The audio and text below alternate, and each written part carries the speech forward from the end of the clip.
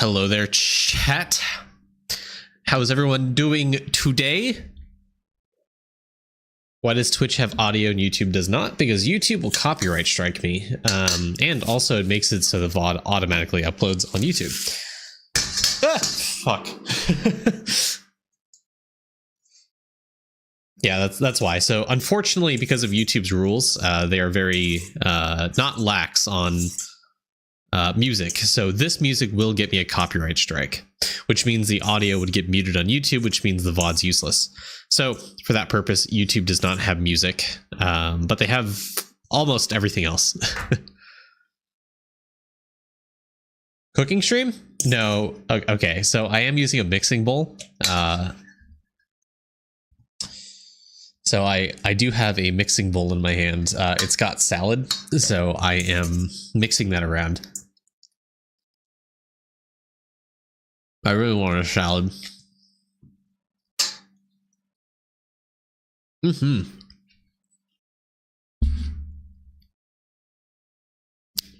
Eating stream. Yeah, this is a mukbang stream. For YouTube, it's a 10-second delay. Yep, I have nothing. I can't do anything about that, unfortunately. This is a streaming stream. Exactly. Anyways, how's it been, chat? How goes the Eidolon grind? How goes other stuff?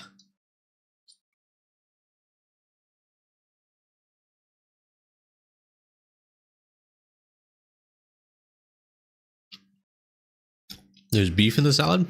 That's chicken.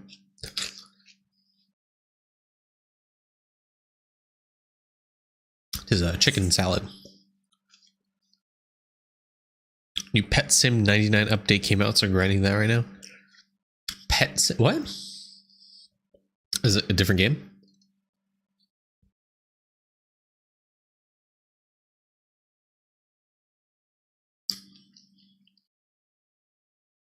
ACL reconstruction surgery. Holy shit. Well, I hope you're doing well. Hope you're recovering well.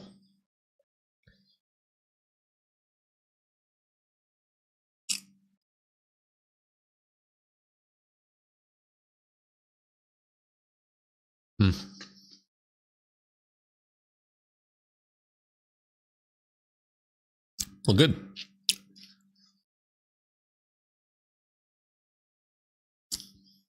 Are you a sports player or something? Is that why you tore your ACL?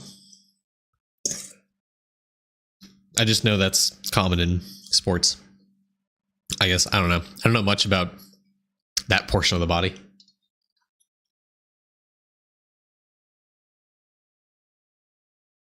Rock climbing.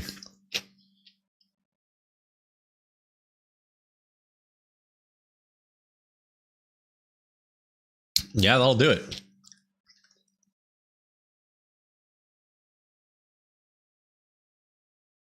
Where is the ACL?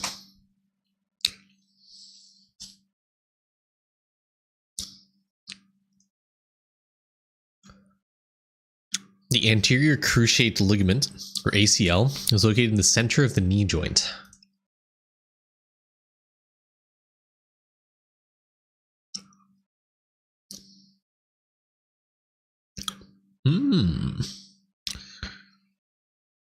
That seems so tiny. So why does this get torn a lot?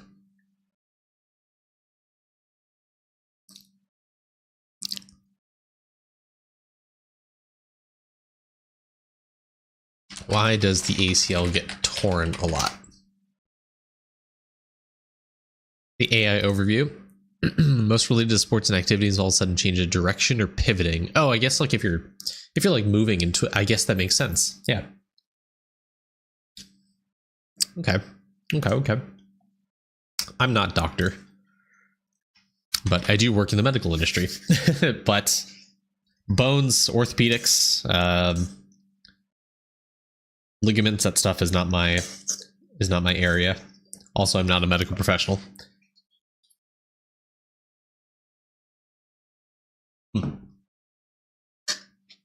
Anyway, the more you know, chat.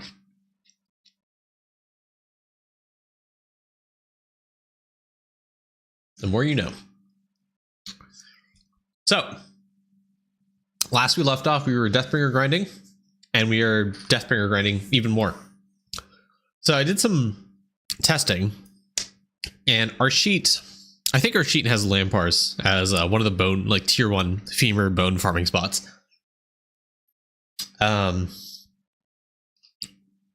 And I wanted to test how good Lampars are compared to Stiltmole's AFK.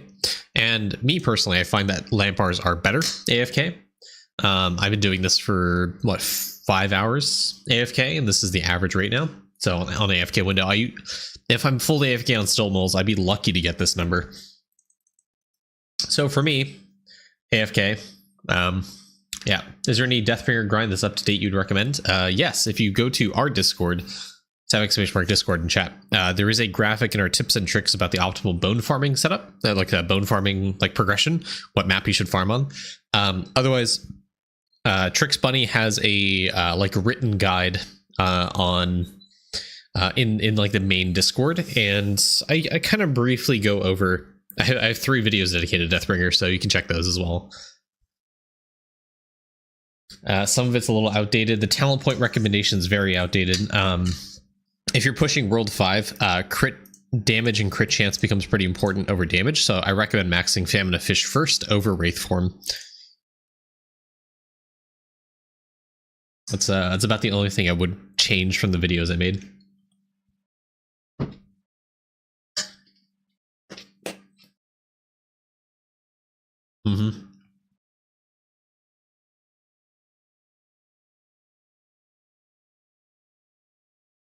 I could get 401.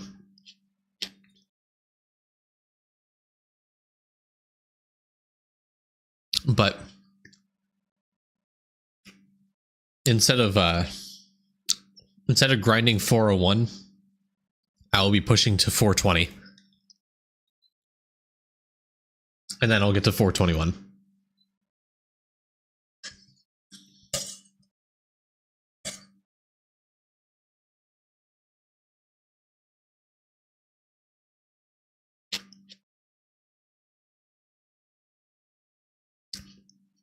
Nothing better than a salad, you know?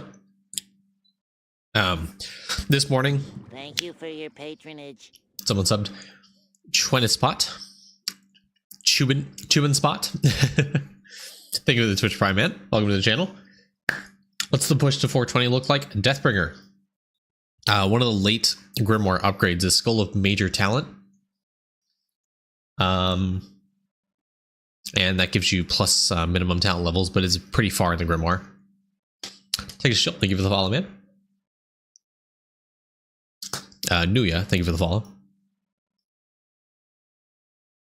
Yeah, Skull of Major Talent is what I'm trying to push towards. It's going to be a long time.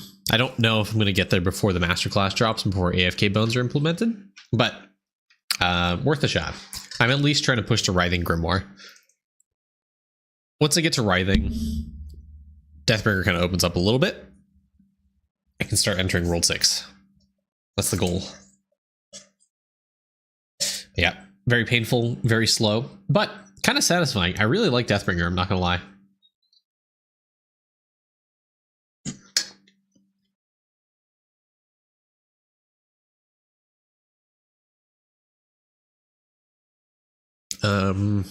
Good question. How far is it from Villager? Let's see.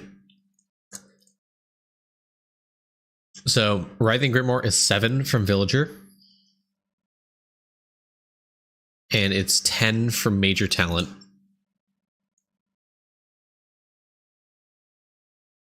Yeah.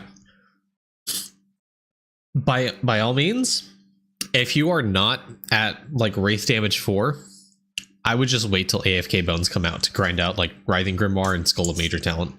It's just not worth it because it's going to take you, I think, like 700 hours, 800 hours of non-active, no, probably even more, like 1200 hours of non-active Deathbringer to get to probably just Writhing Grimoire, I'm not going to lie. I want to thank you for all the reviews you post on the... Well, welcome in. And the first time chatter, welcome to the stream, man. Glad you're watching the videos, glad you liked. Do you already have accounts lined up for review? Looking for people to ask. I have a ton of accounts to review. Yeah, I'm trying to get through the review list before I accept new ones. Because if I start doing so, I paused like new redemptions of accounts because the issue we're running into on doing like giveaways and stuff is I only have so much I can do like each stream, and I only stream once a week. Skill issue. And with the backlog of 50 that I have now, almost every single person's like in endgame right now, and it doesn't really make for interesting reviews if I'm saying like the same thing over and over again in the reviews. So I want to get to a point where I don't have any backlog, and then every time I do a stream, we just give away 3 during that stream. And then the goal is to stream more often, so there is no like account backlog. So we're gonna try and see. And before while I have this backlog, I also want to stream account reviews during the week. Yeah, 25 reviews today. I want to try for 4, maybe 5.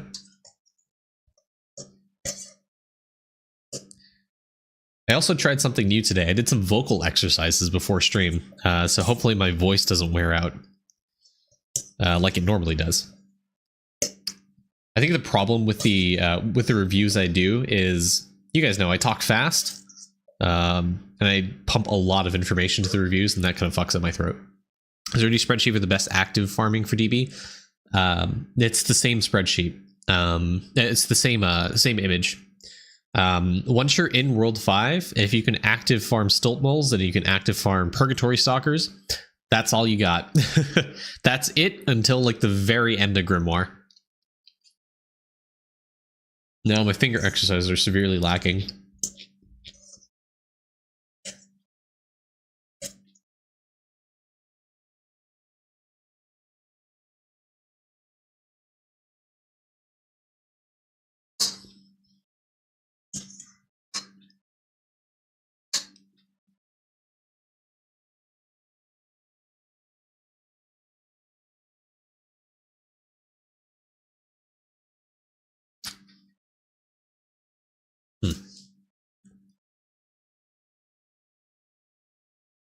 Yeah. If you are active, and I mean like active, in Deathbringer, like able to place the gravestone down every time it resets, Purgatory Stalkers is your best ribcage map until like mid World 6, aka after Writhing Grimoire. And for femurs, active stilt moles is the best until you can AFK at baby trolls, I think, is what I've heard. Which means you need to get to Writhing Grimoire. So for around 400 hours of active Deathbringer, maybe 600, it's World 5.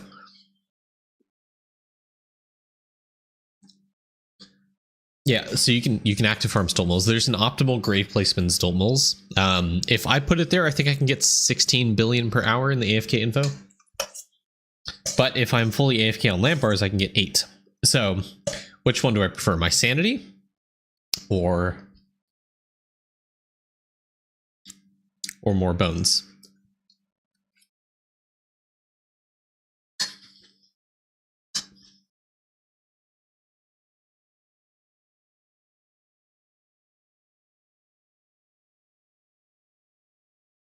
Sanity's overrated when you can bone harder. True.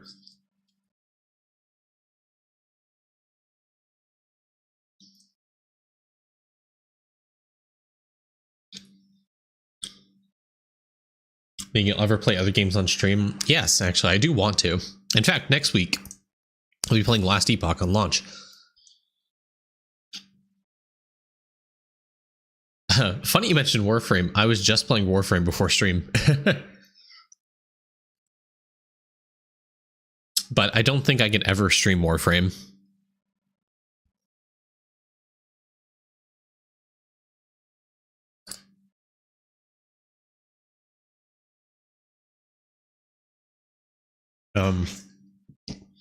My place, the thing with Warframe is that, now granted, I have not watched people stream Warframe, but My movement, my mouse movement is so jerky. I feel like it would give people motion sickness to watch me play. That's just how I play FPS games. Yes, I know Warframe isn't really that much of an FPS, but you're shooting and like looking around. And how's Warframe these days? I love the new content. I like Warframe. My friends recently got me into it. Like last week, got me into it. I'm like still pretty early on. Like I'm early game, as in like, the early game in Warframe is very similar to how like the game stages in Eidolon works. Your early game until like you finish like 90% of the content, and then your mid game, and then 5% of the content's gone, then your end game. You know. Yeah, first 50 hours are done. I'm in Steel Path. I was just grinding out a long arbitration mission. I have Kuva weapons. I have good tenant weapons. I'm pretty deep in the game. I've finished almost every storyline thing. I think there's a few quests I haven't done, like the Jade Shadows, but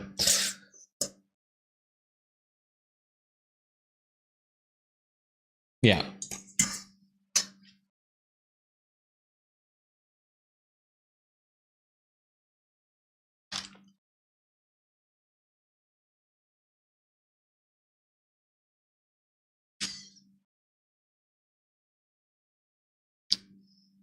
Now that song, I love. What are those called? What are those called? Call and response songs. Those are like my favorite songs.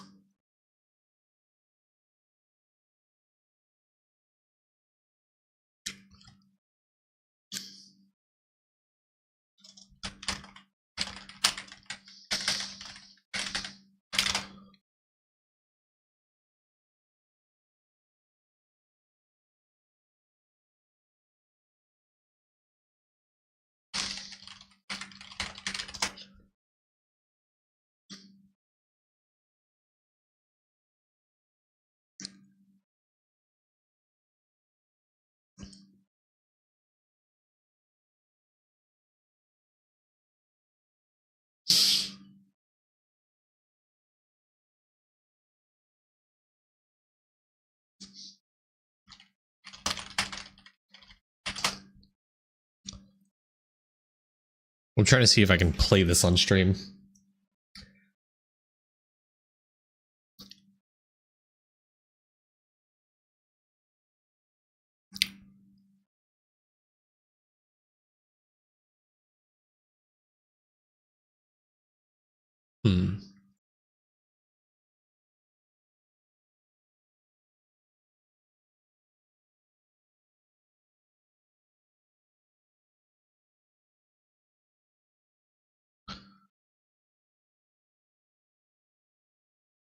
An end user who's uploading gameplay content with music on.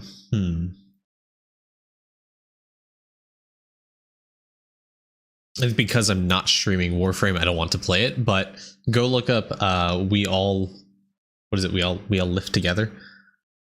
A lot of Warframe songs are so good. It's so good.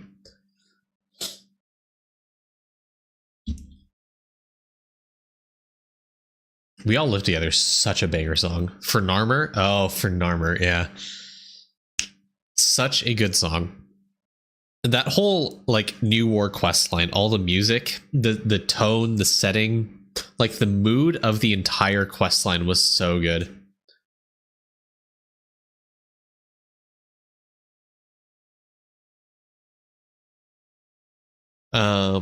Sister Down Below, that was a song with Sevagoth in Call of Tempestari, right?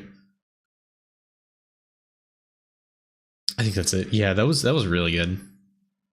Visually too, Warframe for how old it is has held up so fantastic over the years.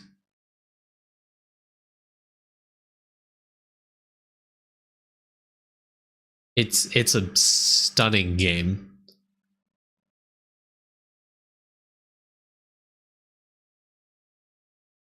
Debatable. Listen, it's not like Cyberpunk. It's not like ray tracing enabled DLSS XD hyper focus that shit, but it's graphics wise, obviously there's better graphic games out there, but like the scenery, everything about it is just so beautiful.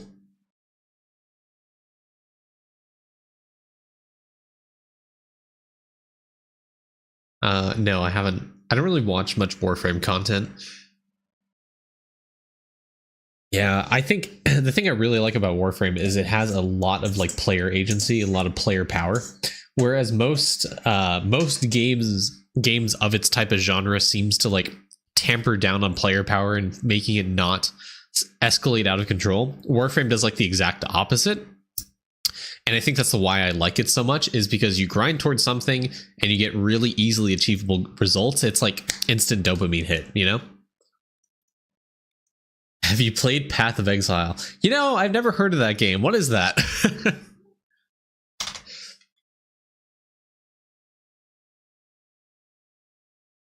Yeah, off topic, you can post it there.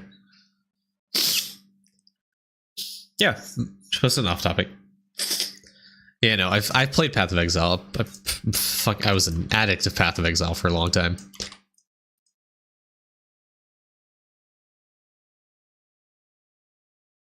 I feel like Path of Exile, I feel like, I don't know, I feel like it's been going downhill in the player power regard for the past 2 years. Ever since Expedition, I think it's been, you know, and then just, you know, and then there's like good, and then there's bad, and then there's bad, and then there's a little bit of bad, and then there's good, you know, and then bad more.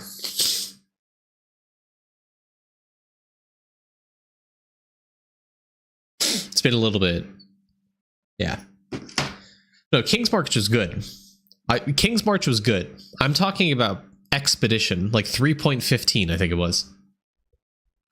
I have not played PoE 2 because I read the patch notes and I saw the builds I was comfortable with got nerfed. Obviously, I played the powerful builds, but I didn't like it. Yeah, I feel like PoE 1 needs to be just fast zoom content game. But because I like Warframe, because of the reasons I like Warframe and that it's so customizable and there's a lot of player power, I think my new main ARPG is going to be Last Epoch.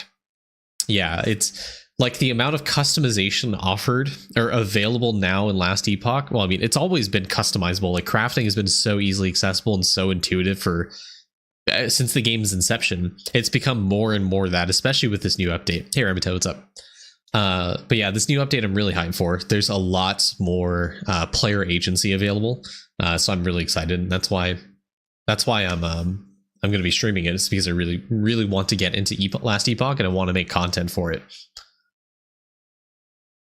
Well, yeah, with the new update, supposedly there's new endgame content. There's more harder versions of bosses to strive for. There's more endgame mechanics. There's more customization in the monolith system.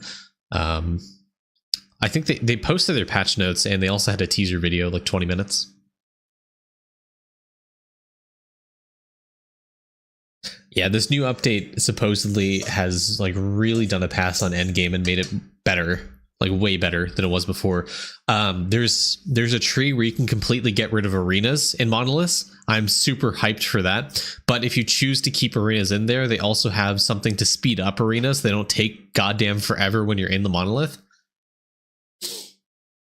So yes, you still need to grind out monoliths, but there is catch-up mechanics to it. So if you grind out corruption in one monolith, you can go do a different monolith, gain like hundreds of corruption in like one reset. So you can catch up the other webs of fate very quickly. Update launches on the 17th, I think.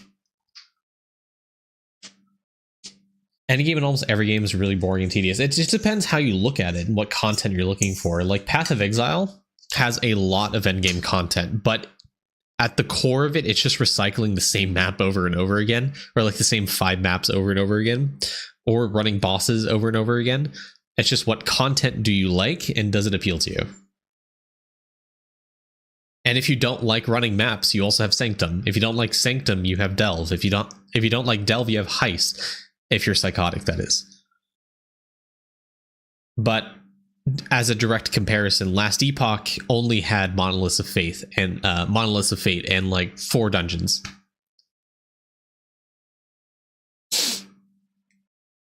But that's also like boiling it down to like the bare bones of what it is. I mean, there's a lot more to Monoliths of Fate than just, oh, go kill mobs, you know?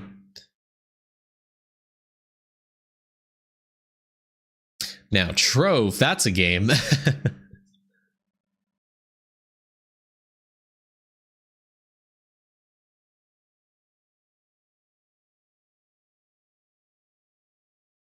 Yeah. Yeah, and then you reset and do it again. Well, now with the fact there's a catch-up corruption mechanic. The monolith corruption grind is really not that bad anymore. So you grind out like one monolith to like 400, 500 corruption, and then you go to another monolith that's at 100 corruption. You like get to Orbis, and then it should give you like 300 corruption or something. So you can like immediately catch up the other monoliths to have higher corruption.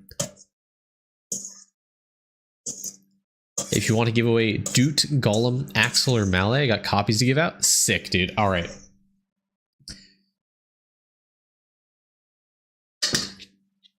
All right, chat.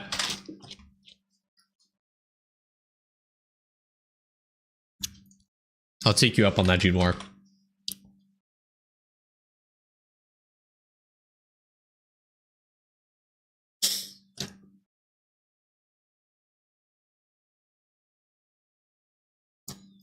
Chat, it's time for some Marbies for some pet giveaways. What do you want to give away first, Junwar? While I have you here.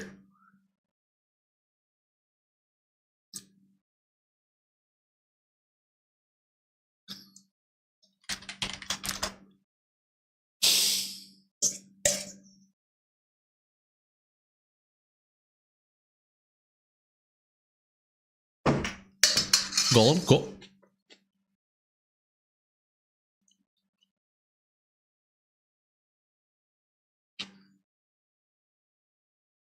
While the pet rate's going, I'm going to mute my mic and finish my salad, then put it down. But we're doing Golem first.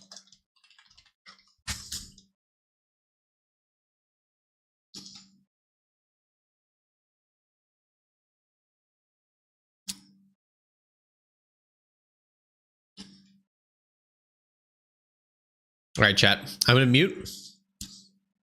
Remember to have exclamation mark plate.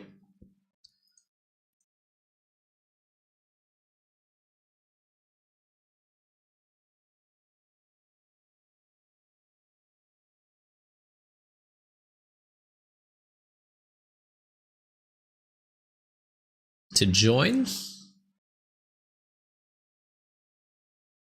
And I'm going to eat my salad. All right. Well, thanks. This is sponsored by Junwar, giving away a bunch of pets today. So we're going to do a bunch of Marvel's races for this.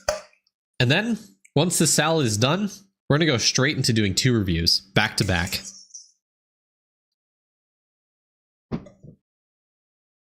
How's that for a slice of fried gold?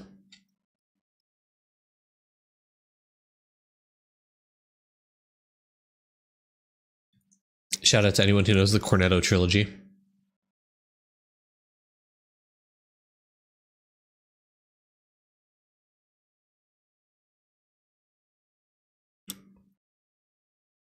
All right, I'm going to mute. We're going to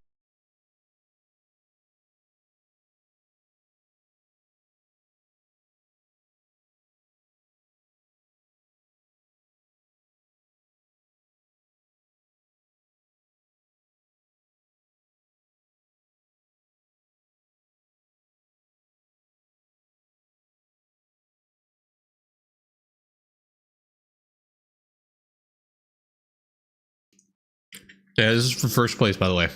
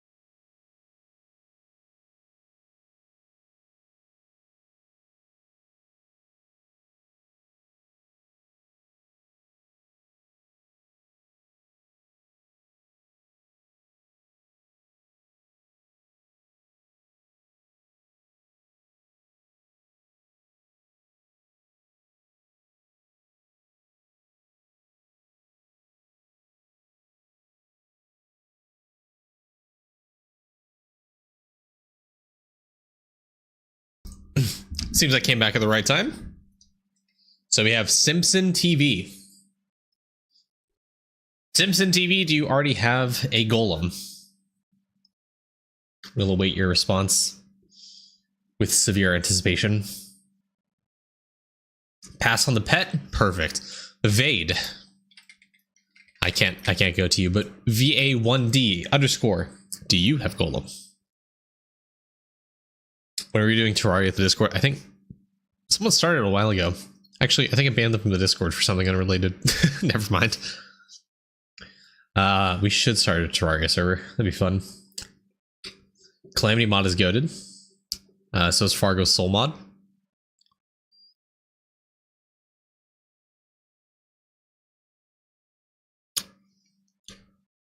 Infernum. Is that one of the new modes in Calamity? VA1D. Are we there?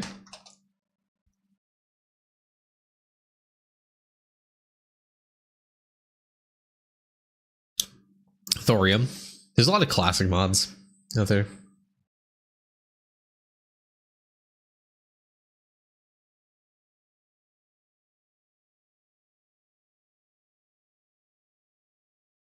VA1D. Do you have golem, good sir? Yep, just straight up 10x damage. It's a true 10x damage. Soul leveling mod. I did see that. Didn't watch too much of it. No, you still need it. Perfect. Well, Mr. Junwar, there's your first victim. Go over to Dice 18 World 1 Town. Let us know your in-game name so Junwar can trade you. Oh, chat, we have scratchers. I have 2 scratchers to do. We'll do that after we do this. All right, VA1D, what's your character name? I'm going to guess that that's your character name.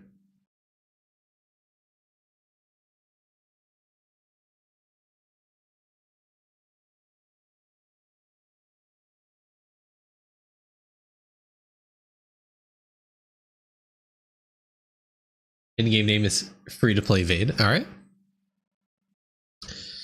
Well, there you go, Junwar. Go ahead and trade with him, and then hopefully you should get the trade, and then we can move on to the next one.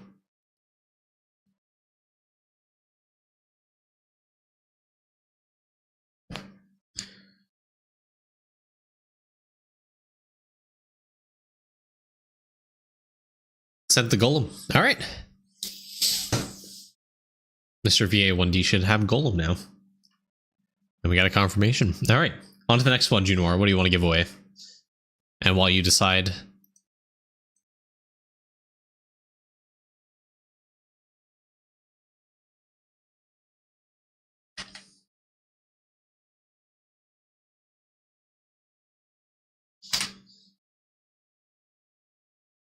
Oh, give away Doot? Hell yeah. All right. Here's what I'm going to do.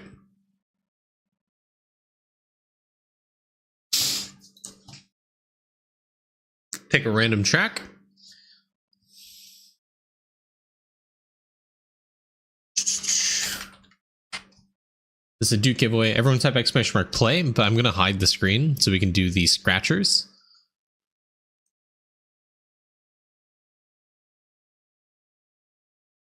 And then make sure to vote on the prediction. See what you get.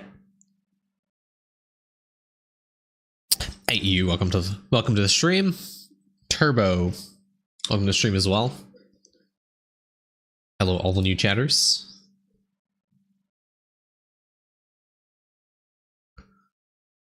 Meow.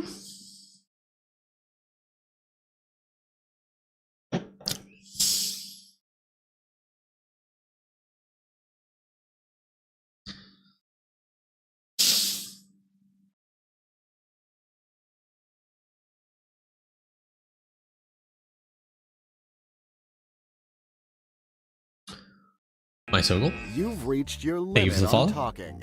Shut the fuck up. I didn't even hear it this time.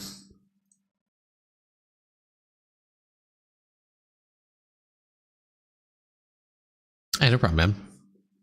I didn't even hear the channel point redemption. That's so sad. I wasn't even yapping. What was I yapping about?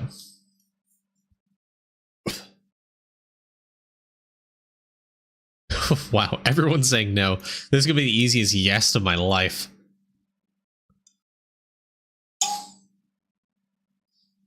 Yeah. Does Cauldron luck and speed 170 make sense before locking a rainbow? Yes.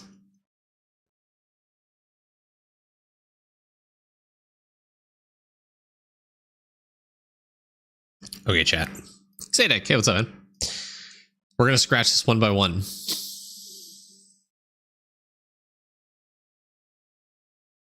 A 4 and a 10. Another 4. 4x to the right. A 6 and a 4.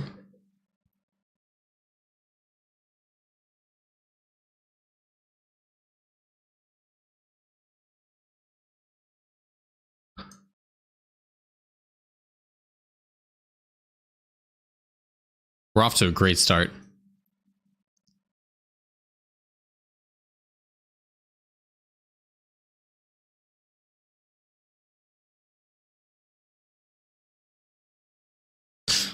Okay. Sad.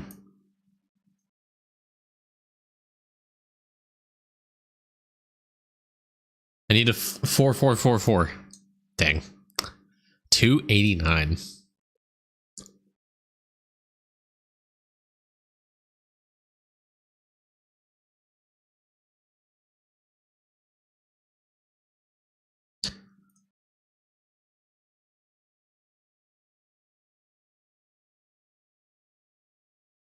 What?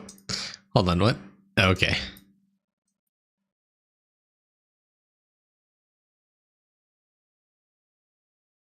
Wow. So bad.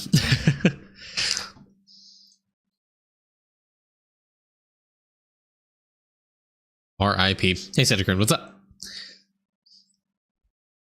Unfortunate. 69 event points. Hell yeah. Okay, real quick, I got to check.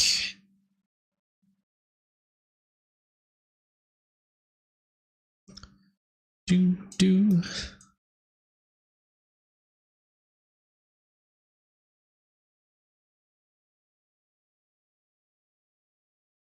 All right.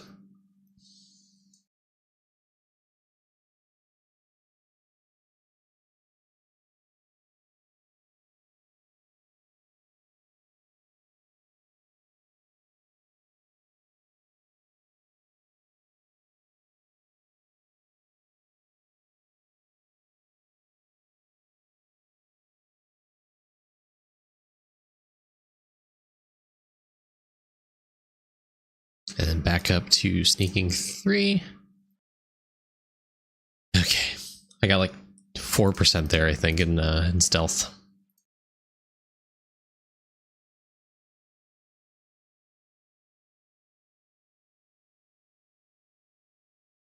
And back to Lampars we go. Okay. Back on Marbies. This is for the Duke giveaway. If you haven't already, type exclamation mark play. Starts in 30 seconds, starting right now.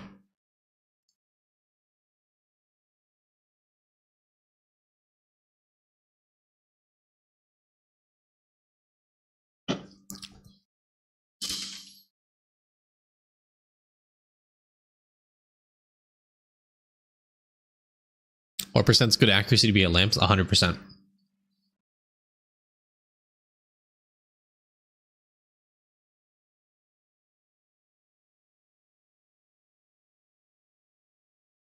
And off we go.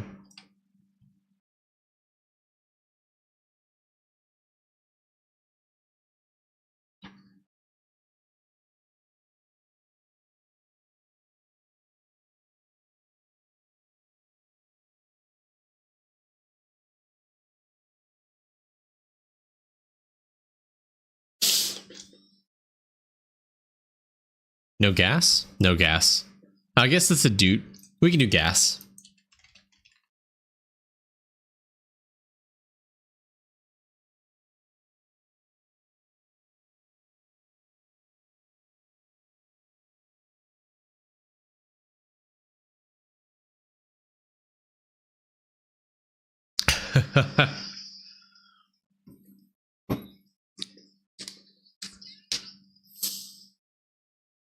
RIP to the people falling off the edge.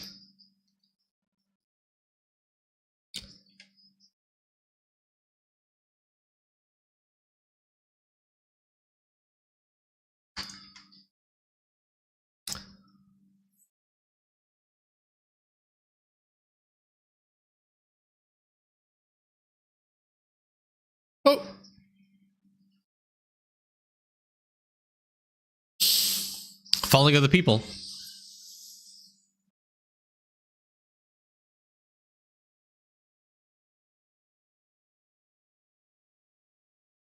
Oh. Oh.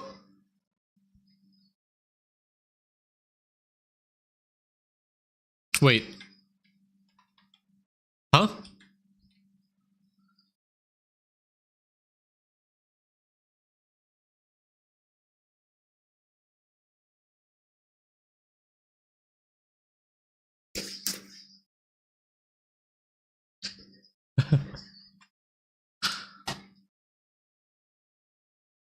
RIP, right?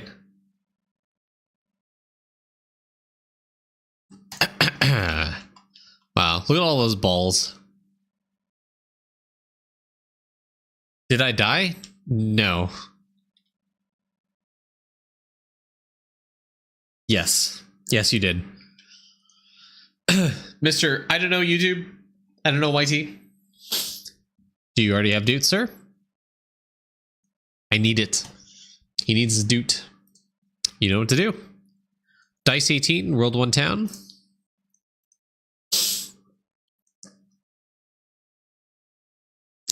And Mr. Junoir.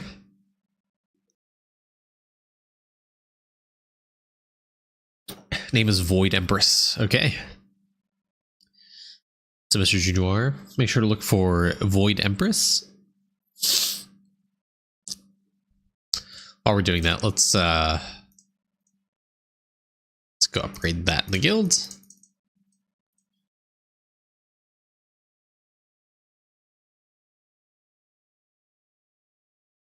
Grass to the winners, not sorry for the losers. Wow, toxic.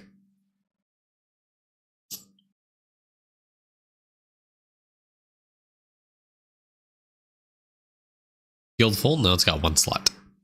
Subscribe with Twitch Prime. Hey guys, Twitch Prime's free. And he's got it. All right. What other pets you got, Junoir? We can do like 2 more. I don't want to interfere with the IE reviews or the account reviews. Duck next because Axolotl is your favorite. Perfect. Thank you for your patronage. Inferno Koala, thank you so much for the Twitch Prime.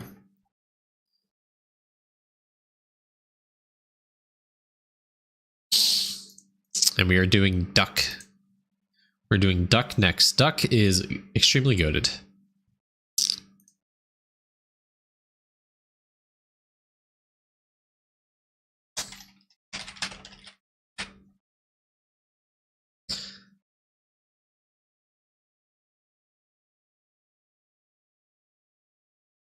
Here we are on a random track, and it is Mountain Mingle. Mountain Mingle. Got a little Plinko-like machine here, off to a little shoot with these little stopper key flag things. You go up a little tunnel here, you go around, and then you hit these little bumps, and then you twirl around, and then and then you fall down, and then you get blendered, and then you get corkscrewed like a duck, and then you go down, and then you get blendered again, and then there's more risers, and then I don't even know what these platforms are. I don't even know what they do. Do they like crush the balls? Do your balls get crushed here? I don't know.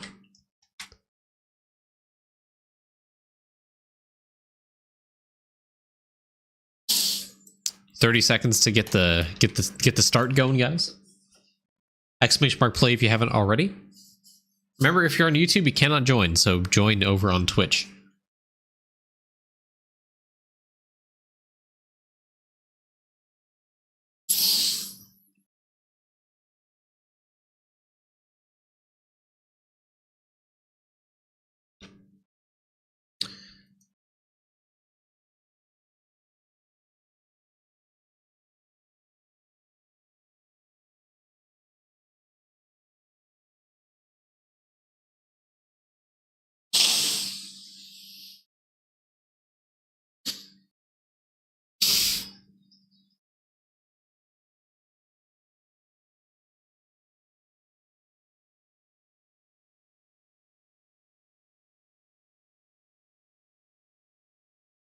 Zadmer already out. Wow.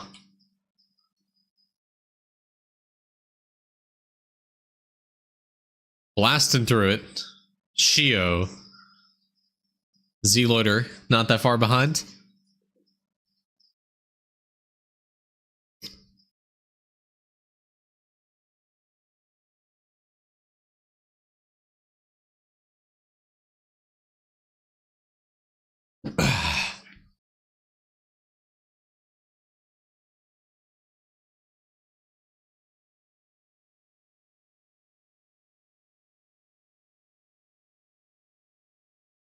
Can I unadopt my marble wall?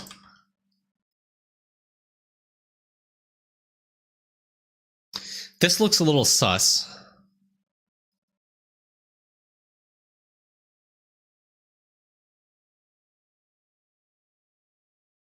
Looks just a little sus.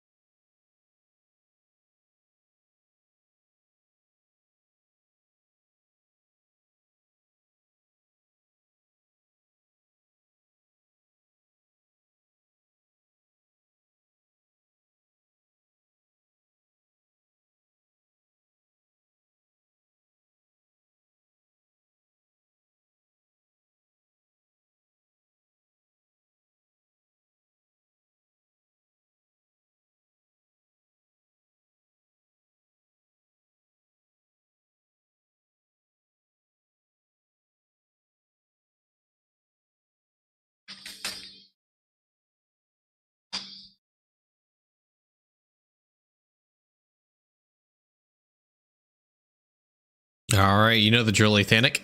Dice 18, World 1 town. And do you already have Duck? And what is your character's name?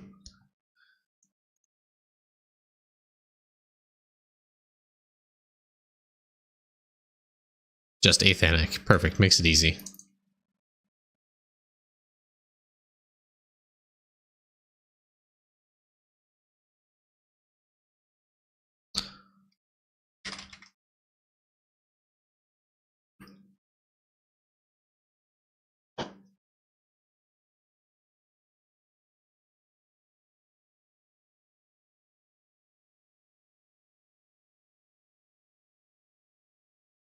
And he's got it. All right. Junor, one more. Your choice. What pet do you want to give away? The cutest axolotl. My coworker just got an axolotl, actually. Actually, two of them. Axolotl. That's how you spell it, right?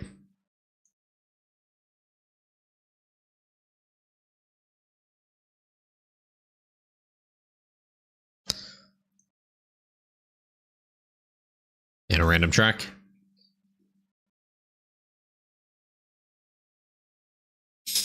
Ooh, another UFO one. Oh, is this the same one? No. No, we did that one. We did that one. No.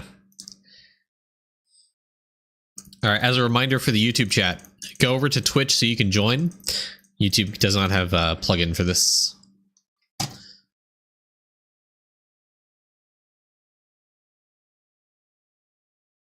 All right, now type exclamation mark play chat. For your chance to win, the axolotl pet is 50% all AFK gains. 50% all AFK gains.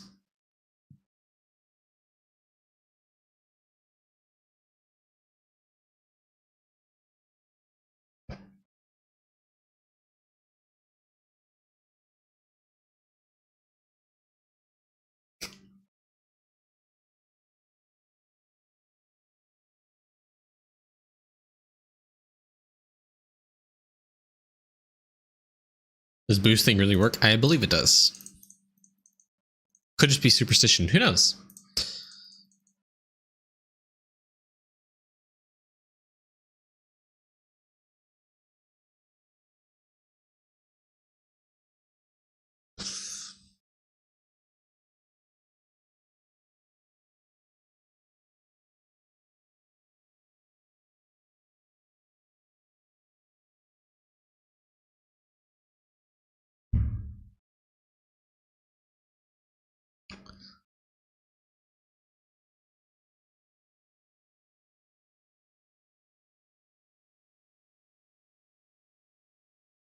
All right, we're going to go start. 30-second countdown. That should be more than enough time for everyone to have joined. Escalade, Miko, thank you guys for the follows.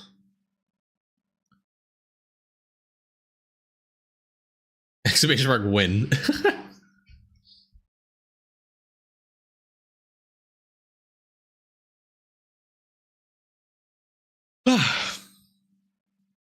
Boosting only works in boost mode? Oh well.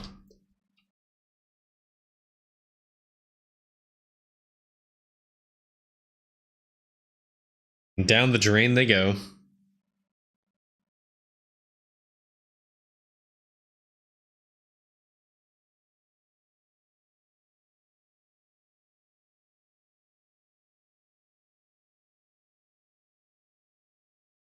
Or Civic. The last one.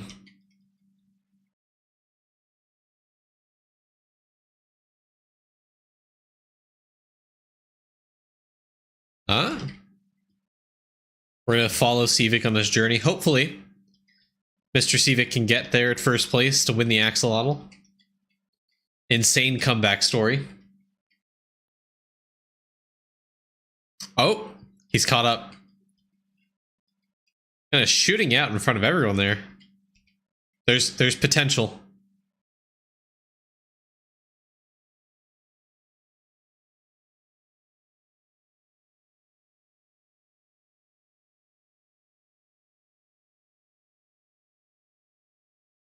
Riding behind Raid Tactic. But I don't think he's anywhere near.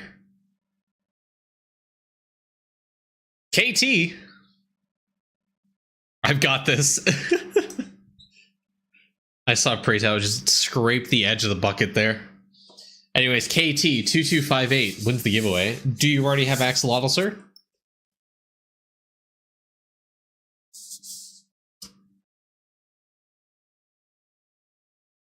Firelord fucking died. I need it, please. All right. What is your in-game name? Go over to Dice 18, World 1 Town. So Mr. Junewar can give it to you.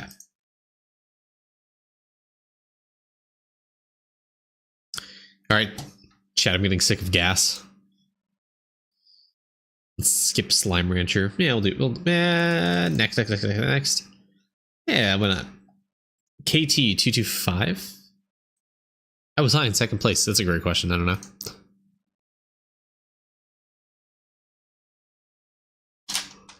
There's Mr. KT right there. 2258. I figured.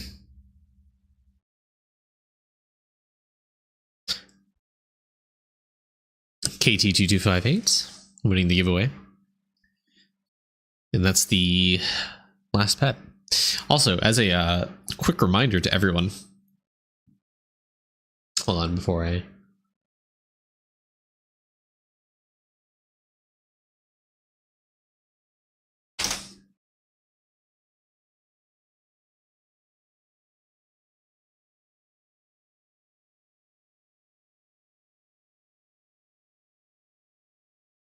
I'll do two quick reminders, Discord related. Quick reminder, if you have previously won a giveaway and you see your account here, let me know, DM me with the toolbox link so I can go do your review. I am switching away from IE and going to toolbox. So if you are on this list, make sure to DM me, message an Eidolon chat, wherever, so I can update your link here. Also, holy moly, this song's loud. And secondly, I did a little reorganizing of the pets trading channel. Showcasing all music? No, there is not. I redid the pet trading channel. So there is a channel specific to pet. And if you are free to play and you don't have anything to trade, there's a free to play one. So if you guys have any pets to give away and you're feeling generous, go over to the free to play channel, go give away some pets. Or if you want to trade for a pet you don't have, come over here.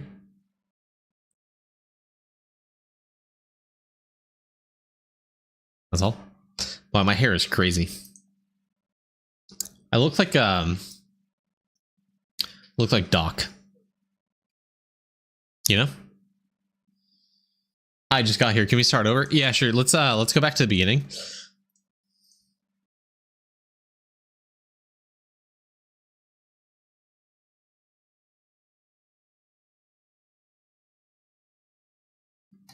Hey guys, welcome to the stream. How's it going?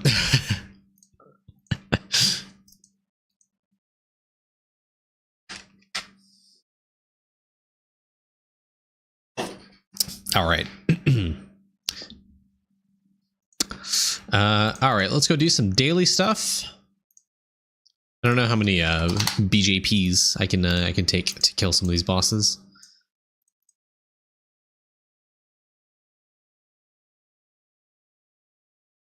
I mean, you should play Warframe on stream. You know, I was thinking about. Oh yeah, I wanted to see, is this ready? It's not ready yet.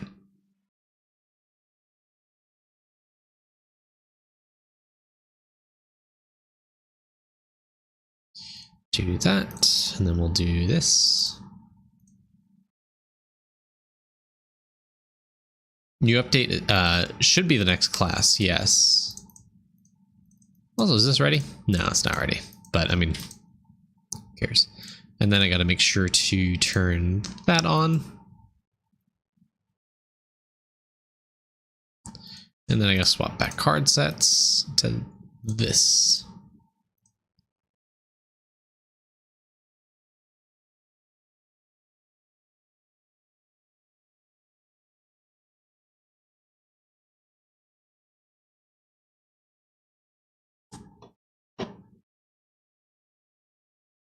What other daily stuff is there? Oh yeah, I have monuments.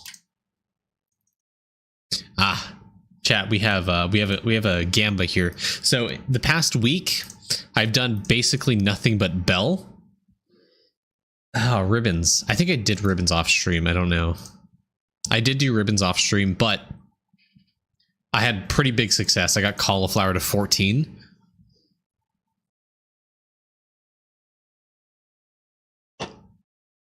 Level 110 with the 14 ribbon. That was pretty huge.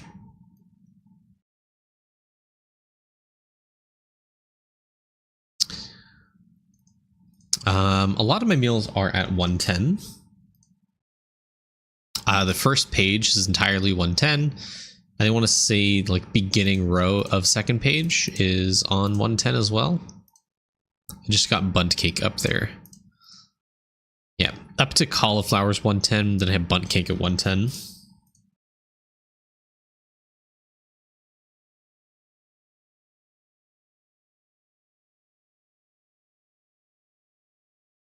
Never seen a rank 14 ribbon? Well, there you go. There's rank 14, here's rank 10, here's rank 12. Here's rank 13, I think. There's 13, yep. Another 14, there's a 13, here's an 11, another 12. I have 18 down here somewhere. There it is.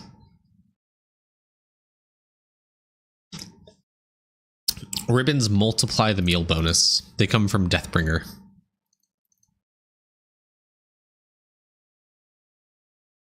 So instead of Patron giving like 400 or 500 gold food effect, it's giving 3,500, whatever the number is.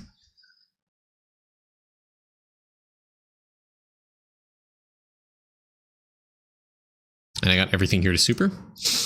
I think it's just about it. Yeah. But yeah, chat, since I got the bell upgraded just a little bit, we're going to go reset again. Because I want more daily lamp wishes. That's what I want. If you're here last time, the resets just...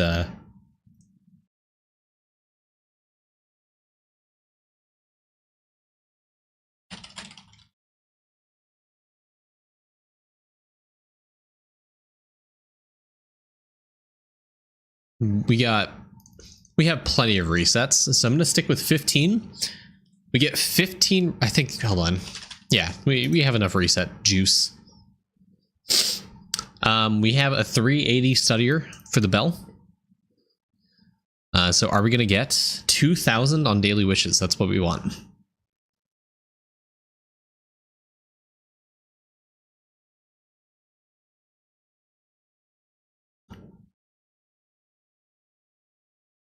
Did someone go all in on yes?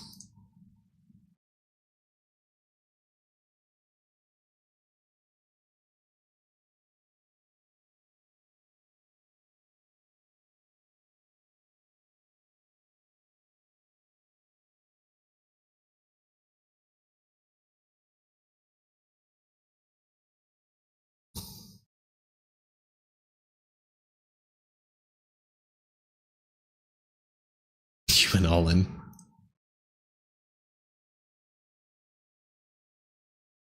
All in, no. All in, yes.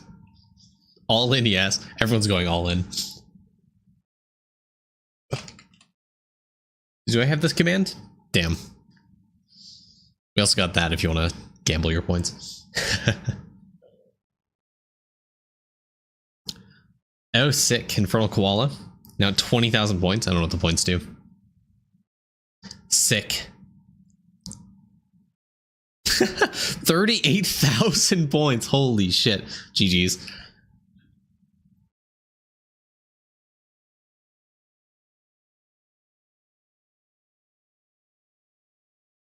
Why do you want lamp pushes? Because you get a lot of lamp pushes from Bell nowadays. World 7 stuff? World 8 stuff. Pog.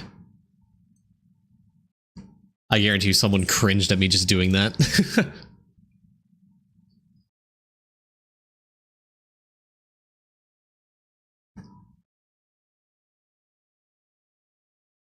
All right. Predictions over. Boom.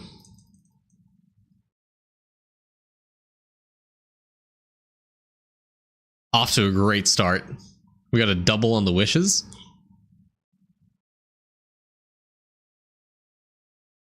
Another hit on the wish. A double on the harp gain. More wishes.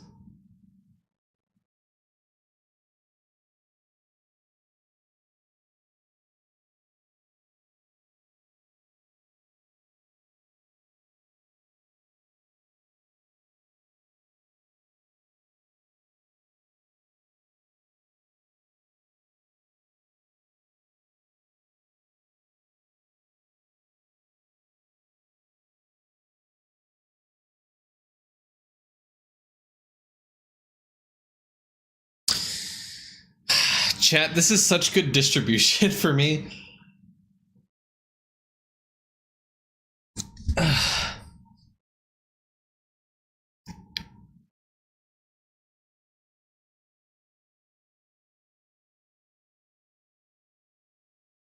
We'll go for one more. We hit 2,000 harp. Reset.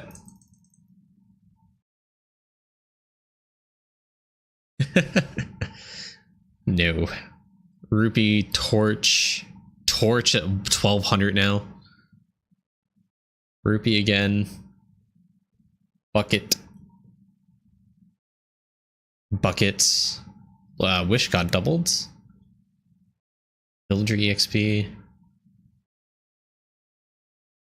I got more Villager EXP. Okay, well, that's a reset.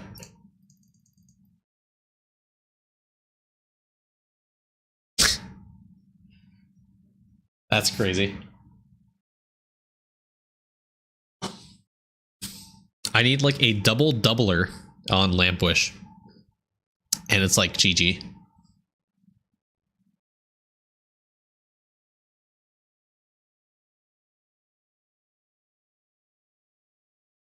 Yeah, this is a pretty dead run, I think. 1,200 rupees, pretty good.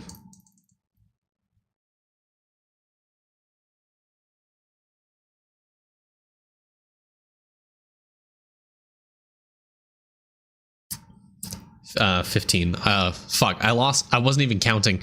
Is this like attempt 4? Is attempt 5? Chat, be honest with me. This is a dead run too. I like those rupees, but it's not what I'm going for. 2,400 on bucket. This is like 6. I'm gonna say this is 6. This is 4. I'm gonna say 6. Okay, fine. This is 5. This one's 5, right?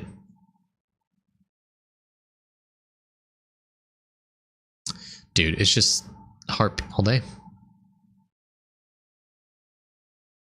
Come on, hit wish, hit wish. There's a chance. There's a chance. We're gonna stop at whatever hits 2,000 first. Okay, well, I don't.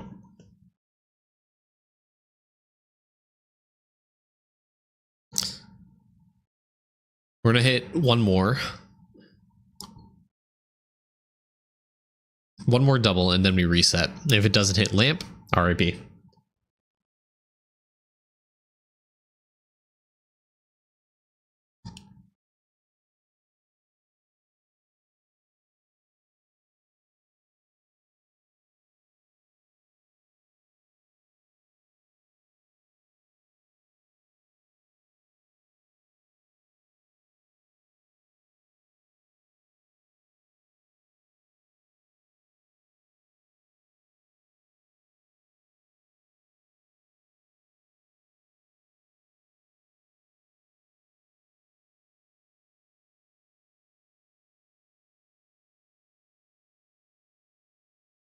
This is believer propaganda.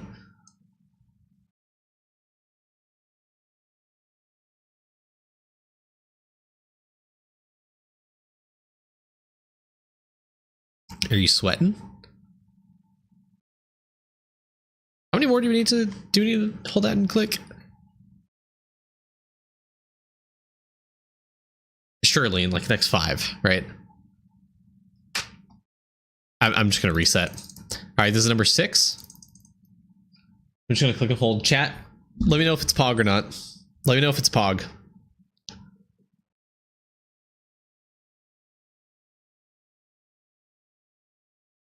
Yeah. Dead run. Meow. Ga. So Pog. Super Pog.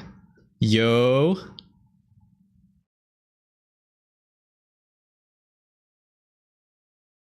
I can still see it's ringing. Best one yet. Yeah, you fucking trolling me. Kind of insane. Honestly, this would be kind of insane if I hit any unfucking wishes. Get me out of here. This is number 7. Immediate double on rupee. Immediate. Okay. This is a rupee to 2K speed run. A double on bucket. Oh, we got a lamp wish. Harp note. Come on, double on lamp. Okay, double on torch. This is a resetters.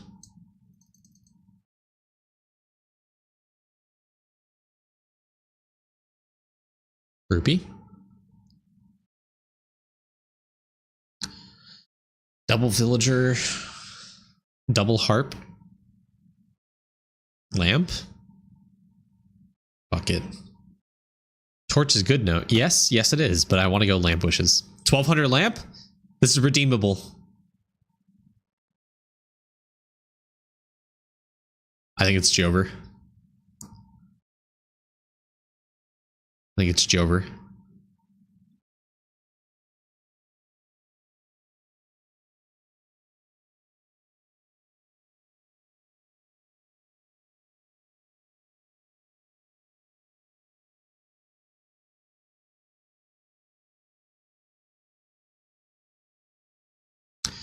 When's the next bell?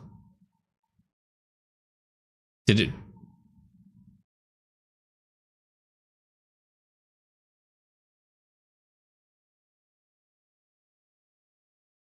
Are you actually kidding me?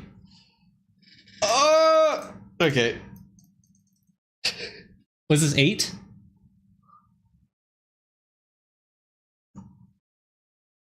Nine? Oh my god.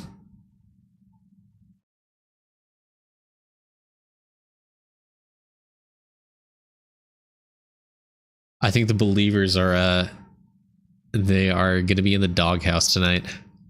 1600 on villager.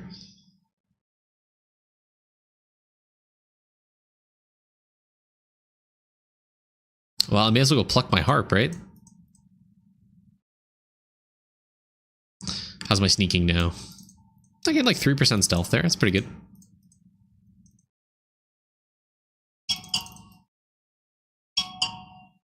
This is 10. Never believe, always pessimistic.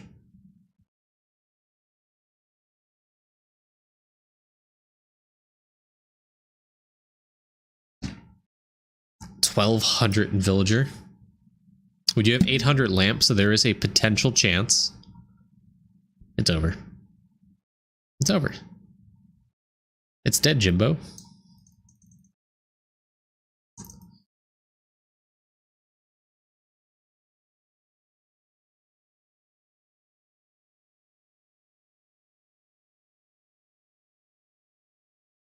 This is 11. Thank you, cat.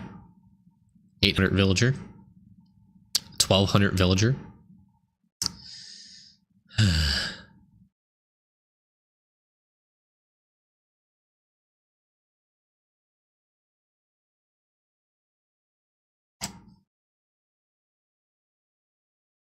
It's 12 now.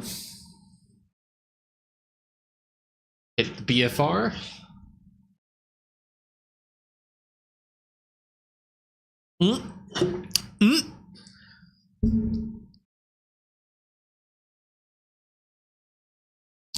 Okay.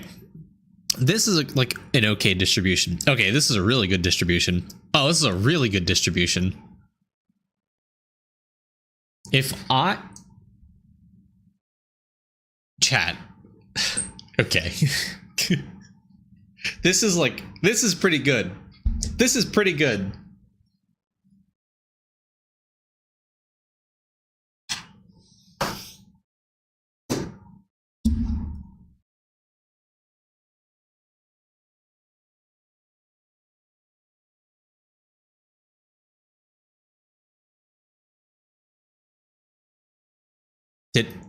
Did it go through? Did it double? Did anything get hit? Did I miss it? No, that was it. Okay, chat. If I was a sane person, we would stop here.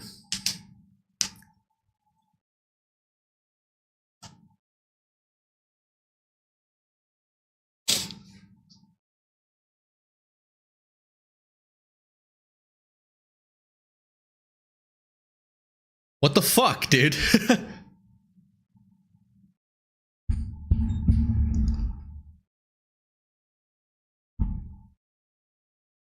We're trying to hit daily lamp wishes. Dude, I swear to God, if I see another 1200 villager, I'm gonna crash out worse than the Dragon Warrior video. 1600 rupee is like insane, actually. It's my rupee multi now? It's only like 500 mil. But this at 30 is so sad.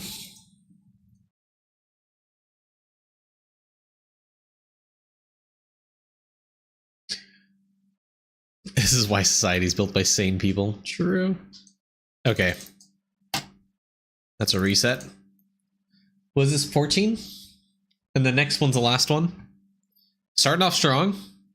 Starting off pretty good. Starting off decent. Really good. Really good. Insane. Sad.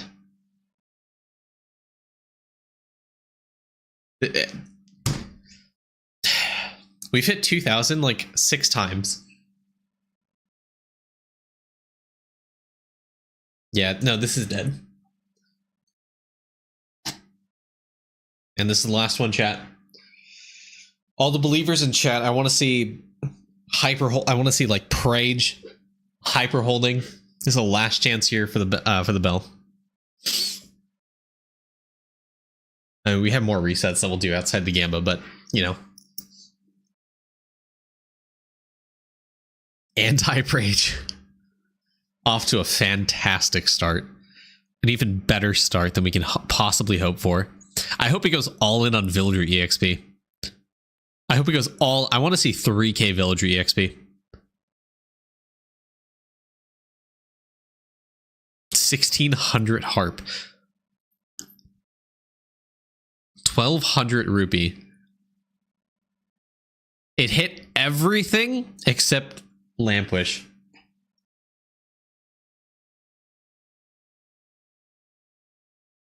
All right, the next 24 hours, I'm just going to be clicking and holding the bell and hoping it just goes all in on Lamp.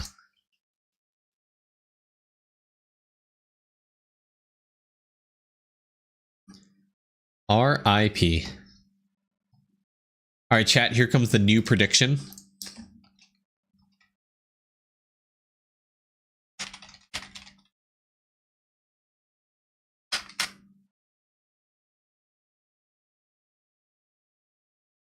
1 minute prediction up on the timer.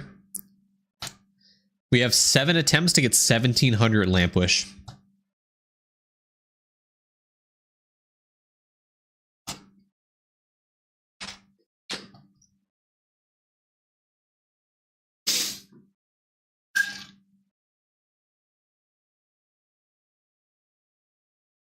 Surely. The gambling's insane.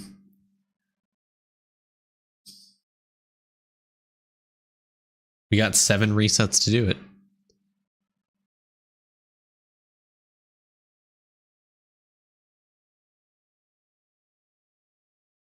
Higher bell ring rate. Bravery.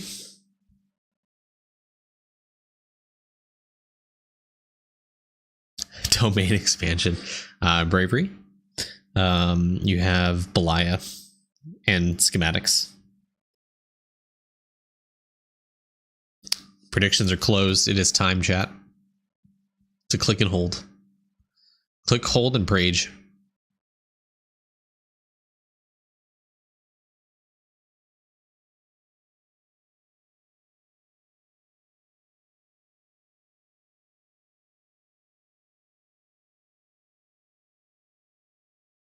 There's potential for comeback here. Never mind. It's over. It's over.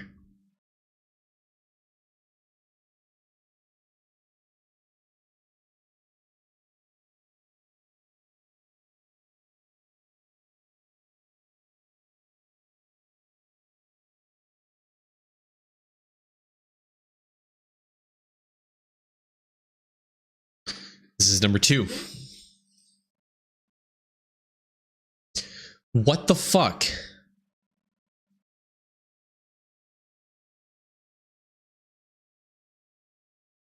Thank you for your patronage. Hey, Camby, thank you for the Twitch Prime. Twitch Prime is free, everybody.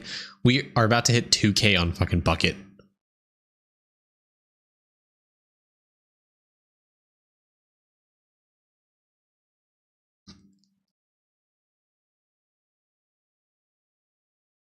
Chat, this is a reset. This is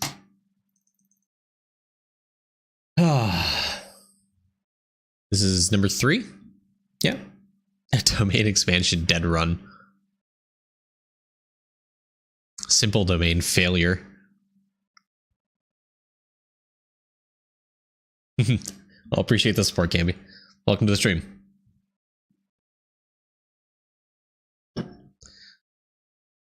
We're about to hit 1700 on everything but daily lamp wishes. What was your research for Bell at? It's giving me 380 every 20 rings.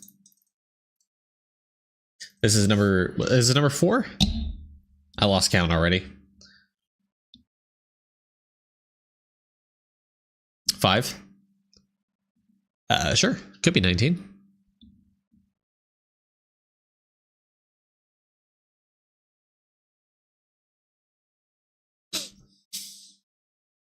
Hold on, what's the ratio? 67% yes. This day is going to go down in infamy as the points deletion day. What is that distribution? What is this distribution? We have to get okay. There's 2,000. There's 2,000 on villager, guys.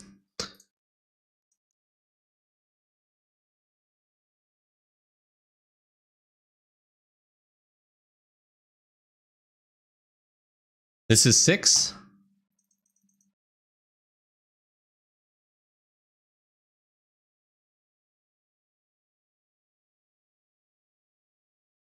Good start. Not good. Okay. It hit everything equally. I need a double on Lamp Wish for this to succeed.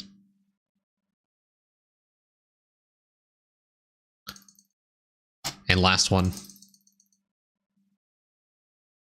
Last one, chat.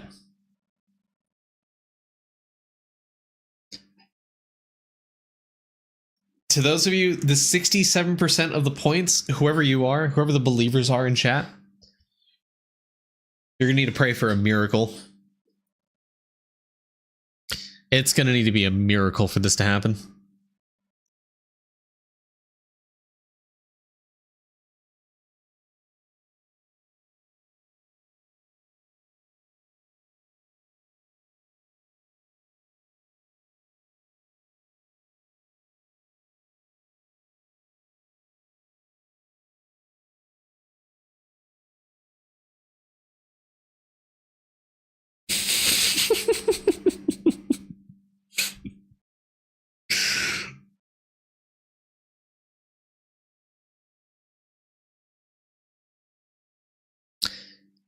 Chat, I think we got one of everything to 1700 except the one we wanted.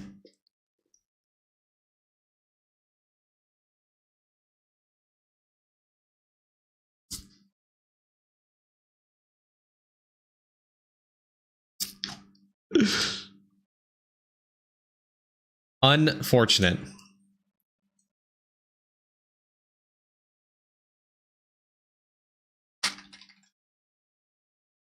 You guys know what's happening next.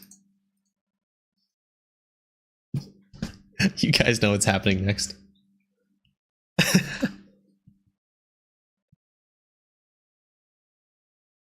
Come on, get your gambas in. Get your points in.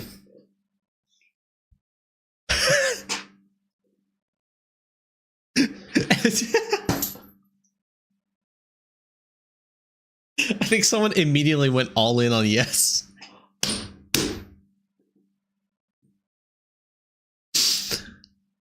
Oh, man.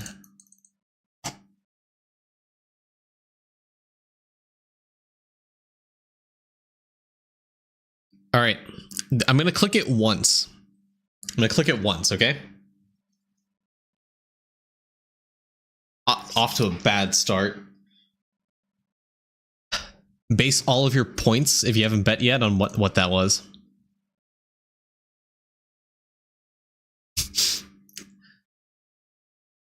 All right, chat. This is... Okay.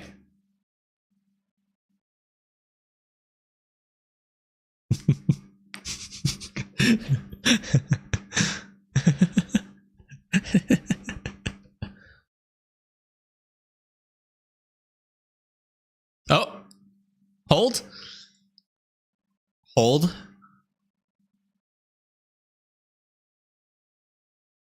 We do one more double.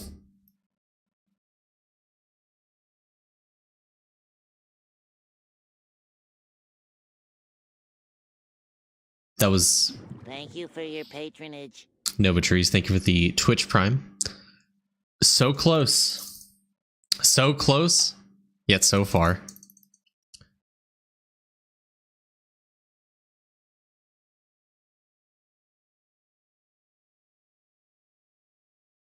This is reset number 1.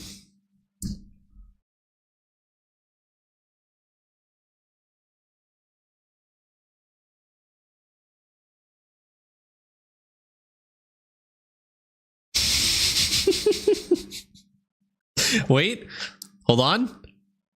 There is absolutely no way a double hits on double torch chance. There is absolutely... Almost everything is at 14, almost at 1400.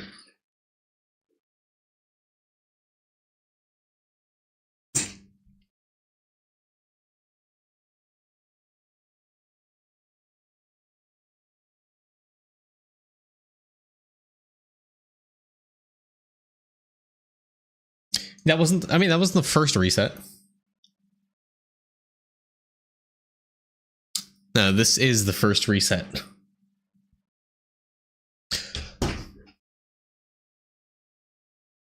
You lucky motherfuckers.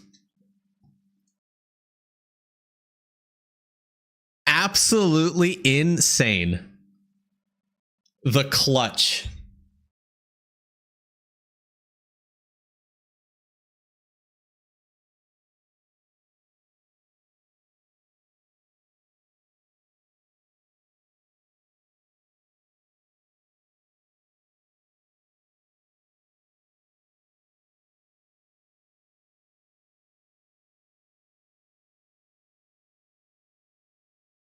Reset.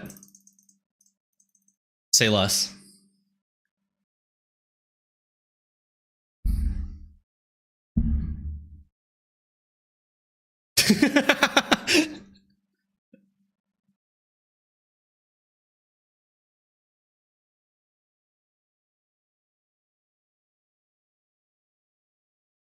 This, okay, actually? What the fuck is this distribution? What is this distribution?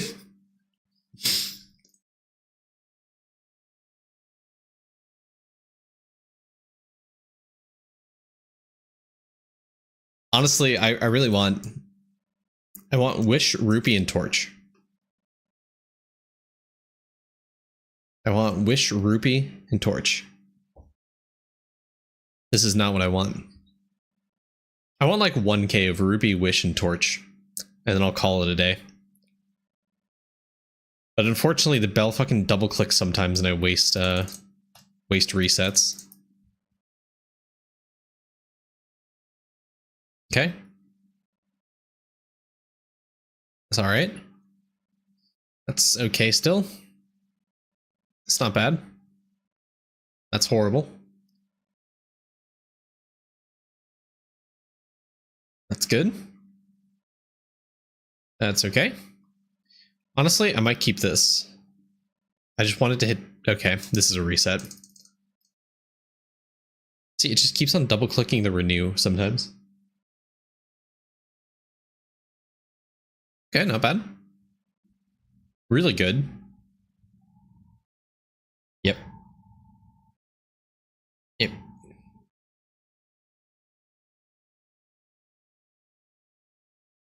Hit Torch, please.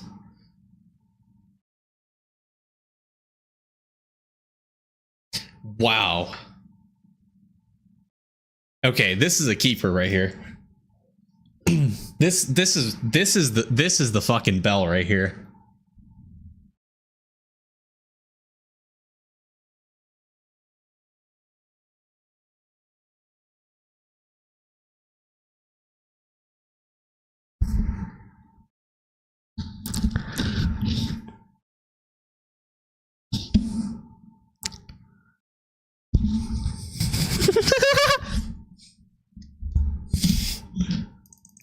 Imagine I did that.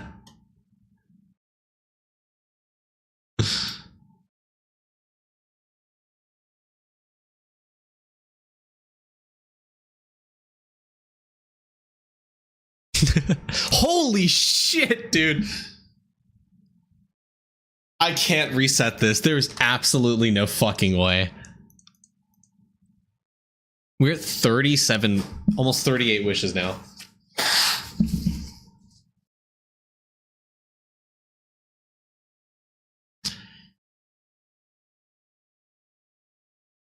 And now we just stick on lamp. Honestly, I think I can retire from Eidolon now. I think you're right.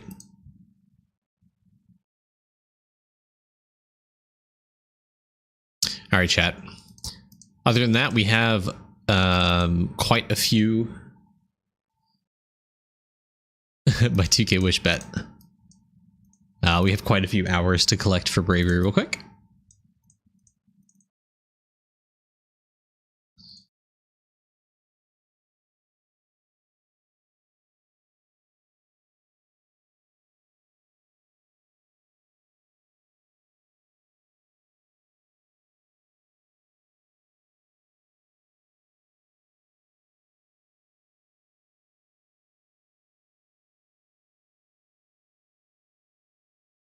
You know, I really hope all my statues are in World 5 right now.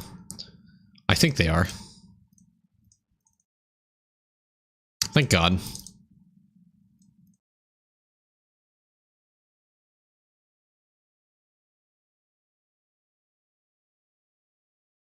Wrong town.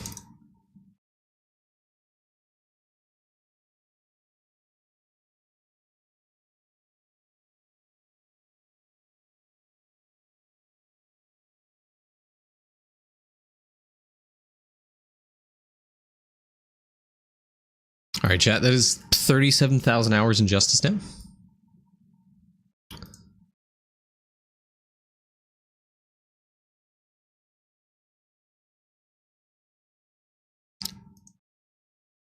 Check guild chat? Who checks guild chat in game? Who types in guild chat? That's crazy. Any tips to make justice not boring? I can't make it not boring for you, so suffer, I guess. I don't know. I don't know how to advise you on that.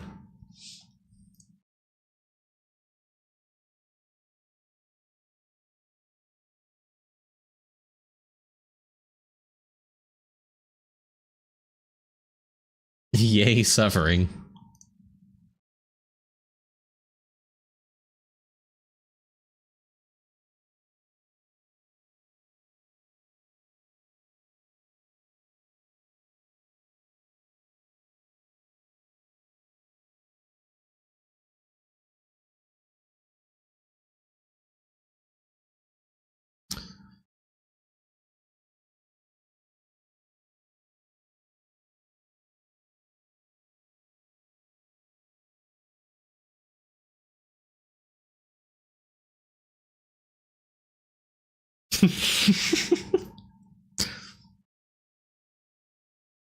That's quite the curse to give someone.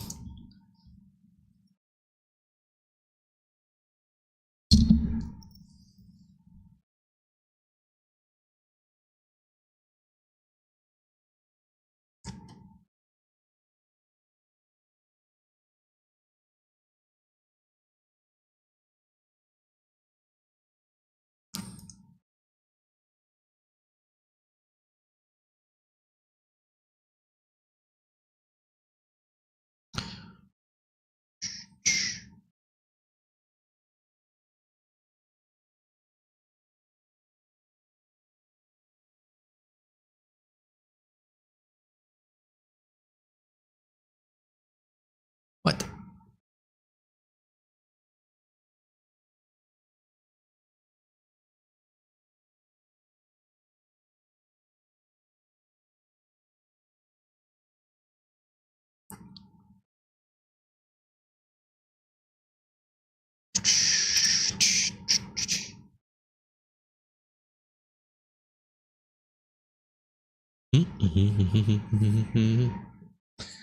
Hello, Shah. Thank you for the follow.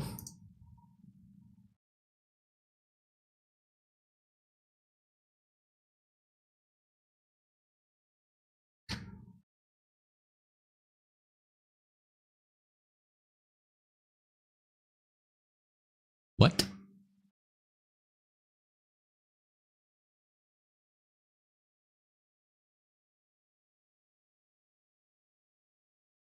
What would Link do?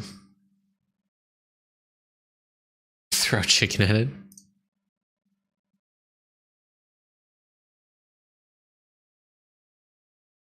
I don't even have 24k wisdom. I think it's just awful. I think 10k and then you're good.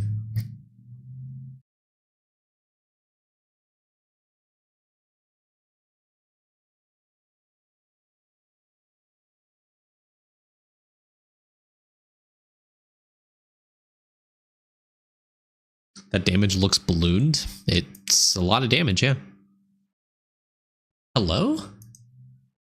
You gonna sleep on the bookcase? Okay. Sounds good. Have a great time up there.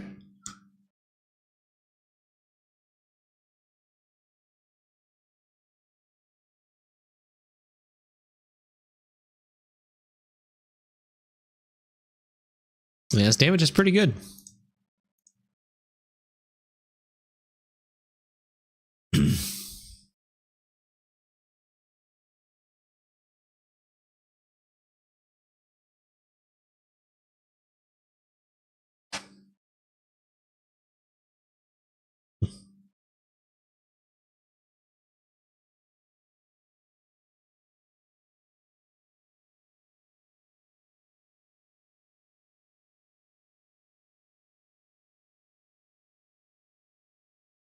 You were reading Snail wrong. A day doesn't go by that an Eidolonner just doesn't know how to read.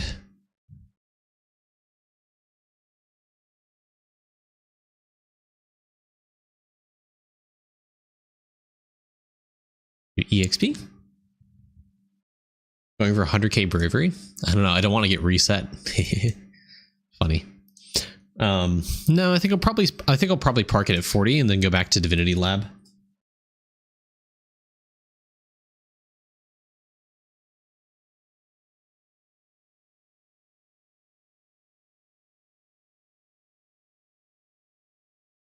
I figured you meant monument hours. No, I'm gonna get monument hours to like 40k, and then I'll go to Lab and Divinity.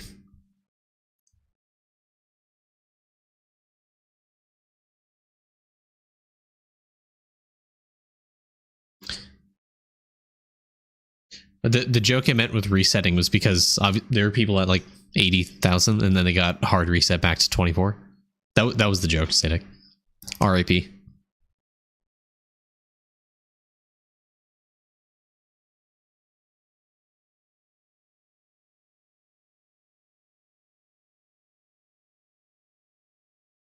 $80k hours.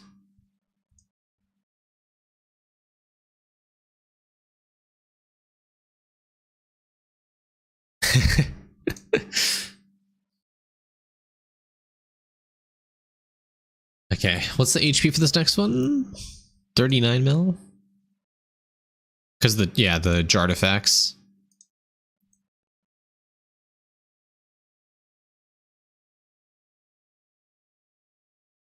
I hope I get Bravery multi here, because it's on a 3.5x multi.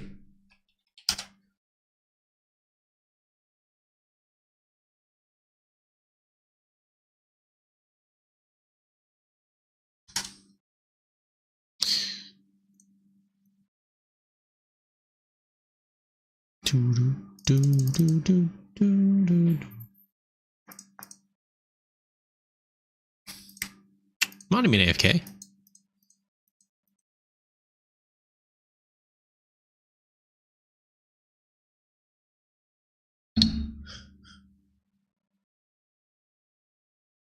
Monument AFK. All right, now's where Bravery multi can start showing up.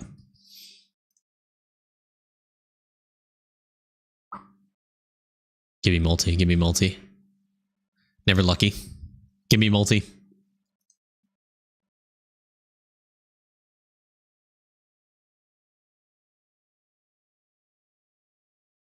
Never lucky.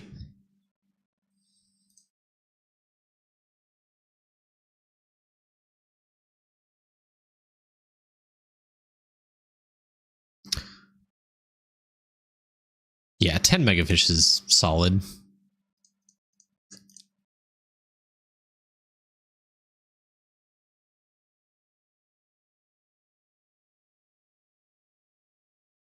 If I get multi, I'll bell reset again. If I get multi, I will do a bell reset.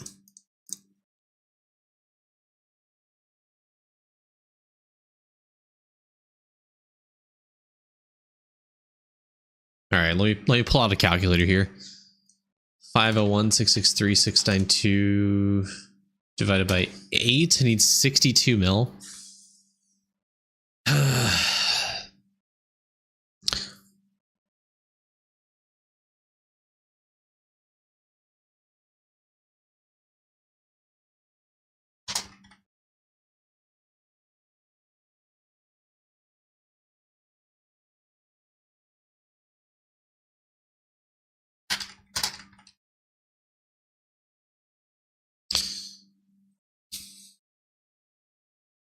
Don't risk.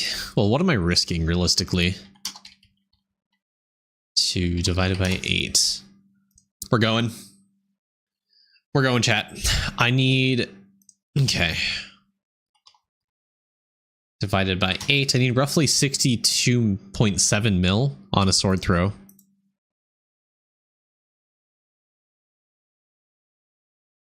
In order to... On all swords in order to hit it. Easy. Easy.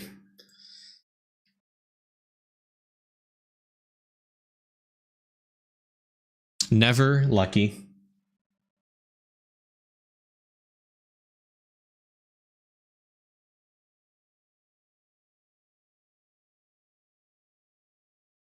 Do it again?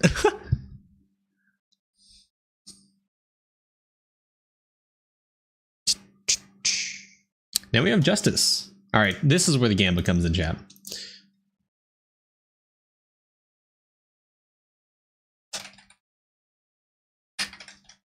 We're gonna be a little cautious today on justice.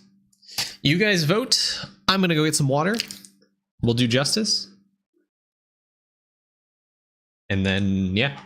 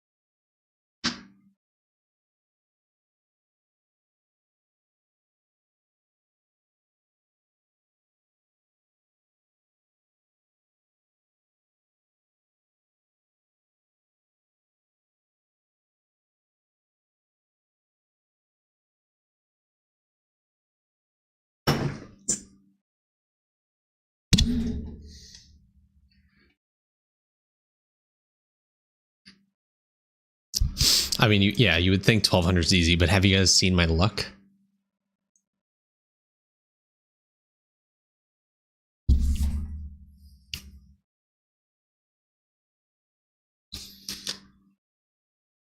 Hey, Giggle, what's up, man?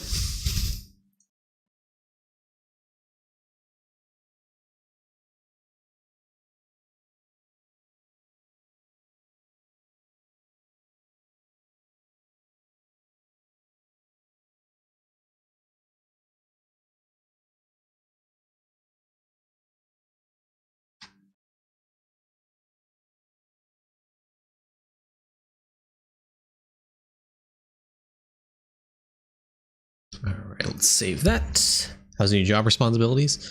Ah, tedious, annoying.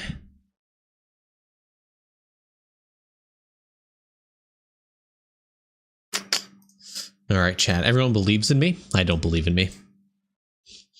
Okay, great start. Wow, awful. That's free +1 pop.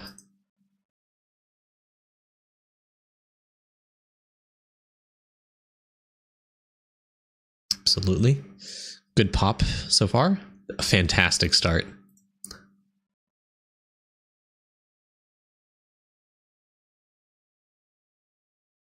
I do not have the Timmy achievement yet.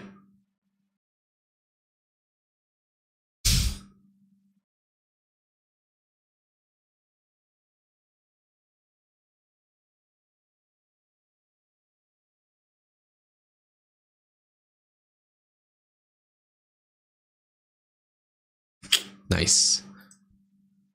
100 XDR is really good.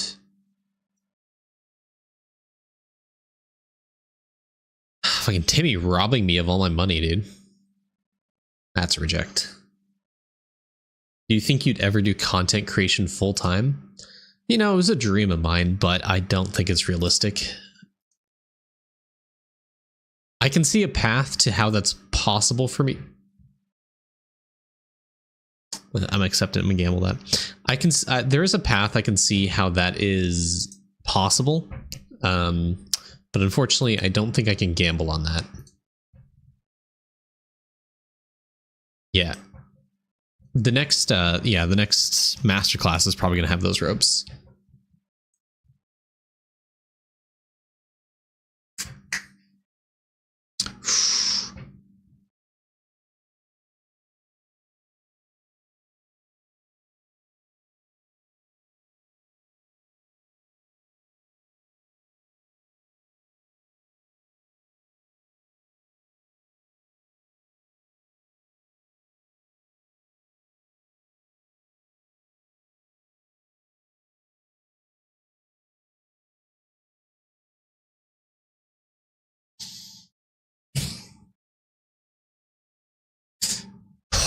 Let's go. Let's go.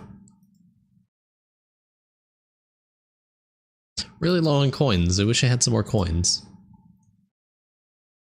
This could be good. I'll take it. Unfortunate. I swear to God, if the next one's Grumblo.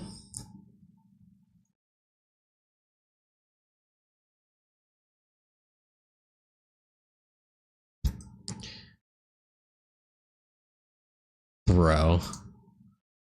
I'm okay losing a mental here. Would have lost one anyways.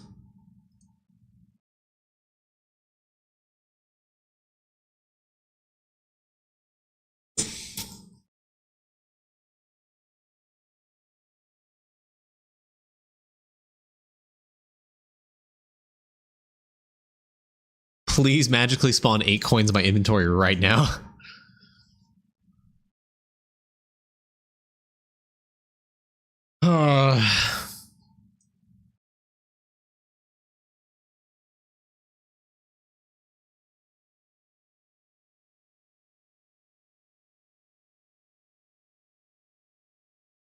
Three Grumblos when I didn't have coins to pay for them.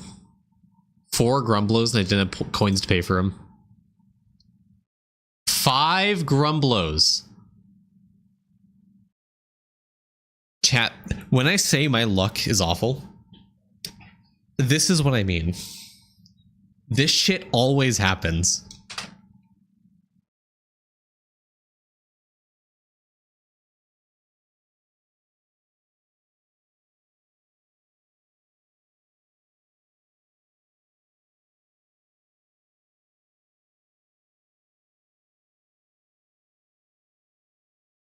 There's not a single... When was the last time I got something that gave me coins? 6 Grumblos.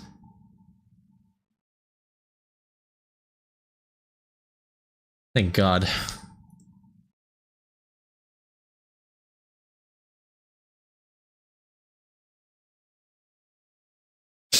Alright, we're ramping.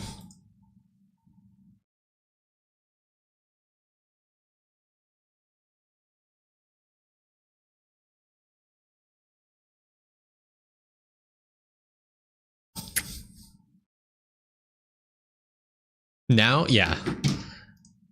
Now not a single Grumblo is gonna spawn.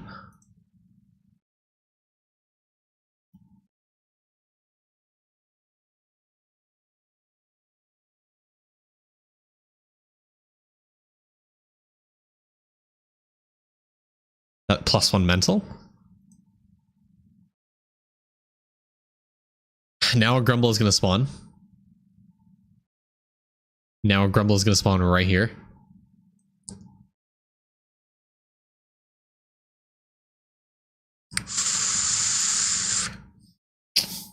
Nice.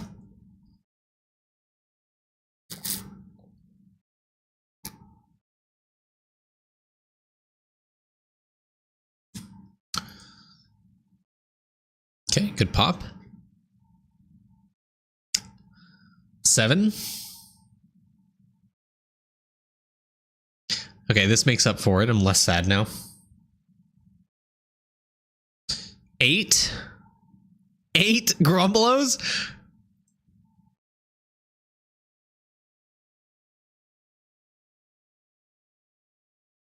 Sure.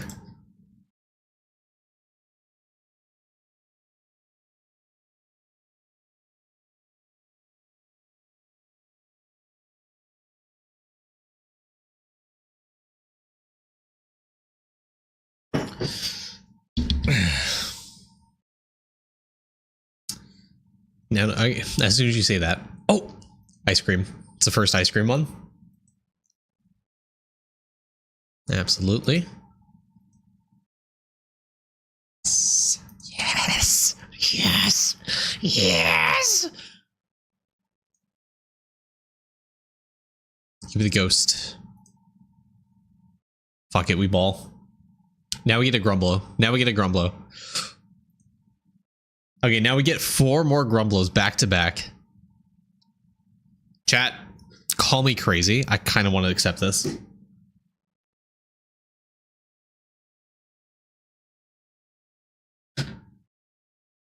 I accept.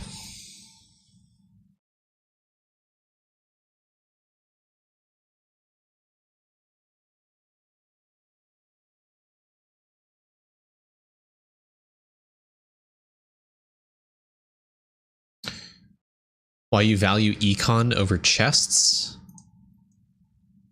Hold on, I will explain that in a second. That's an easy approve.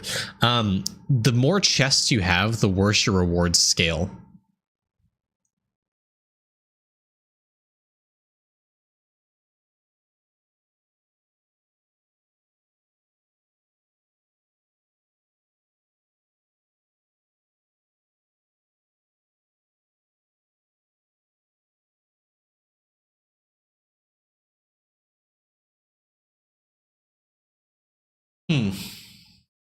How do I feel about this? Well, I know there's no dismisses left, but I can still get dismisses.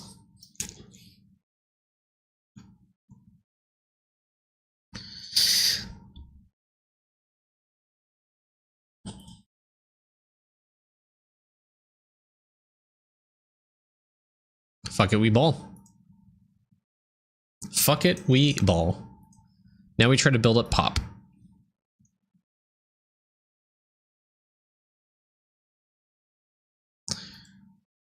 I need that coin investment soon.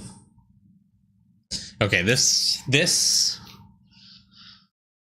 Do we gamble, chat? Chat, do we gamble? We gamble.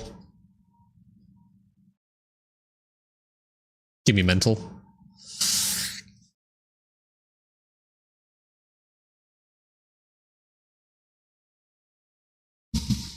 Double mental. Damn. Bunch of pop, though. Bunch of pop. Oh, let's go, dude. Let's go.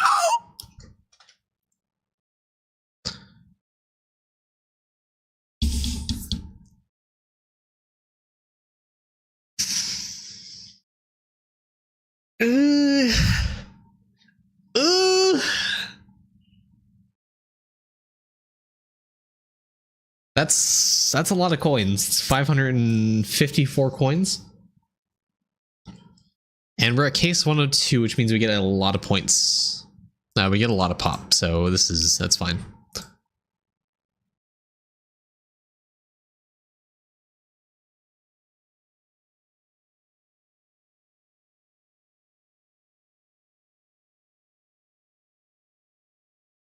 Oh, fuck. I don't have pop for this. I'm so dumb, chat. It's over.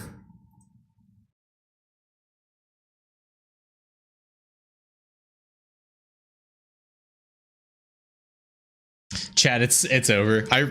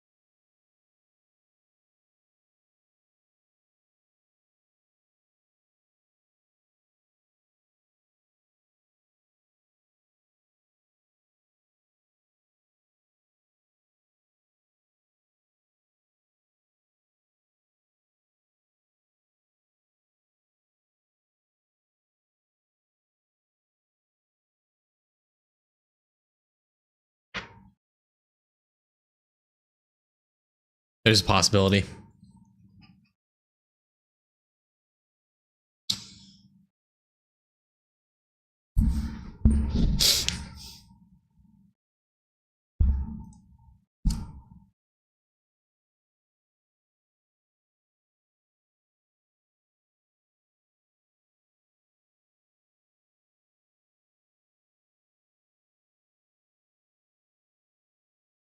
I wish I saw Classy XP more than once in my life.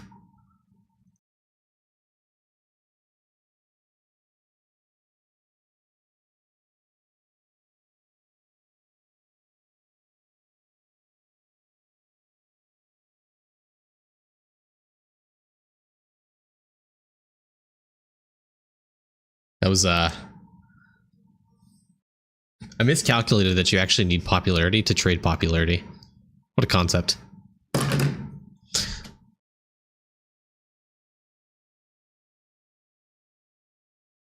I recognize I skipped it because I'm nearing the hard cap for Justice Bonus Multi, so it's not as effective.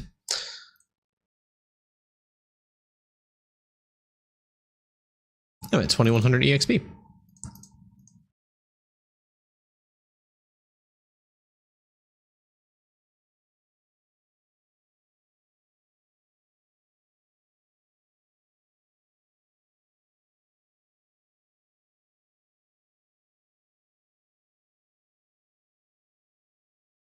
How many days we got of this? About 2 days? Okay.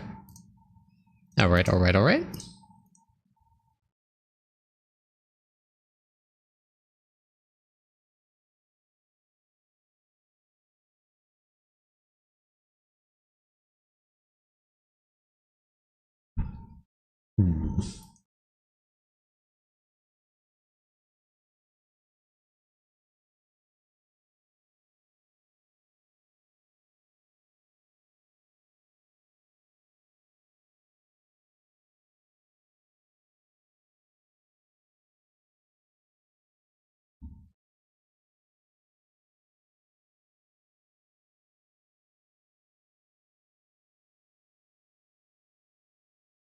Hmm.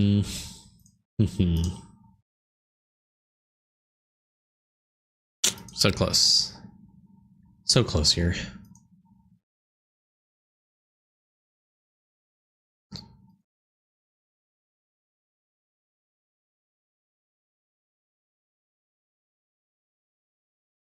Now.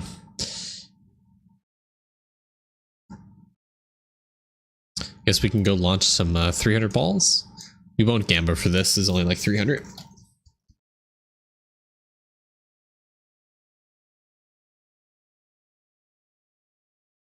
And while we're doing that, I'm going to go pull up some accounts.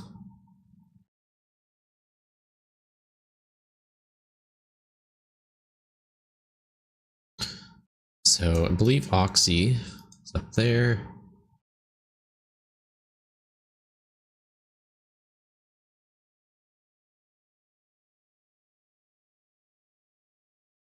Oh, this loads.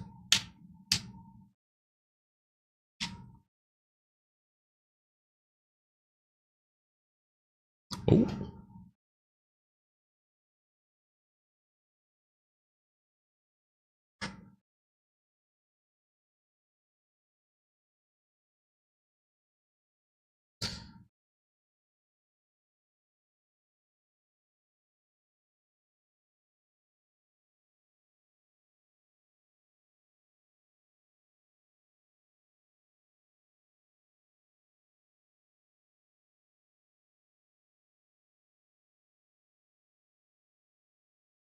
Hey, Payne, what's up? Requirements to get an account review. You have to win a marbles race.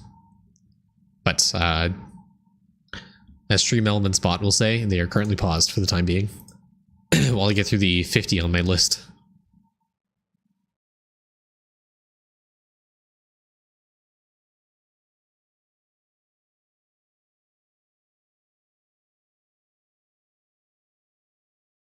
Well, if only.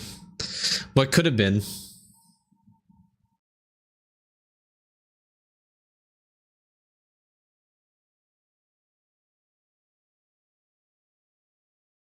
Let's go.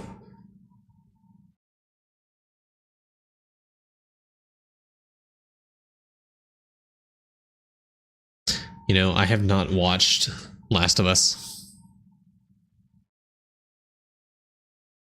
Oh, Zadmer. Hey, what'd you get in here?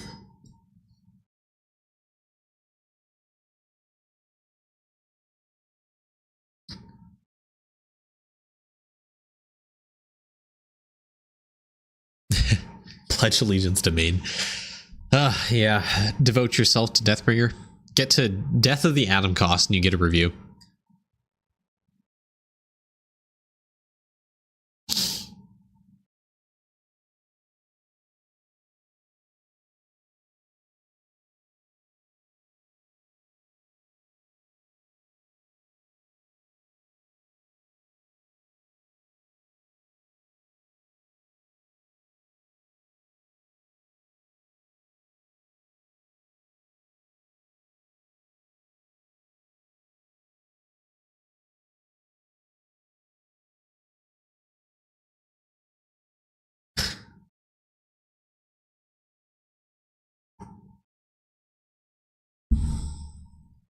Yeah, for Last of Us, my wife and I were watching it, and then we didn't watch it anymore, and then we forgot to continue. So it's on the list of shows, the ever-growing list of shows to watch.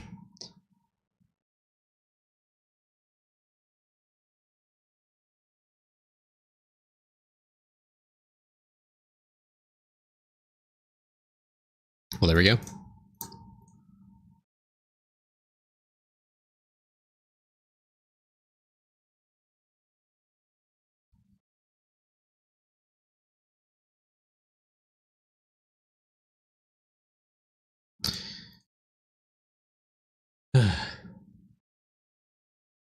Any wife-approved show recommendations? We're currently watching Suits.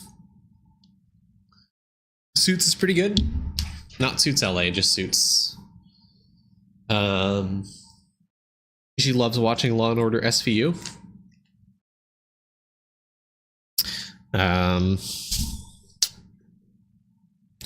Other shows she watched? Love Island, obviously.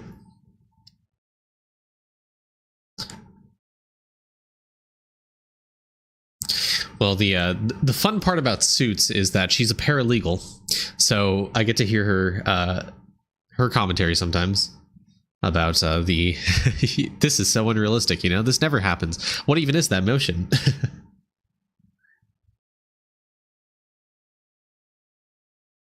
You should play Osu sometime on stream.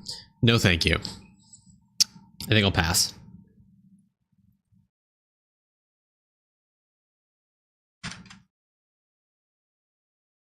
Not a big Osu gamer.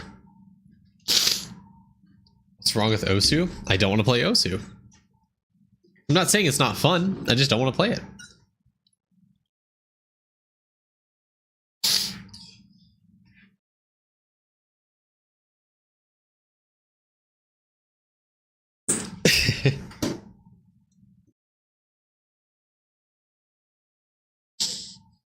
I like this little glowing circle around the ovals now.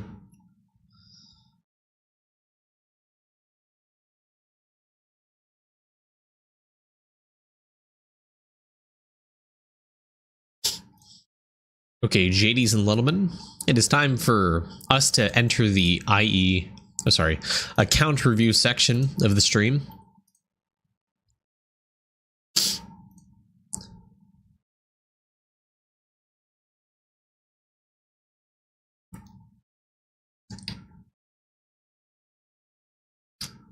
Let me pull up a notepad. 4, 12, 25. All right, 2, 13, 20. The Gray Berets account review. All right, 3, 2, 1. Hey guys, it's Maine here, backing up with another account review. I realize my webcam's not on. Hello, it's me. We're backing with another account review. This one being done live on stream, as you can obviously see. We're trying to get through a lot of accounts, and as a quick reminder, sorry about that little hair flip. If you are on the list for your accounts to be reviewed, I am kind of switching away from efficiency. As I mentioned, the video on Friday 4/11, the Eidolon efficiency just doesn't have the same level of tools, doesn't have a lot of resources compared to Toolbox for me to really gauge your account. So if you are on this list, if you don't have any. Oh yeah, hold on, I need to check this guy to see if he's updated or not. But if you're on this list and you have efficiency, send over a Toolbox link, either DM me, put it in Eidolon chat or something so I can go and look at it. Vink still from February, go update it if you're watching this, by the way, so that I can go through and actually review your account. I just find Toolbox to be a lot more efficient than efficiency. It just has a lot more options. I mean, look at this dashboard. Look at this dashboard, right? Compared to, or this dashboard, right? Giving you all like notifications, how many bosses you can farm per day, what your shiny pet levels are. You can also configure your alerts and stuff. You can, see when your Equinox bar is full. You can see if the owl, how long it's going to take for your next mega feather, if your restart's available, when party dungeon, happy hour, what your multi is on your statues. You can actually see the whole. You can actually see the whole progress. Versus here, there's no whole progress. And look at this dashboard. got nothing. Anyways, all that to say is if you're on that list, please send me your toolbox link and I'll review it. Anyways, on to the Great Beret. Enough yapping and talking. Let's just look at the Great Beret's account, see where you are in the game. Obviously, I believe you're pretty end game. I see statues at 25 minimum. Or sorry, 24 minimum, 26 on some of the statues. Not quite a Dragon Warrior statue, but you're a 200 villager, which tells me, sorry, fucking hiccups and panic attack here. I can see that you're pretty endgame, and I think your main focus obviously should be pushing the hole, gathering as much villager EXP as you can, trying to get the Dragon Warrior statue. I think the best thing for you to do is honestly try to grind out villager statue, get this to like 250.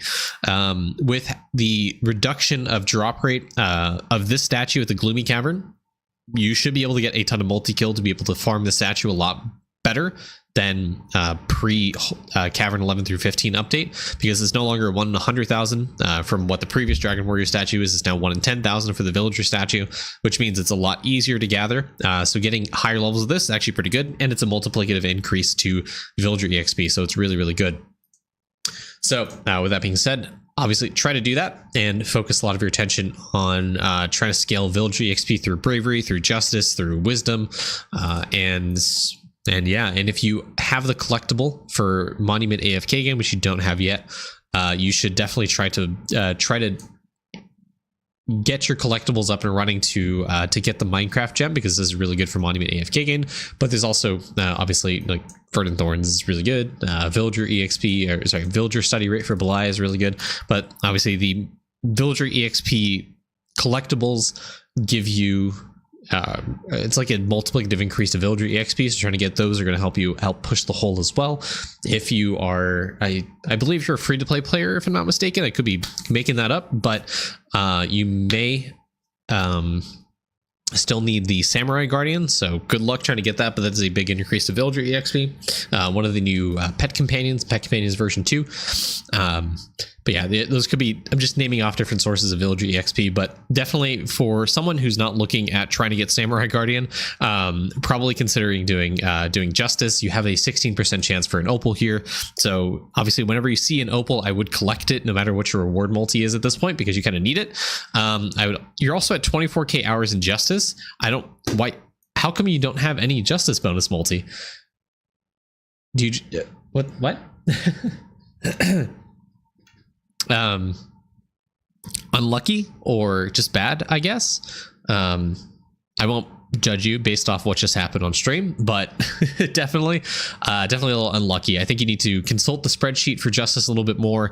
Well, I say spreadsheet, I don't know if it's been updated for, at least, was it Corndag's spreadsheet for Justice hasn't been updated? I haven't checked in a while, so I don't know if it's been updated, but if the spreadsheet's been updated, look at the main Discord, not my Discord, but the main Eidolon Discord. There should be resources for Justice available that you can look at, judge, and kind of help you, guide you through to get you better results from Justice, because getting Justice multi is pretty huge for your villager EXP. Obviously, it's going to multiply the villager EXP you get, and it's going to take the 432 hours for Explorer to go down to like 200, 300 or something like that. You're not at Explorer 29 yet, or Engineer 29, I swear. So you are missing a few things. Most notably, you're missing the schematics for Advanced Collection, Noob Gambit, Sanctum EXP. Obviously, you're not at Sanctum yet, but you are missing some of the stuff, the access to get some of the stuff. The more schematics you have unlocked, the more EXP it's going to give you. Don't forget that now that the hole's been out for a little bit, the infinite resources upgrade from the lamp actually now impacts the jars. So I would recommend spending most of your wishes on infinite resources and to scale the jar production value to get you more rupees from it. The more rupees you have, the more increased chance of collectibles you have. Also, you'll be able to collect some of the stuff and scale some of the measure bonuses, because some of the measure bonuses scale off of the rupee values you have. And this is only level 12. Get this up a lot more. You can see your rupee value start scaling a way faster. And with more rupee value, you can obviously start unlocking some of the schematics, and that increases the EXP that your characters will be getting. So yeah, so get Measurer to 15 is my first recommendation, and then get Engineer to 29, and then get Explorer to 15 is probably your first big thing to do. Since you have 180 opals, another thing you could consider doing is starting to split the opals. There's another new meta method for opal distribution. It's no longer put when you're in the end game. When you're early game, put all the opals in one. But if you have like hundreds of opals like you do, you're at 180 right now, what you can do is you can split opals. So I recommend putting 25 into each of the villagers and then putting the rest into one villager.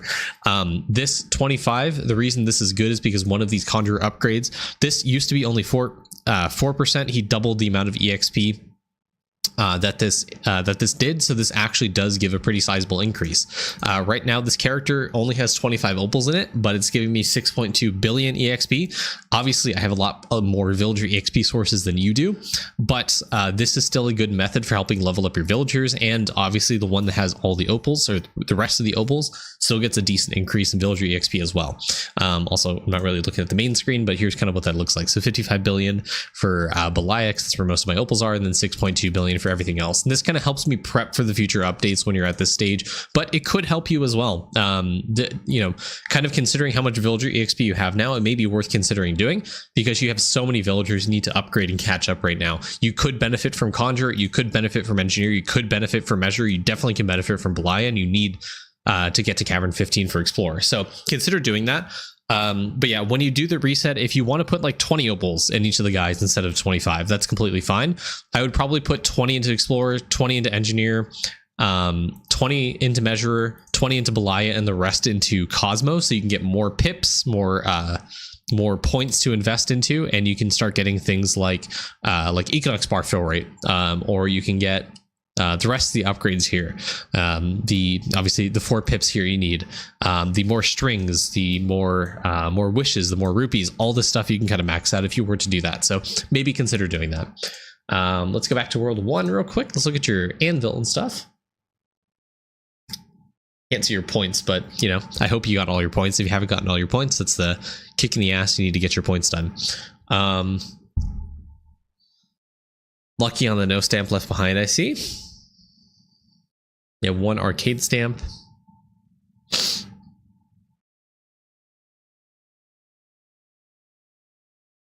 Oh, my hair is going crazy. So in terms of stamps, I think the only thing I would probably consider getting up is ladle stamp. Just like just looking at it, what needs to get up is ladle stamp. You have a pretty decent amount of capacity on your Ruby Beret character, especially with the new bags that were introduced with the anniversary update. You can definitely get this stamp up even with a 30 cost reduction. This just gives you more cooking efficiency. Ladles are still important. I mean, there's a 110 meal level cap, so getting more ladles is still really good. Also, I believe ladles are needed for the Cavern resource stamp, if I'm not mistaken. So you need more ladles anyways, and so there's always a use for ladles pretty much in any stage of the game. I still use ladles, and I'm not at 110 meals on every single plate, so I still have a use for ladles. So consider getting this up, getting some more base cooking efficiency, starting to scale that and get more ladle generation on your characters. Also, it's something you can realistically... No, that's crazy to say. It's possible to green stack ladles. It's been a meme for a while, but it's possible. So if you want to consider doing that, do that. You can also upgrade some of the catching resources, or sorry, the skill resource bags to increase your carrying capacity as well, to help you with the other stamps, kind of level those up. Just something for you to consider. Ooh, owl, just do it.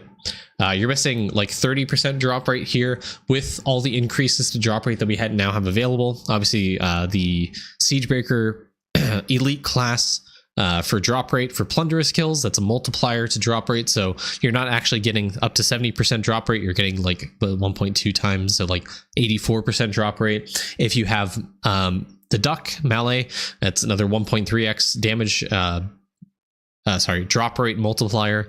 If you have the pack for drop rate, that's also another multiplier. So every like 1% drop rate you get is not truly 1% drop rate. If you have those resources, it's like closer to 2%. And if you have 10%, it's closer to 20% or something like that. So maybe consider doing some more Mega Feather. Actually, don't consider, do the Mega Feathers, because 12 is pretty pitiful, especially now, especially because you have the Gambit Cavern that scales the resources you get from the clickers, makes getting Mega Feather 17, hell, even 16, 16, maybe even 17, a lot easier than it was before.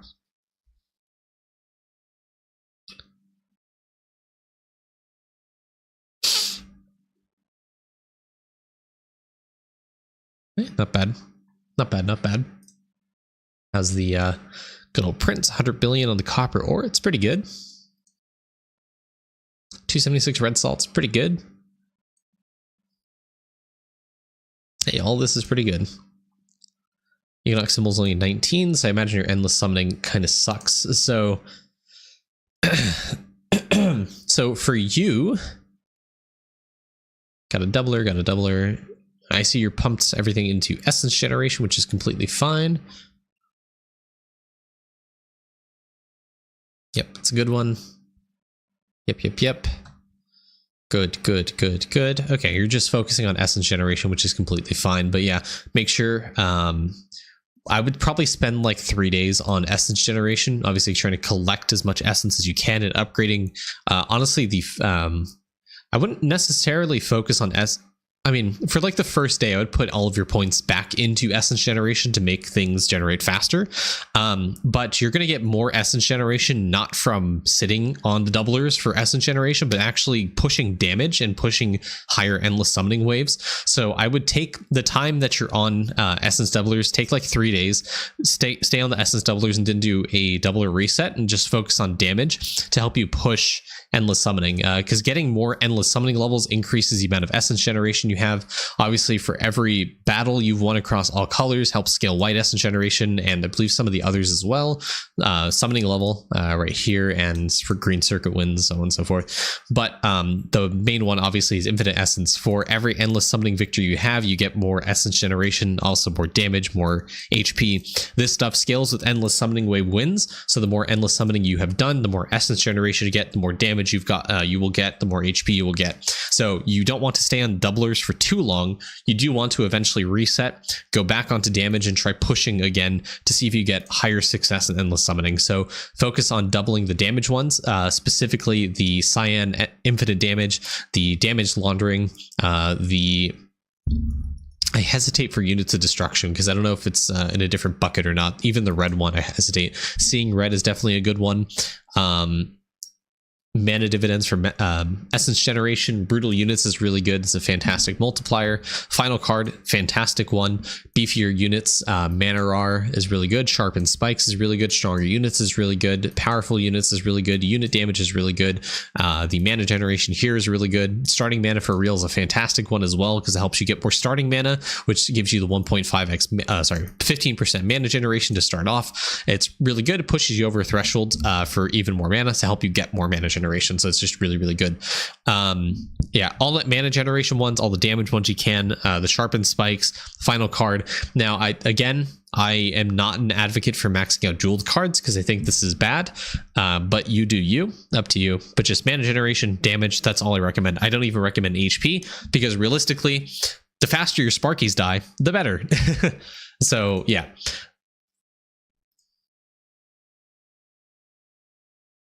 Yeah, and you're at glass cannon, so damage is really all you need.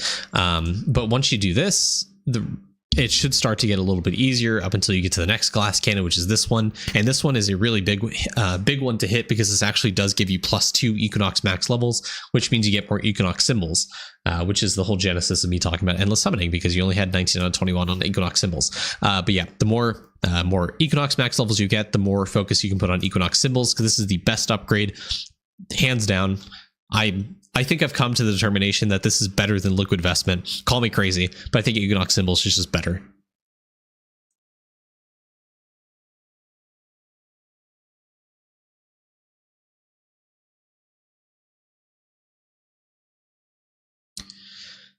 Same thing I talk about in most other reviews is get your shrines up to 200. You have everything except Summer Reading up to 200. I ignore Primordial Shrine because only a psycho... Actually, you may want to consider being a psychopath, actually. I think with 30,000 candies, 30,000 guaranteed hours of candy, I think you can expend those and up your primordial shrine to 200. The reason I say that is because obviously it gives you more build rate and it gives you more refinery speed. And yeah, so in your instance, I would advocate for psychopathy.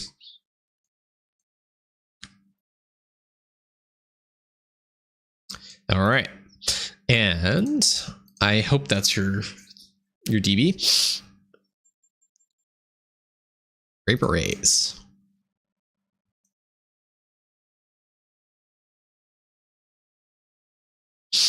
All right. I see ladle under 5k, under 10k. I say use ladle. So if you're active DB, that's completely fine. If you are not, stick him in cooking. Oh, that's also good. Oh, wow. Wow. Okay. It seems like this man has forgotten. Okay, so a few things have changed since you probably last played Eidolon, but in the second iteration of the Vault upgrade, there was this increase to cooking EXP. You see my 15,000%. What this allows is scaling for balloons to actually be good again. So the reason I'm bringing this up is because I see some of your characters are level 1, level 11, level 50, level 50, level 50, level 92, level 50, level 50, level 50. You need to spend whatever green balloons you have into cooking because... See my EXP going up? I'm level 107 in cooking. And now I'm level 108 in cooking.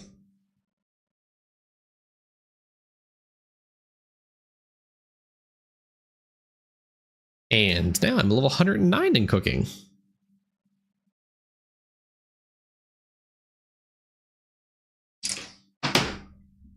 And now I'm level 110 in cooking. Look, it's that easy. I just gained 3 levels in cooking, or 4 levels, whatever. Point is, use your balloons in cooking, especially now. Try to pump whatever points you have. You don't even need to get to that much cooking EXP to actually be like good at all in cooking to get levels. Getting it to 75 is at least something you want to do, and I think that's realistically very obtainable for a lot of people.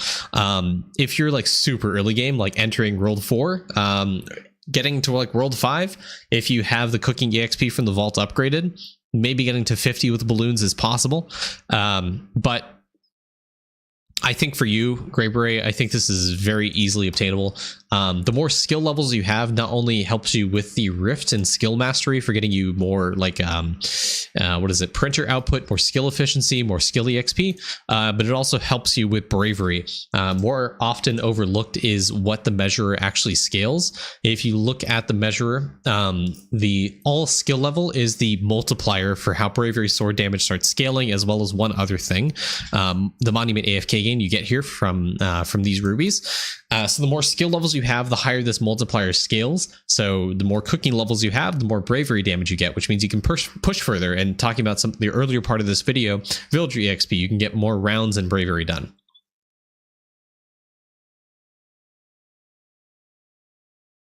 Every time Main does a review, he has to sacrifice a few hundred balloons to show this. It's always good to point it out. Also, it helps me get another few levels so I get more bravery sword damage, you know? Slab.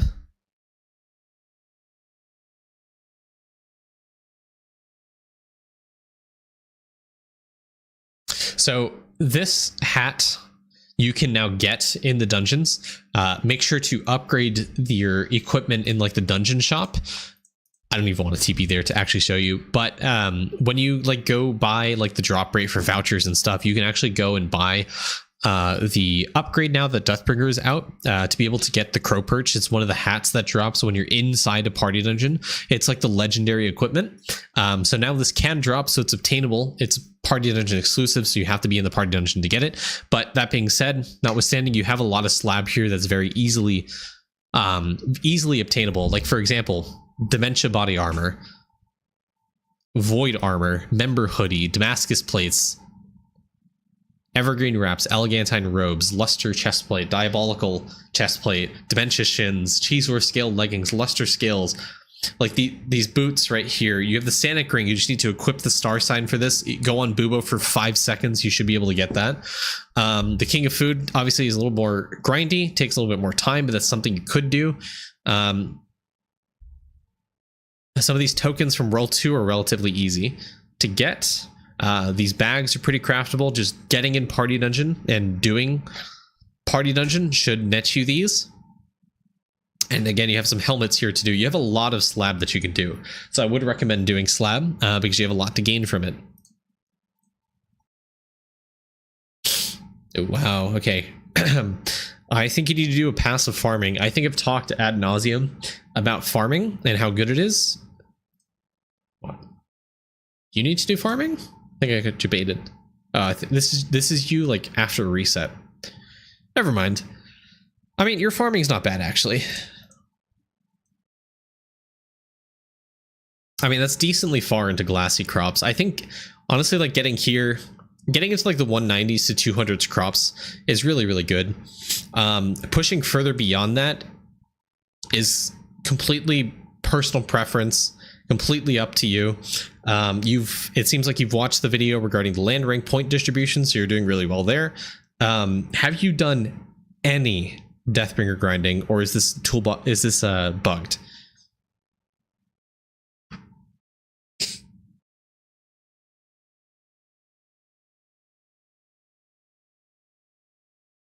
I don't know. This could be bugged because there's no way this is level 1, right?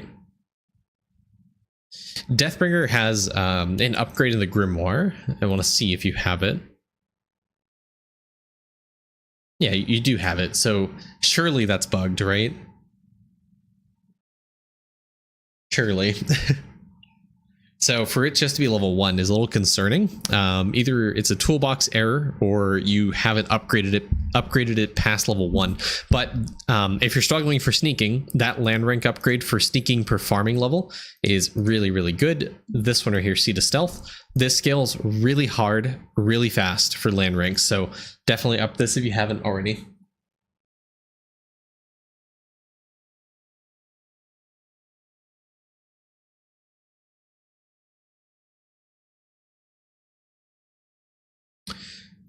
Considering you're at least at Mastery 2, you're at Mastery 3, I would honestly take a bunch of meteorites and go farm. Literally any floor you have a 0% detection in, and just try to get these. You're pretty far into sneaking. It is, at this point, because you have the opportunity to do double meteorites, it should be easy to get pristine charms. Now, as to whether you'll get a non-duplicate, completely RNG, but this is less of a pain now because of how much item find chance we have in sneaking, and the fact is I see you probably need to farm out some gemstones. This could be worth doing for you right now, is trying to grind up pristine charms on some of the lower floors you have 0% detection on. Mastery 2 if you can, if not Mastery 1 is completely fine, but while you're on the gemstone grind, trying to get pristine charms as well is something you can aim for. But yeah, double meteorite, you're on the right grind right now. Just obviously takes a lot of time, but it is feasible to do.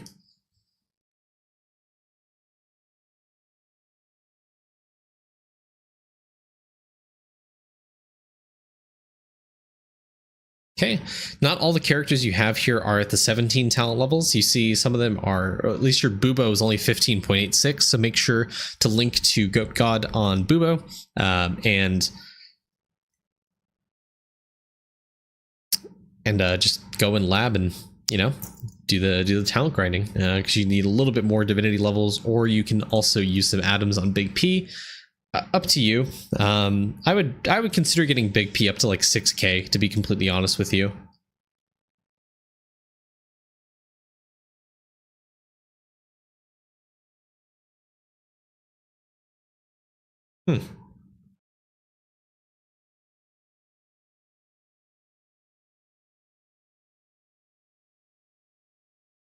Yeah, I think the other big grind for alchemy that you may want to consider doing is getting your bubbles up to 1500. 1500 right now is a good break point because that's when bubbles stop getting hit by no bubble left behind. So I would focus on the ones that are easy resource costs. Consider hourly clicking, or sorry, not hourly clicking, candy clicking on some of these bubbles to get them up to 1500 to push them past that no bubble left behind range. So some of the more annoying ones get hit instead to help you level up and flesh out your alchemy. So the stuff that costs like the production materials, for example, salts, for example, the bit ones need to get hit by no bubble left behind. Some of the hard sailing resources, sailing resources, I guess. Some of the harder materials such as OJ juice for slappy strength, those ones you kind of want to get hit by no bubble left behind, or if you can adamant, consider adding it as well. If I were in your position, I would consider probably putting some points into level up gift, into big game hunter, into some of the talents as well to help you with the elite class talents, with your V-Man as well, so you can help that. Oh, Lava added a note. It doesn't affect master class. That's good to know. But yeah, overall, I mean, not bad bubble levels. I mean, you have like 4K in the base stat bubbles. You have 4K, almost like 5K into the second bubble, the multiplier ones to help you out as well. Overall, not bad. Sigils are maxed.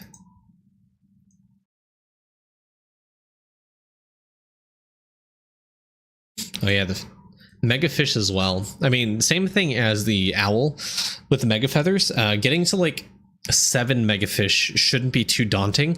Yeah, I think just for the clickers, obviously just spending some time every day, at least like once a day, just trying to go and reset and just kind of paying more attention to the clickers because you're missing like 15% AFK gain here if you were to be at like 10 mega fish, for example. So it's definitely worth your time doing. You don't even have some of the shiny fish here. So you're, even if you were doing this extremely AFK, you're doing it very inefficiently because you're missing like 10 million X multi from missing these shiny fishes right here. So yeah, consider go doing your clickers because you can still gain a lot from them.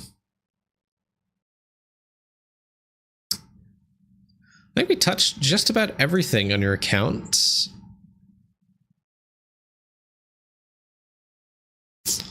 Yeah, I mean, I don't really have much else to say.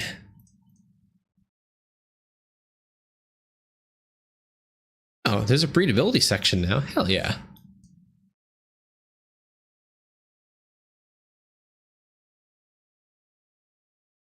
Okay. So you got all the shiny pets, almost all the shiny pets to 11. Or sorry, to 10. So that's pretty good. Yeah, I mean,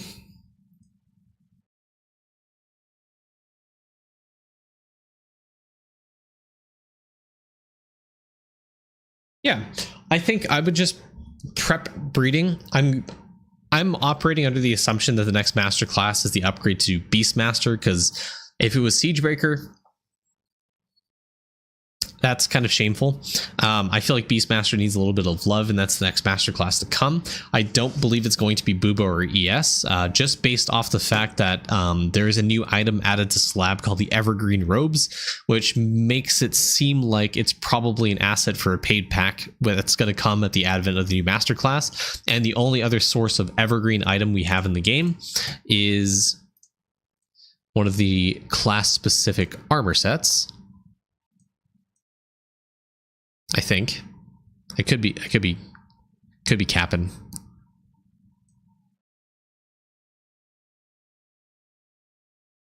Yeah, Evergreen wraps. These are archer specific, so if it's Evergreen robes, logic dictates it's probably going to be an archer masterclass. And if it's an archer masterclass, I'm willing to wager it's going to be Beastmaster. So if Beastmaster, I would rate it like 70%.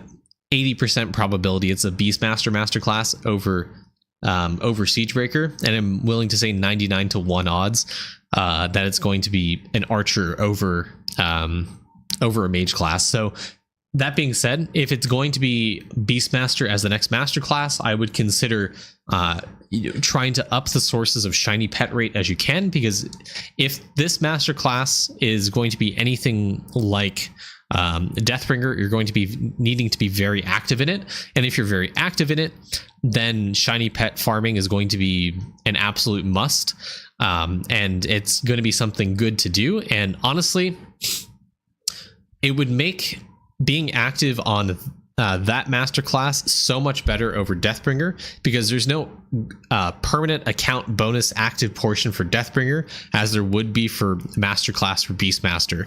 If you're active on this new Beastmaster masterclass, you also progress your shiny pet levels, and you would also progress that new masterclass mechanic. So it's kind of a double whammy of account progression is doing that. So consider getting this leveled up a lot more. Consider your lamp wish for shiny pet and breedability to be up a lot more, just to prepare for the new master class. Because if you do spend a lot more active time on that class, as I imagine you probably are going to be, it would be worth your time to up those sources of shiny pets, so you can start grinding those out to be better for your account, because you can get some multi-kill, you can get some drop rate, you can get some skill efficiency, some base critters, some all stat, bunch of stuff you can get from shiny pets. So while you're on the Beastmaster masterclass grind, it's worth your time to get those sources up to, make that grind a little bit more palatable for you, if that's something you want to do. So I'll go ahead and stop the review there. I got a bunch of endgame min-maxy little things to point out here and there, but I think you're on the right track. Obviously your endgame,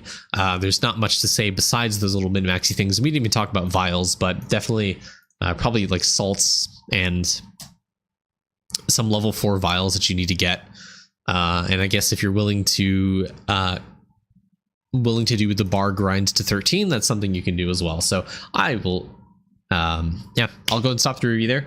Tim Tran, if that was your account, then thanks for the account. Really good endgame account. Things just kind of focusing, maybe doing some candy clicking, using some of your candies because you have 30k hours worth of it, doing some shrine farming in addition to the candy clicking as well, but also trying to focus on whole and get more village exp where you can is probably the main focus of your account, and obviously doing some clickers if you can. So I'll go and stop there. Thank you, Tim Trent, for the account. Thank you, Grey Beret. Have a great day. See you guys in the next video, YouTube. Bye-bye.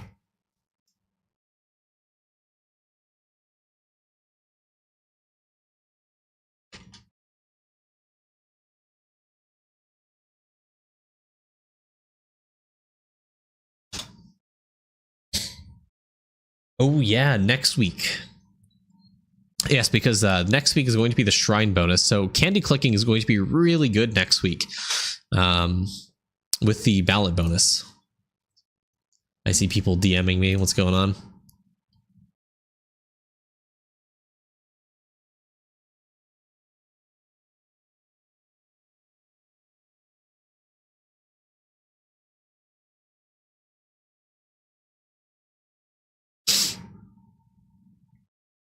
Okay, that was Grey Beret. Mark that off.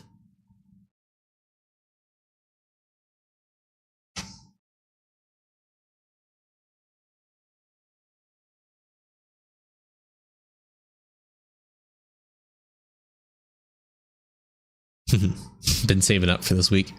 It's a good idea.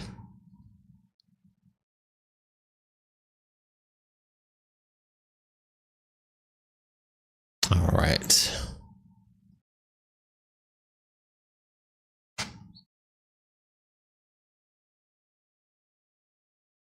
Thank you.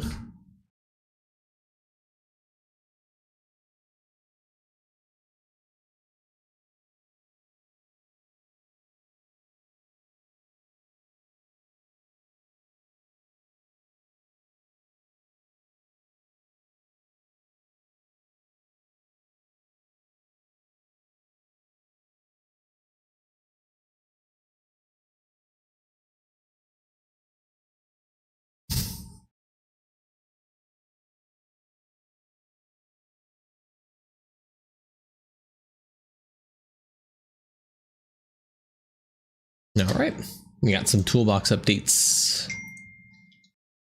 Toolbox didn't update, it's just people sending me their toolbox links.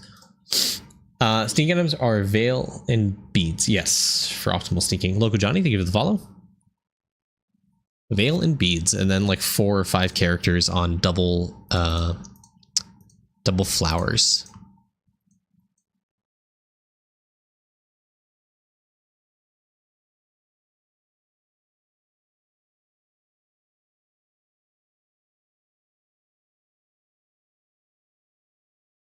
I need gambas. Well, lucky for you, we have one more gamba to do.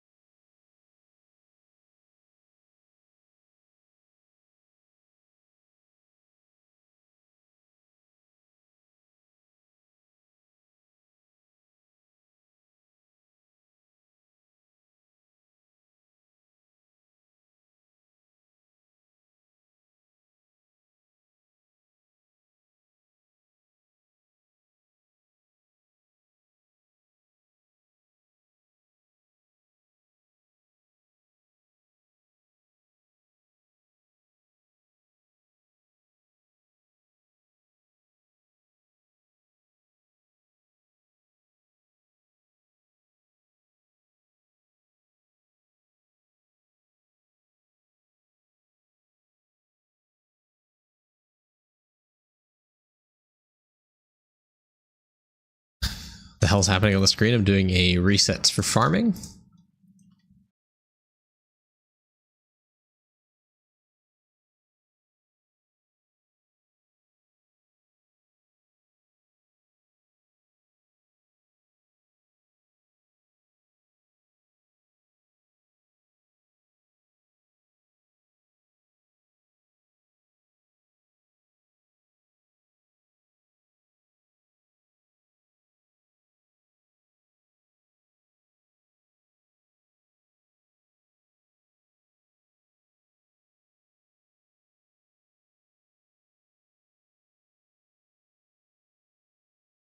Not sure, you might have doubled the wrong star sign. I was going for farming EXP, Zadek. Any primers? Any primers in chat? No, that was the right double. I did farming EXP. So when I collected all the glassy crops, the 2 million OG, I get some farming EXP and I leveled up.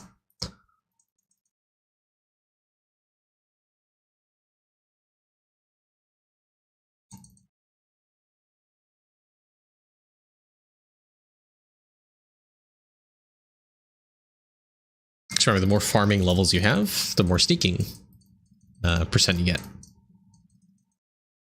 Big sources of money? Gmush. That's some sweaty stuff, is it? Listen, Zadek, I don't want to hear anything about sweaty strats. I want no lip out of you, okay, pal? I want to hear none of that.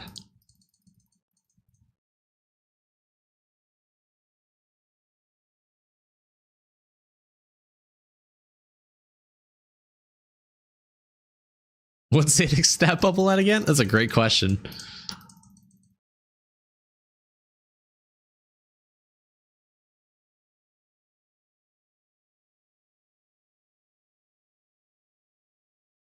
Listen, you have your sweaty mechanic. I'll make farming my sweaty mechanic.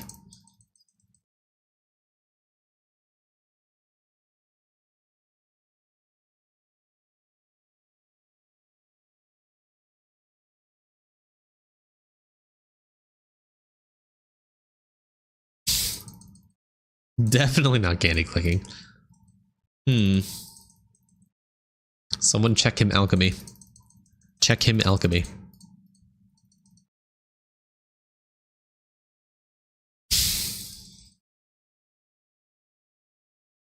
One more just to be safe, because I'm pretty sure that is 100,000.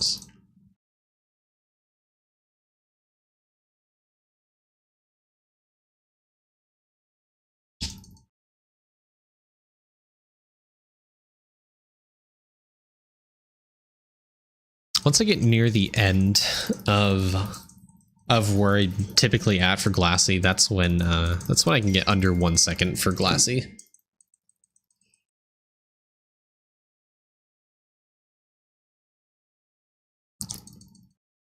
Getting under 1 second on glassy just feels so good.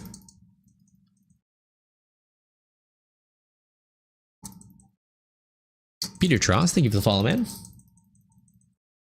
Welcome to the sweaty farming stream.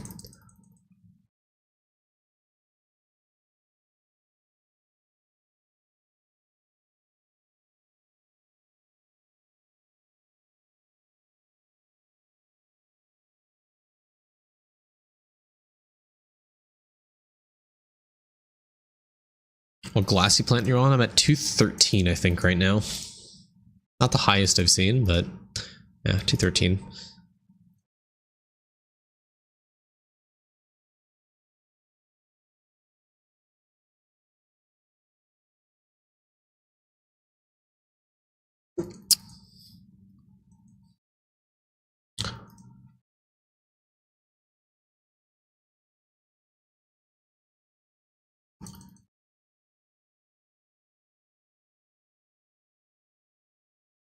The main strat for farming speed, your day market.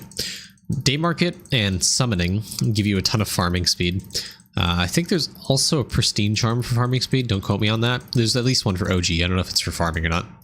I mean, there is summoning winner bonuses as well as a pristine charm that scales the farming speed. But day market and night market are pretty much the biggest sources of farming speed in the game. And I think summoning multiplies that, so I guess that's like the biggest technically. I don't know, but summoning, farming, sneaking all kind of come together.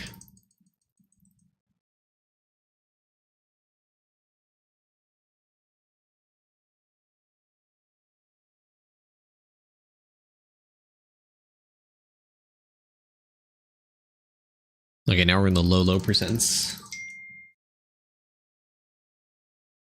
Not quite very low, but you know.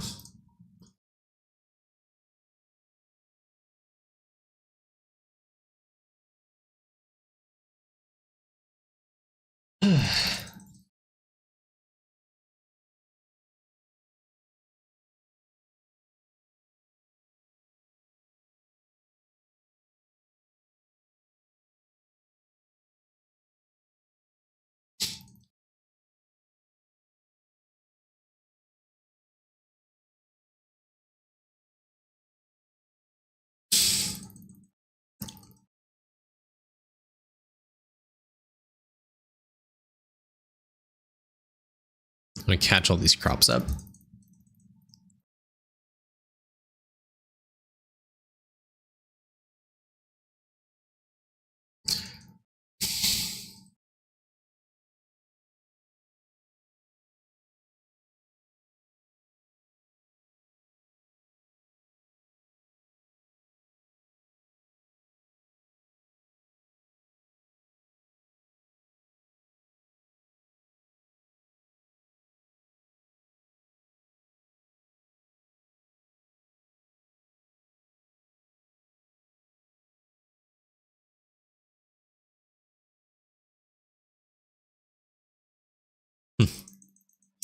Honestly, with all the drop rate increases, I imagine gold food farming is not that bad nowadays. Especially cakes. Ah, there we go. Those sub 1 second glass, so you can just click on it and it just pops all the time. It's so good.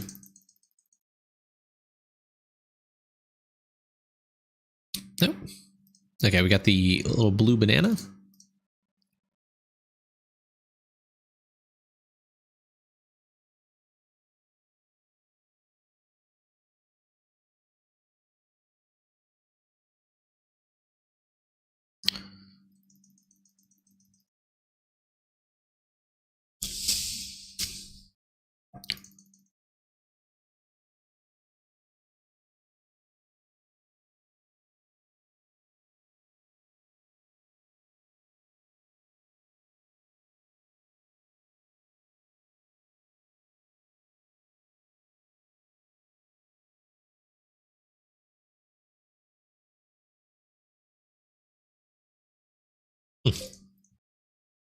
There we go. That's 212.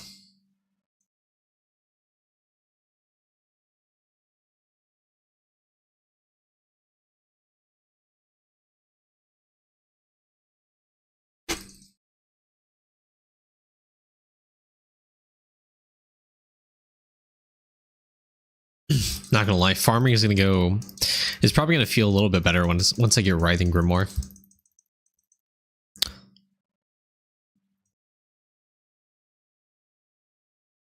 Honestly, that's for those of you that are close to Writhing Grimoire in the next week. I'm not gonna lie, if you can do Writhing Grimoire in like under 180 hours right now, do it. 100% do it. And I'm not saying that because I'm like fucking like red pill Deathbringer like shill. I'm saying that because it would actually be good. So in Grave Race account, I talked about how you kind of want to prep sources of shiny pet farming because it's fairly reasonable at this point. It's going to be Beastmaster's Masterclass is going to be the next one to introduce, and if that is obviously with the V-Man enhancement for shiny pet farming, getting Writhing Grimoire actually is going to significantly increase shiny pet farming because Writhing Grimoire multiplies the superior crop research here. So instead of getting 1.54, you're going to get like 1.7x increase, and that's going to increase the pet shiny rate level up, which is going to make shiny pet farming so much faster. So if the Beastmaster Masterclass gives you a better respawn mechanic, level 20 shiny pets are going to come in like a week easily.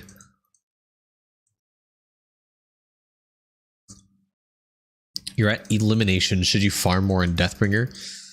I would get to Villager Extra Circular and just kind of stop. Hold on, where is elimination? Right here. And then you got Superior and then Bones, EXP, Meal Level, Villager. Yeah, I mean, this is like a really good stopping point. What level are you on Deathbringer though? If you're sub 600, I don't think it's worth pushing.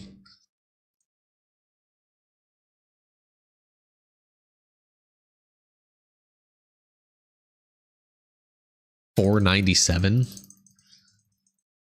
Yikes. That's pretty bad. I wouldn't consider Deathbringer at this stage.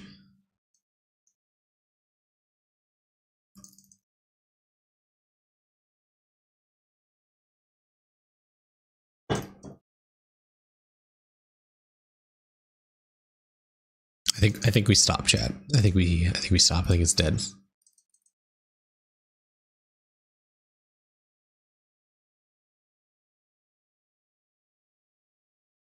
When you said I'm at ceramic spirits, I thought you meant on Deathbringer. I was like, that's impossible. There's no way.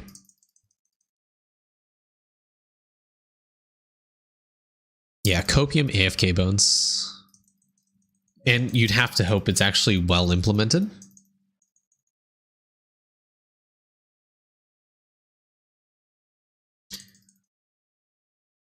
My prediction is AFK bones do get implemented, but they are so bad. Like, it is horrible. It would never take into account gravestone. Bad. Which, I mean, it's better than it is now,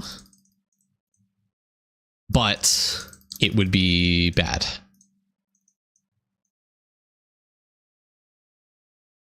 If it's, oh man, if it's just base bones, that would be awful.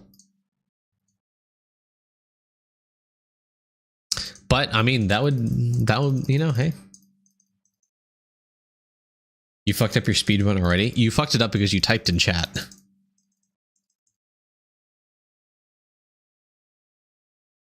Okay, I think we stop here. I don't think we're getting any luck on evolving that any further.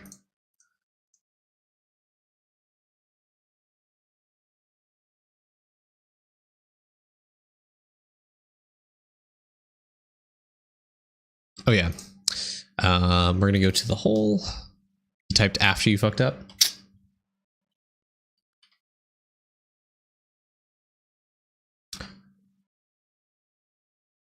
Oh yeah, hold on, before I reset.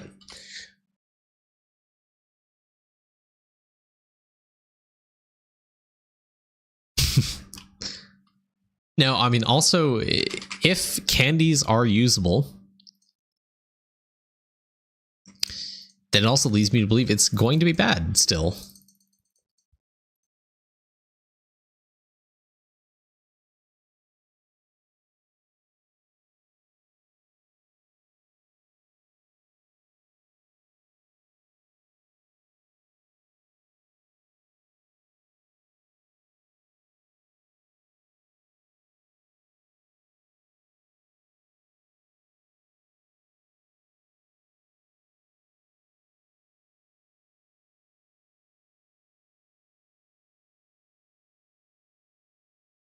Okay, now we do a reset.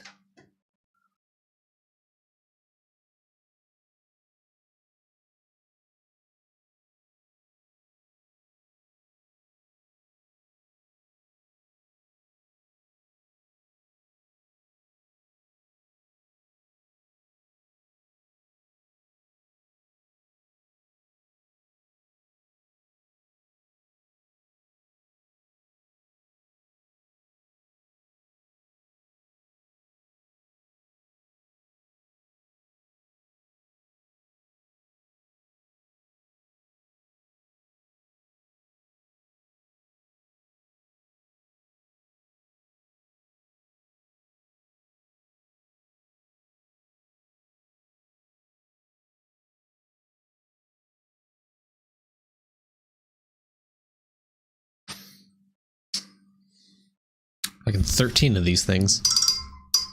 Hold on, guys.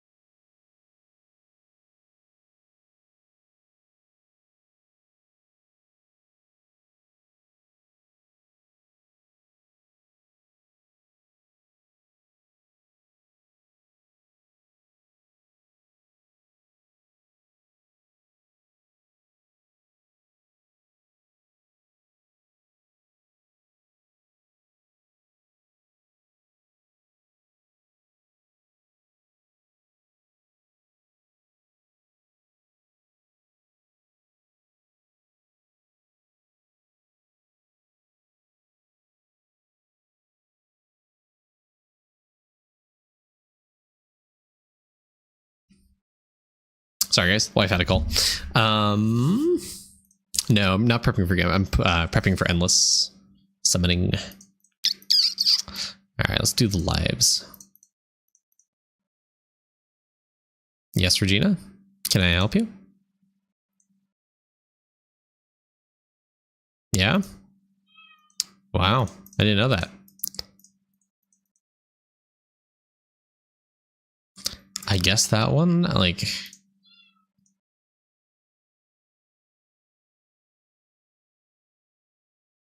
Three more chat.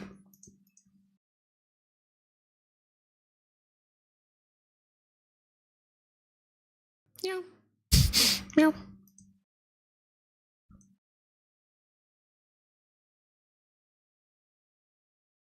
Hmm.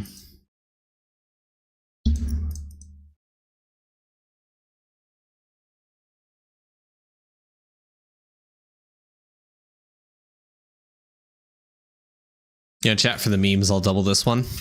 Maybe it helps, you know? All right. You guys ready? Of course you're not ready. You guys haven't gambled yet. Do we win 130 summoning? 131 summoning, I guess. In 3 attempts. Yes or no? 2 minutes on the clock. And before we start, obviously, you guys have to see what it is. It is the Zerg Rush.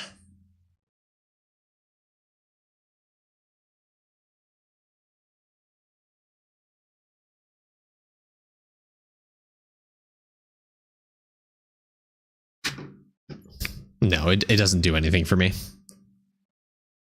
Hi, have you discovered what burger is in arcade? It is a burger.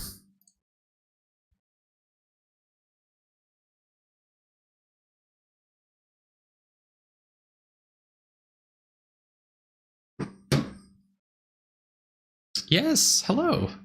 Welcome. Would you like to tell the people what your position is on the recent announcement?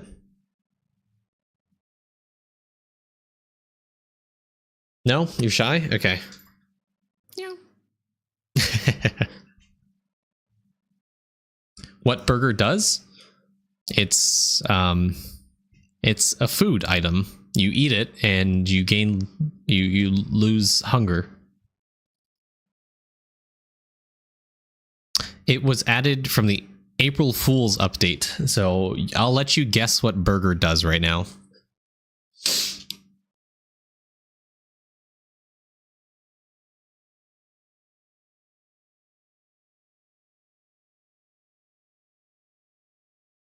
Usually if the tooltip does something, it will say it does something. But in the case of burger, it doesn't. I mean, true. People speculate it could be like the like percent bones, but for did you say on stream it was a nothing burger? I feel like I should ban you for that. For man, that's a good one actually. You stay. Ain't pet me Emily on the keyboard. Honestly, she's gonna ruin my summoning run. It's always when I do summoning, she comes up and does this. She does this.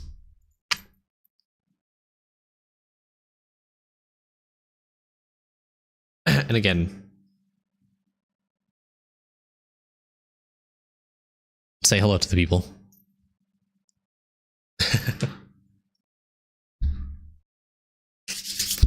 Okay, surprise guest appearance on stream.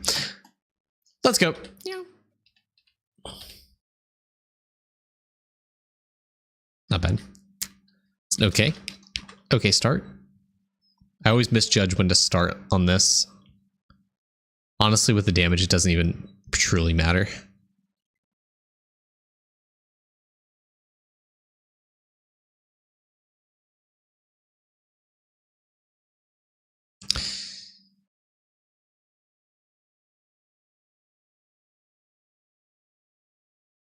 Goodbye.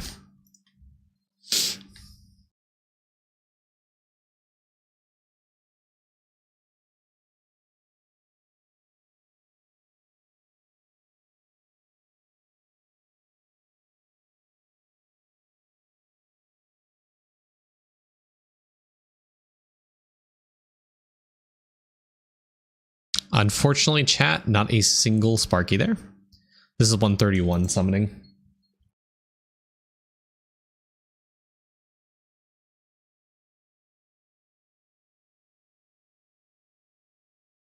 Is this even worth one Sparky? We'll find out.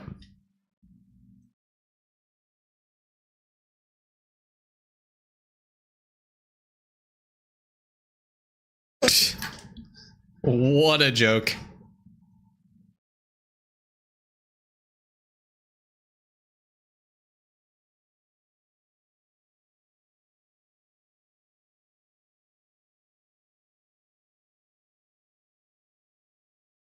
Yeah, you win. If only.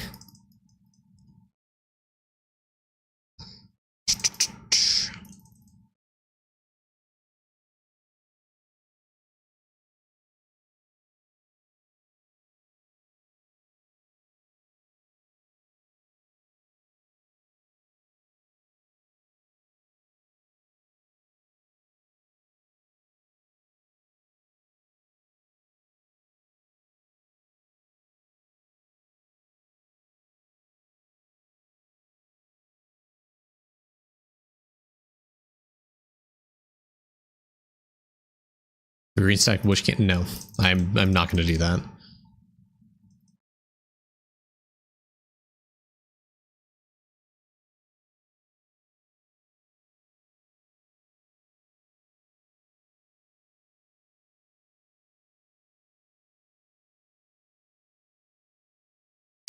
Okay, back to the DB grind.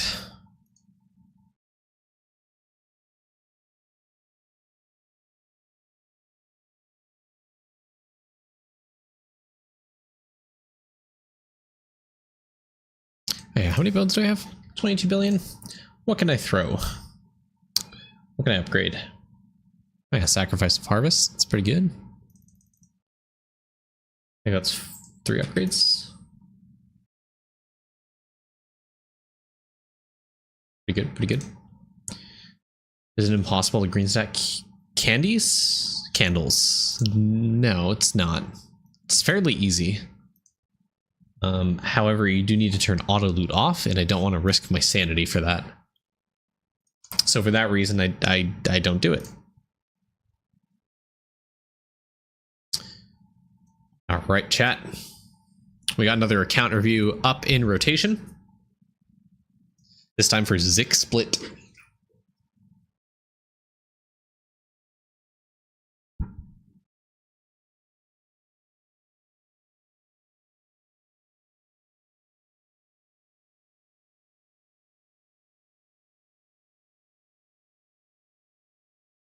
Oh, well, good to know.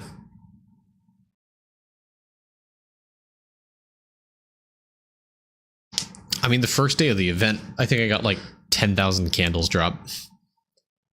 With how much drop rate we have now, it should be fairly easy.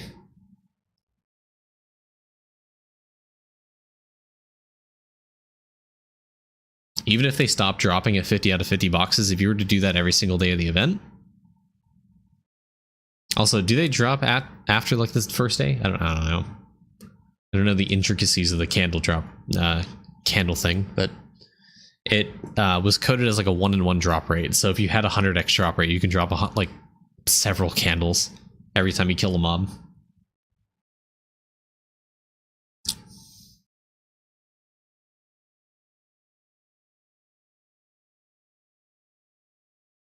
All right, you guys ready? Let's go. 3, 2, 1. Hey guys, it's Main here, backing up another account review. Today we are looking at Zik Split, and again, I'll do this for the other 2 videos that we're going to be putting out this week, but as a reminder, if you haven't already DM'd me for your Eidolon efficiency, I'm no longer going to be using Eidolon efficiency as strictly Toolbox, so if you have your account here in the review list section of the Discord, please DM me, message me somewhere in the Discord with a replacement link for Toolbox so that I can review it there. Toolbox, again, just has more tools available to me to help you better help your account. For example, Toolbox has the whole stuff, but efficiency does not. So DM me with your Toolbox link. I'll replace in the review list. And again, that's only applicable if you've already wanted to review. So yeah, anyways, let's jump into it. So Zik Split, again, another endgamer. So we'll try to be a little bit quick as I am kind of getting a little bit sick of the endgame accounts. I feel like it's a lot of monotonous stuff. It's the same thing kind of over and over again. So let's try to find something a little bit different. We always talk about Dragon Warrior statue. We always talk about Villager statue. I think overall, I think you should go back and do a little bit more statue grinding just generally, because I feel like these levels are relatively low with how much drop rate we have now. This is something you may want to consider re-farming, especially something like the money percent. Actually getting more of this statue should give you a decent increase in money gain. So if you are looking to get more Eclipse coins, this could be something you want to do. You may also want to consider using your candies. You have 25k. You may want to consider getting your vials up to 13 if you haven't already. Like this one and this one, those ones should be relatively easy. Also, you don't have this at 13, you don't have this at 13, you don't have this at 13, don't have this at 13. So in order to get those at 13, obviously number 1 priority is going to be Goosey Glug. This gives you base critters per traps, which means it's a lot easier to get more critters out of your traps. So definitely get that one up. You can also do some shiny pet farming for base levels for all critters, base critters per trap. Sorry, this is only level 3. This is giving you just +3, so you could definitely get this up. You have Octodart at 13, but you have Walking Stick at level 3. So definitely redo your shiny pets. Go do some active farming on Beastmaster to get this up a little bit. Yeah. Cooking.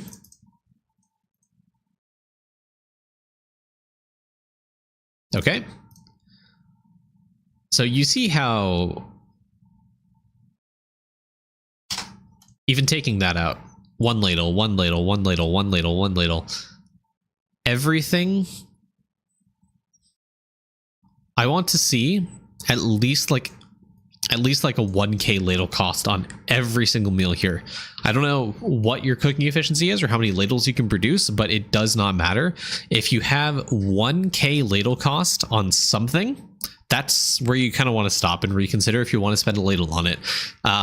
For me, 1k ladle is like too small of a cost, so I would consider reladling till everything's 10k or 20k or 30k even.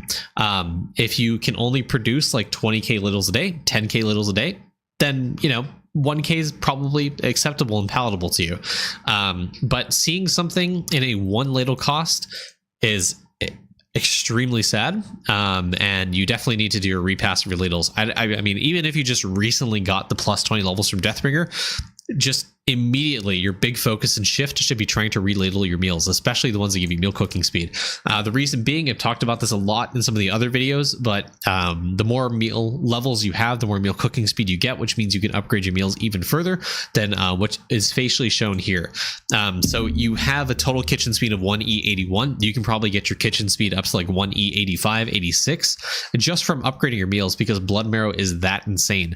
Like I said, like I said in the other reviews more recently, talking about cooking a lot, blood marrow is insane. It gives you a ton of meal cooking speed, and the more levels you have in your plates, the more speed that your kitchen's going to get. So ladle your meals. You're going to get more meal cooking speed, which means you need to go back and again reladle your meals until that cycle kind of slows down and stops, because getting into the level 100 plates, into the 104, 105 plate levels, the cooking speed really starts to slow down. There's really heavy punishment for speed there. But one ladle here is probably going to get you like 2 levels of soda, and one ladle here is probably going to get you like 4 levels of cabbage. So you can get a lot, and I mean a lot of meal levels here. Yeah, so definitely go through and ladle every single meal here. You want no meal left behind to be hitting some of these later stage meals here, like Nyan burger, pump cake, spilljack pepper, burn marshmallow, yummy peach rings, all those ones. You want no meal left behind to be hitting those, and if it's not hitting those, you're either like capped on cooking speed or you are doing things inefficiently, and right now this is very inefficient. So go and reladle your meals. All right, clicker bonuses. I want to see your mega fish here at least 7. And same thing here. I want to see this at least 16. I think those are good milestones, especially nowadays, with the vault giving more clicker resources, with the Gambit Cavern giving more clicker resources. Those milestones are easier than ever, and there's no reason why anyone should not be getting those right now.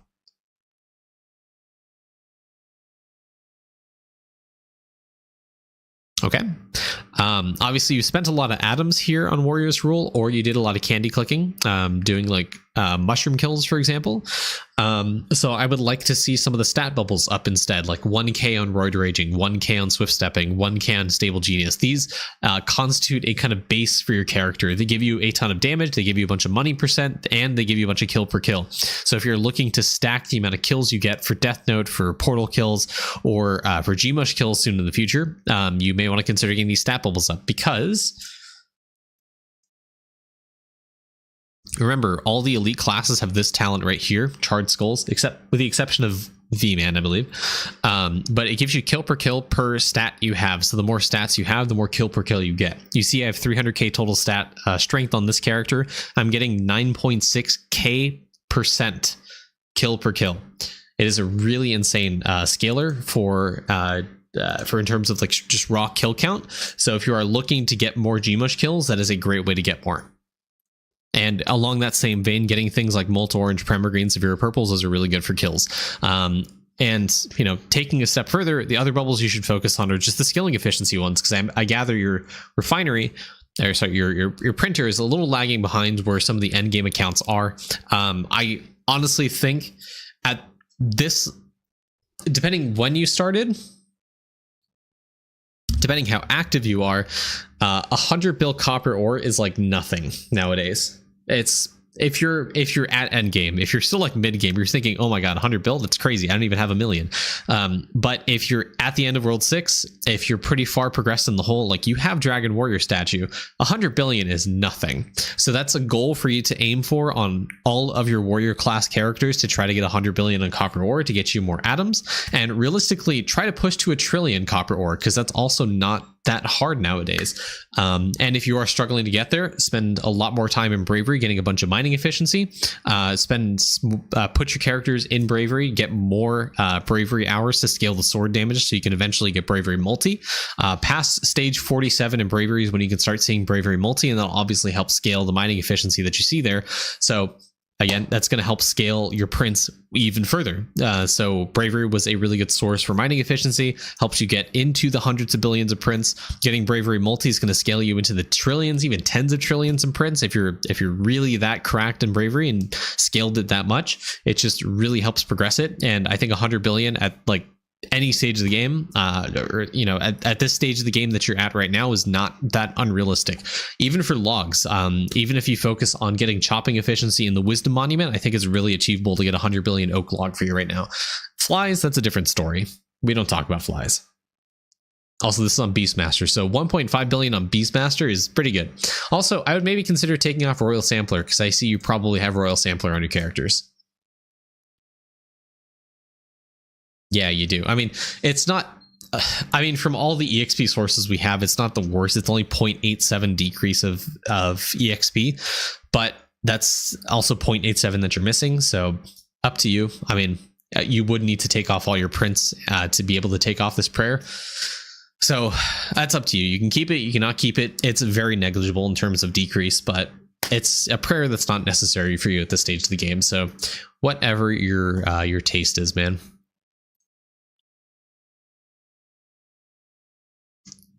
Okay. In terms of stamps, okay, I don't talk about this stamp a lot, but Drippy Drop.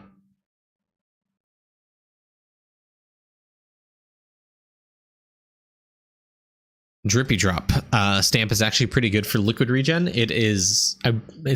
I don't know if it's like a true multiplier, but it seems to give a ton in terms of liquid regen. So getting the stamp up is actually pretty impactful for doing like things like bubo cranium cooking. So if you want more liquid investment progress, getting Drippy Drop stamp is actually a really great way to scale that. Also, your multi-soul stamps only level 180, only 200 in ladle stamp, only 180 in little mining baggy stamp, matty bag stamps only 180, mason jars only 100. So you have a lot of those stamps to up and get more levels out of. So consider doing that because they are really, really good. And more carry capacity you have, the more stamps you can upgrade, which means you can go back and upgrade more stamps. So you have more stamps upgrade, so you can go upgrade more stamps. Yeah, that makes sense. Refinery, that's actually pretty good. I would consider getting your orange salts a lot more up. 528 red salts. I don't think there's ever going to come a time where your orange salts are ever going to catch up in eating your red salt cost. Obviously, they're obviously you can still manually mess up, and for all intents and purposes, it's physically really hard for you to mess up your salt refinery right now. So just level up your orange salts to like level 100, and then turn off the auto refine for spontaneity, and just go upgrade that as well. Also, get a print for the sand, because you're missing. You're probably missing a green stack for this, and also you can't produce blue salts because you don't have any. So yeah. Getting helium to level 10 is a goal, and you're almost there. It's only 7 days. That's actually not bad. Okay. 75 on this is actually pretty easy, and you're just missing voter rights. So it's not really that big of a deal that you're missing it, but getting the 200 green stacks should be pretty easy for you right now, especially since you're missing the sand. Obviously, that's a pretty easy one to get. So you're missing 13 green stacks. Let's see which ones you're missing. This is pretty easy. This is kind of easy. This is fairly easy, and this is fairly easy, and this is fairly easy. So that's 1, 2, 3, 4, 5, 6.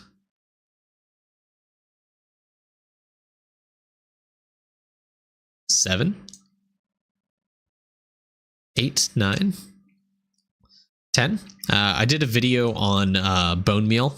You can go take Siegebreaker. Actually, I hope it procs today, so I actually get it on stream and in a recording. That'd be cool. Wait, did I do it? No, I did it. Oh yeah. Okay, yeah. Let's see if it procs. Oh, it procced. I saw the Plunderous Mob drop. 2.5 million. There's 2.7 million bone meal. Look, see? It worked. There you go, 19 mil. Let's zoom in. 19 mil, 22 mil. See? The Plunderous Mob works. I'm not crazy. Not that anyone called me crazy in chat, but, you can do that. So that's 10 right there, right?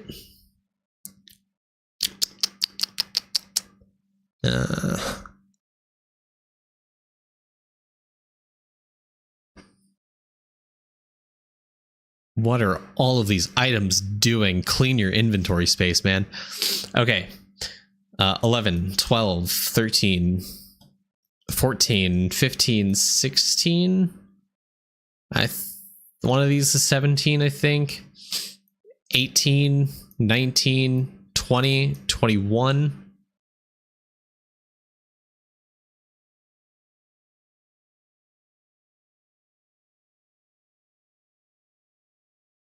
22, 23, 24, 25. Equinox Mirror is actually really easy if you go on ES and activate there. They just filter out Lucky Lad. If you have Luckier Lad, I think you could just filter it out. Also, your inventory, man, this is just crazy. But yeah, you have a ton of green stack that you can do. So that dream quest is very easily completable in like a week of grinding. Less than even.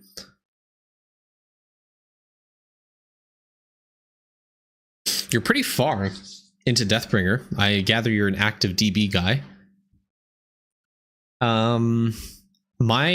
Okay. This video is going to come out on like Wednesday, I think. So it may be too late if you're watching this video not live. But getting to Writhing Grimoire is possible before I'm recording this on April 12th, and right now, if at the stage you're at, I think it's realistic that you can get to Writhing Grimoire in less than 200 hours, which, you know, is like the minimum for when the next update's going to come out. So getting here is going to help you with the next masterclass, because it'll help you with it'll help you kind of indirectly, as I mentioned in the previous review, or as a rant after the review that we just did. But getting to Writhing Grimoire is going to scale the crop scientist pencil, the superior crop research, and what that does in farming is it'll help get you more pet rate. And the next masterclass is almost certainly going to be Beastmaster. And while you're active on Beastmaster, it's going to make shiny pets level up.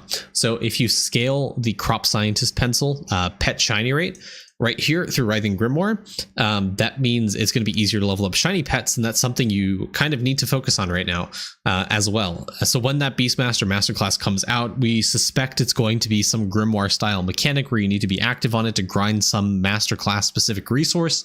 And if you're active on that class grinding that resource, that means you're going to get shiny pet progress. So if you're getting shiny pet progress and class progress at the same time, it's just kind of win-win to help you progress your account at the same time. So it's really good, and that's something to consider. So if you are in the realm of getting Deathbringer up to Writhing Grimoire, it's potentially a really good bonus for your account to help you kind of with the next masterclass. It'll help you progress breeding. It'll help you progress whatever that new Grimoire style mechanic is for that Beastmaster. Yeah, so something to consider for you. Tome progress only 5%. That's decently high. That begs the question, how much slab do you have? Again, slab grinding.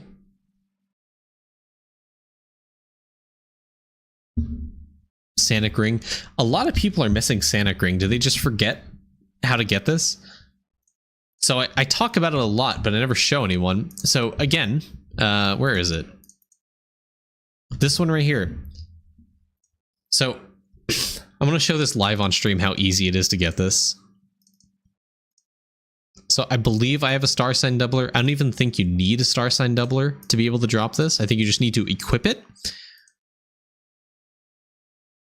But let's just sit and wait, and let's see how easy it is to get this ring to drop. Obviously, I have 90x drop rate. To be honest, I don't even think drop rate really impacts the ring. It's just the sheer number of monsters that you're killing.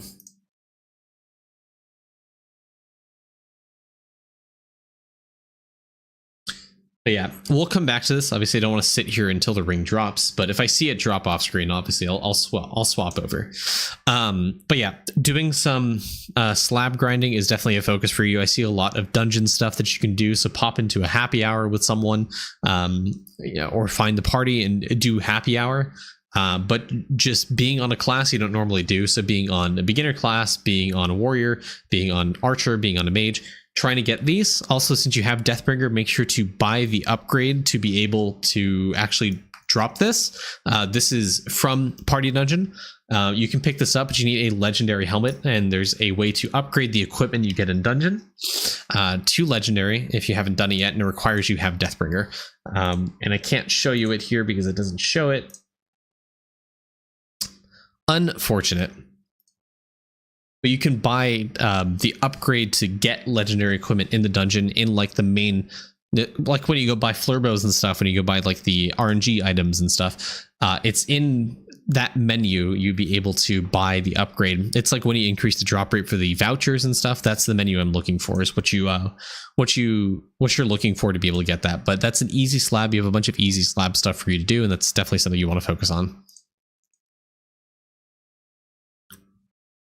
Okay. Yeah, V-Man's on nature traps. That's good. Depending when you last retrapped, you may want to... Actually, your trapping level's pretty low.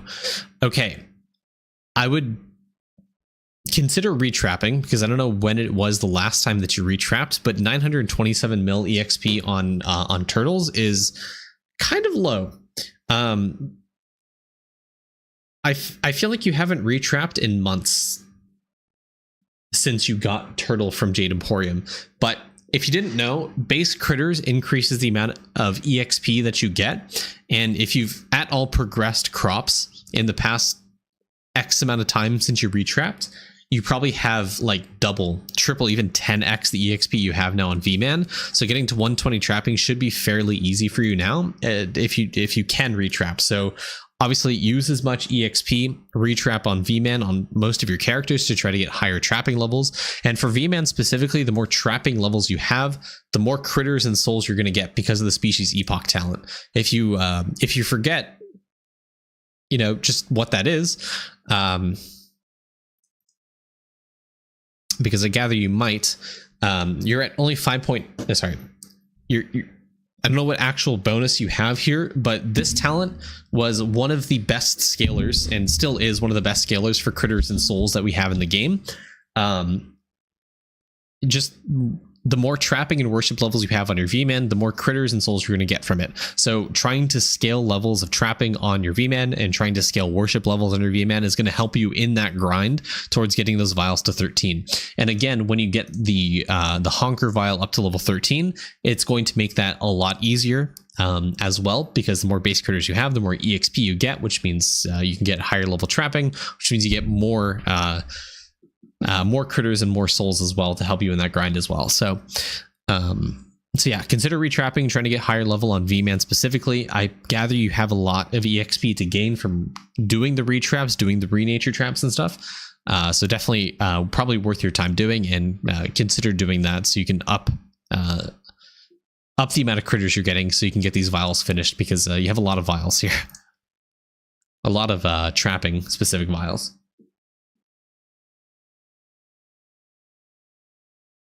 We did Equinox. How is this done here? The mini boss grind is definitely something you probably want to do, which is just every single day trying to kill Dr. Defficus with as many Bone Jump Pickles as you can. Being active on Deathbringer, killing Glunko, probably not worth your time right now if you're doing active Deathbringer, but in like the next few weeks, once the new masterclass comes out, make sure, or rather consider getting Glunko kills up to like 10k, 100k even, to get that as Dementia Skull, I believe. Should be fairly easy, because Glunko can spawn like every 5 minutes on Deathbringer if you have the gravestone down, so that's really good. But the others are just grindy. They just take some time, but just make sure you are doing them so you can actually get the multi-kill out of these. And the more multi-kill you have, obviously just the better it's going to be for prepping for like World 7, or even getting some of the statues from the hole. So the Villager statue, Dragon Warrior statue, it just helps you a little bit in getting that. All right, and obviously we talked a little bit about worship, but definitely get your worship levels up. Clash of Clans specifically, try to get this like 180. This will help you with more EXP. Hey, Zixsplit, welcome in. But yeah, getting Clash of Clans up, this will help you get more EXP. You missed it, but we were talking about V-Man Species Epoch Talent. That's going to help you a ton right now. So getting more worship levels and getting more trapping levels on your V-Man. Also, I had this question for you. Do you know when the last time you retrapped was? Because the amount of EXP you're getting on your traps for V-Man looked relatively low. And I gather you can probably like 3, 4 to 10x your EXP on V-Man if you were to do a retrap right now. And obviously with that much EXP increase, you can probably get to like 120 trapping. That means you're going to get even more critters and souls, which means you're going to be able to finish those vials a lot faster. A long time ago, well, there's your answer. So retrap, get higher level of trapping under V-Man. The higher level trapping you get means you get more critters, a multiplicative increase to critters, which means you're going to be able to finish those vials even faster than you were doing right now, because obviously you have a lot of vials that are critter based that you're taking a lot of time on that you can finish pretty quickly if you were to get your V-Man levels up. So get your just do a retrap on turtles, on nature traps for V-Man, put as much skill EXP as you can. So make sure to get the skill EXP prayer, the gold food, the golden ham for skill EXP. There's also a shiny pet that you're missing, the base critter. That one will help you with trapping EXP. Base critters increases trapping EXP, so the more base critter sources you have, the more trapping EXP you're going to get. So getting this shiny pet just in your fence yard, honestly, not even doing active Beastmaster, just in your fence yard will help you in getting just more EXP, which means more critters for you. Also, it's just base critters, so you get more critters anyways. And that in combination with getting Goosey Glug up to 13 is going to help you in progressing trapping, getting all those vials done, and just helps you set up for success for when new pets, new trapping pets come out, or new worship tower defenses come out.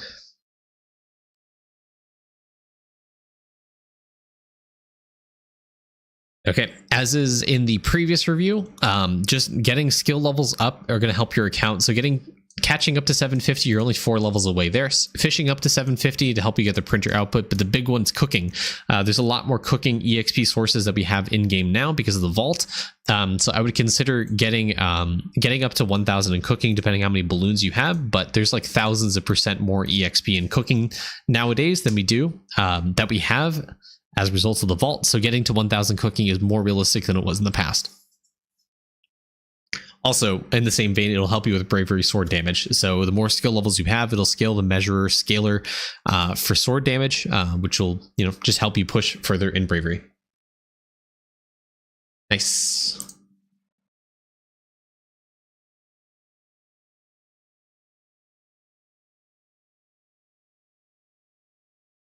All right, boats and captains. So I think instead of trying to go for all red boats, I think getting all like whatever like purple boat this is, whatever color this is, I think is a good goal for you. Try to get your speed up to like 200 mil on every single one of your boats is probably a grind you may want to consider undertaking, especially if there's ever the chance that lava adds another island. The more sailing speed you have means you're going to be able to finish that update quicker, which means you can get those gains a lot faster. And especially because we're getting a new archer masterclass, I don't know if that's going to increase sailing at all or do anything with sailing. But considering there was a compass teased in the future content blog, it's always possible. I'm just saying. So get more sailing speed on your boats just to prep, just in case, I don't want to wish bad things into the universe, but hey, who am I? All right, yep. I'm just gonna say right off the bat, you need to do more. You need to do more divinity grinding. I know it's something you don't want to hear, but you have Dragon Warrior statue. You have the Div Spiral. You have all this Onyx. You have a lot of divinity EXP. Just get to it, pal.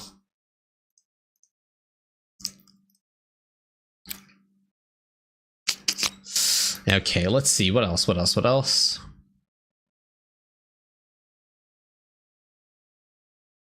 Get Dragon to 150? Yeah, you could.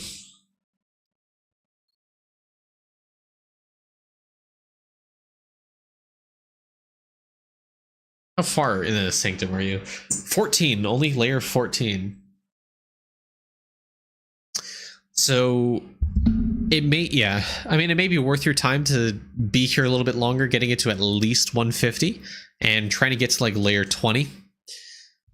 It's annoying, but getting to layer 20 is going to give you more drop rate. It's going to give you more damage. It's going to give you more classy XP. So there's no reason not to. And obviously get you more opals, so you get more villager XP. Also, I think I talked about this in the previous video, but actually splitting opals is actually a good idea now. So what you want to do is this bonus for Conjurer, this one right here, this got buffed recently. So this is why it's become more prominent, more prevalent now. Getting like 25 opals in every single villager and then dumping the rest into just one villager like Belaya, for example, right now would be a good idea. So 25 here, 25 here, 25 here, 25 here, and then the rest into Belaya. Will help you progress the other villagers as well, to help you progress for future updates. So if if he ever increases the cap of engineer, you'll be ready for it. If he ever increases the cap of measure, you'll be ready for it. Obviously, trying to get more pips, more upgrades into Conjure is always good, because I think you need like 55 plus 60 plus to be able to max out everything in the Conjurer. So that includes everything from Eidolon magic, everything from village, everything from whole. Was there a second buff? The first one was underwhelming. Well, no, I mean, he just increased it by 2% per like upgrade. So instead of it being 4%, it's now 8%. It's actually pretty good. Unfortunately, I haven't dropped Sanic Ring yet, so that's the other thing I wanted to show. So taking a little bit longer. I don't think drop rate actually impacts it. And I want to make sure I actually equipped it. I did equip the star sign. Okay.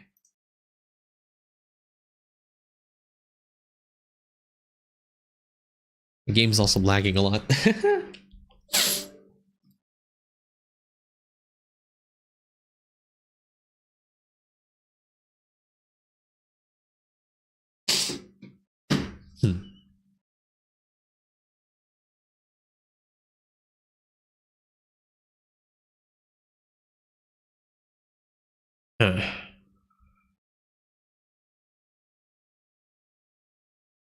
Farming?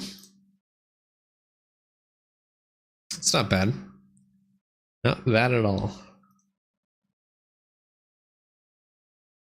Not 24k there. You're not 24k there. 5k.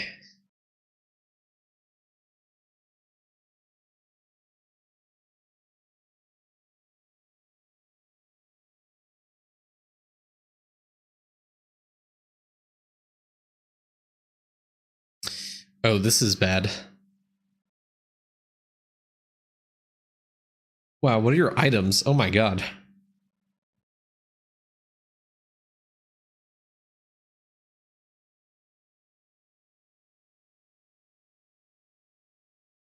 Makes sense.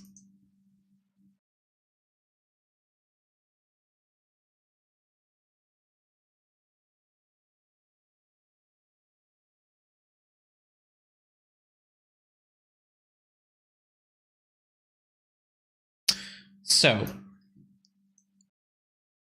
want to showcase something. First of all, I got a pristine charm. Yay. Anyways, I want to showcase something.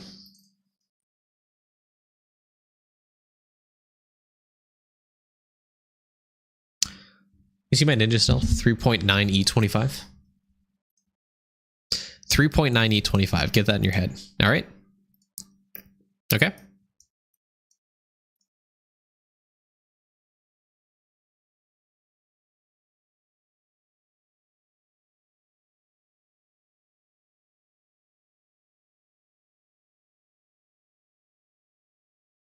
$35 QQQ. I dropped by a magnitude of 2. I lost 100x sneaking power from lotus flowers. So having mules, as it were, is really important for pushing sneaking. Like, it is mandatory if you're trying to push. Now, all these characters are at 100% detection versus before they were at 74%. So yeah, like Smoke said, TLDR, Lotus Flowers are really powerful, and they are necessary. They're not even just powerful, they are necessary for pushing sneaking. And I recently just made the transition to 4 of these guys. 76%. I don't think I have the star sign doubler for that. That's probably why. Hello? Not the gold food. Okay, we'll stick you back in the hole.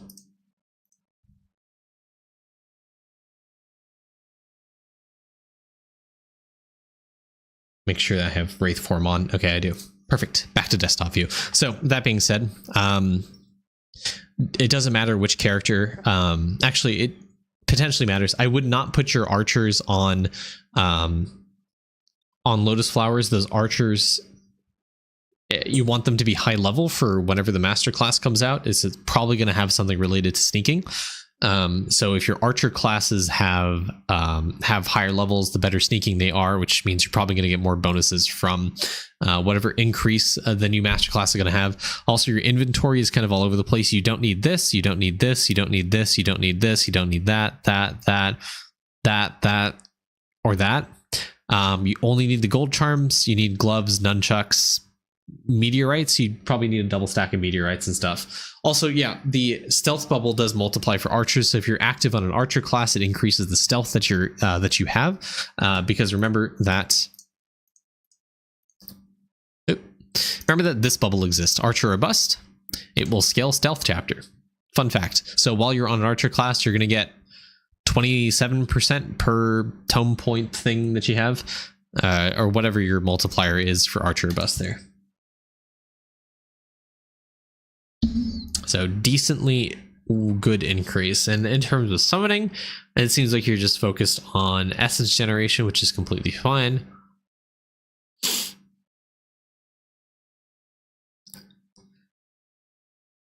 And I don't necessarily disagree with anything I'm seeing. Good. I'm assuming you're doing essence generation.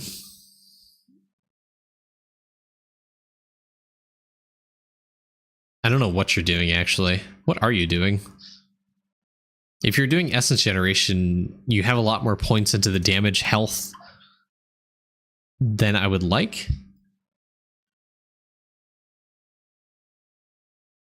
Yeah.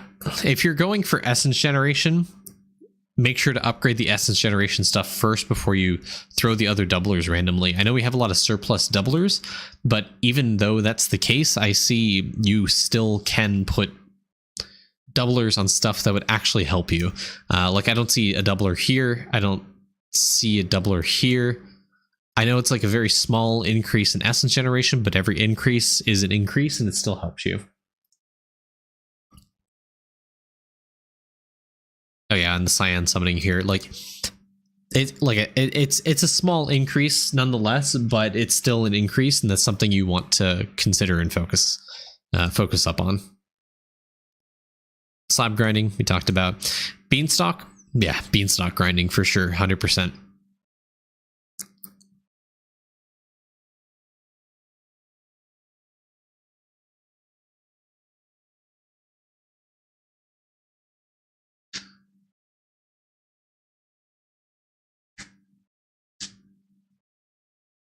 Okay, so I would get stronger vines to 340.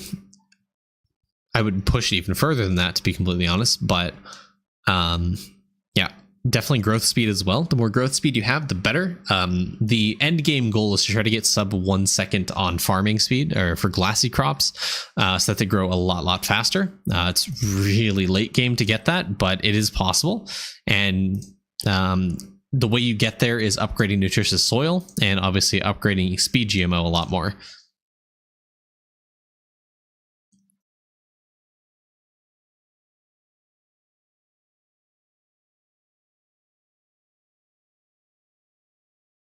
Okay, yeah.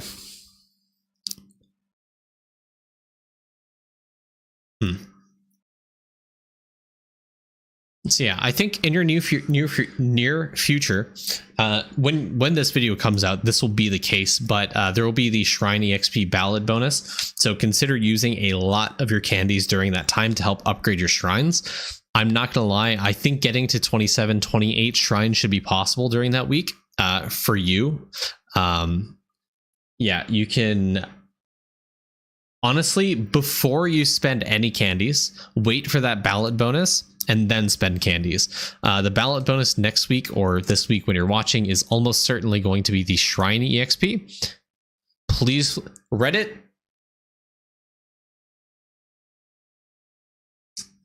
please. Reddit, please. But this bonus is going to be absolutely huge because you can push those shrines way further than you could now. So everyone that's watching right now, get gold cheese on every single character. Get a stack, as much as you can. And then when it comes time to use candies, get as much gold cheese as you can and do something with your candies. I want to see everyone's candies to be less than 100 post shrine update. Everyone.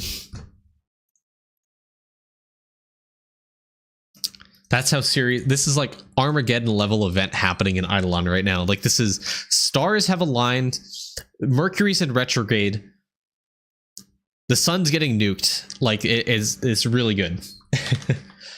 Like, yeah, I want to see like 1,000 hours of candies at most. Speaking of candies, what am I at? We're getting sidetracked from the review, but I'm curious. I'm at 28,000. So, you know, you and I, yeah, absolutely. So I'll be joining you in that adventure. So there you go. So yeah, when you do candies, make sure to move your shrines into that world before you consider using any candies, and make sure that ballot bonus is active. And oh yeah, that's also something I want to mention.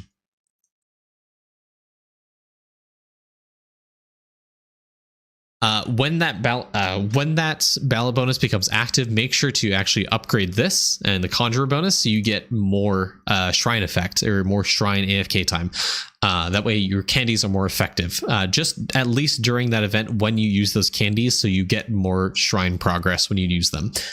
Just to min-max a little bit, but something to aim for. And especially if you do reset the opals, it should be a little bit easier since you have you should have more conjurer points to manage. So, all right, I'll stop there.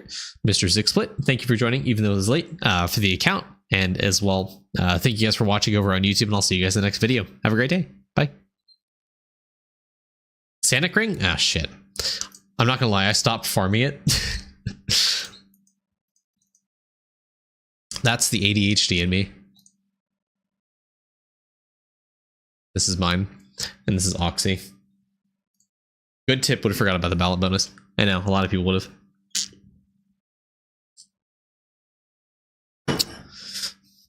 have. Roy, I was farming it during the review to show how easy it is to farm it, and then I stopped farming it, and I forgot to re-show it.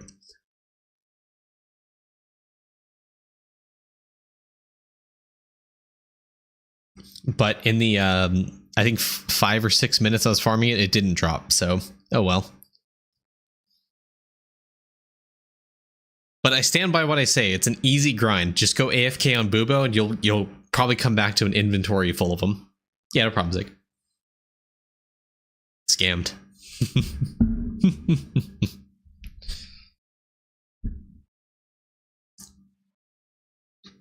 It's so easy, except when it's not. But I swear, if you go AFK on Bubo, it's just so easy to do.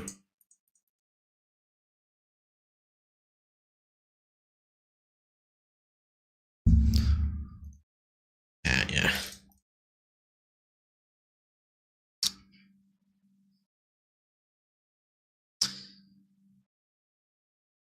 Luckier Lad's better for drop rate.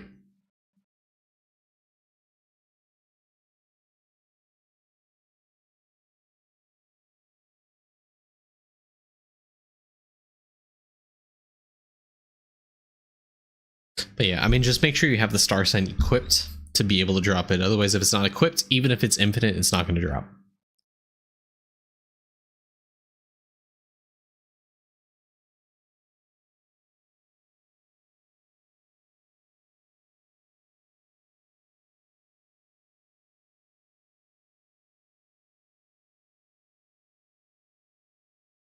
Oh yeah.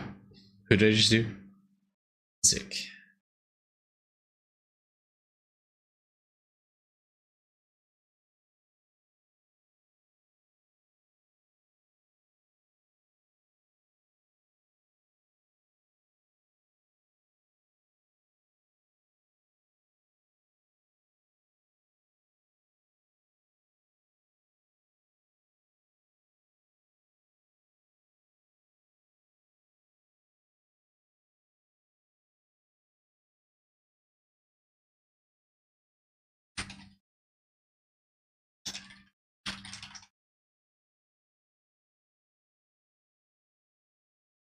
still easy, just not 5 minutes easy. Exactly. You get it. Yep.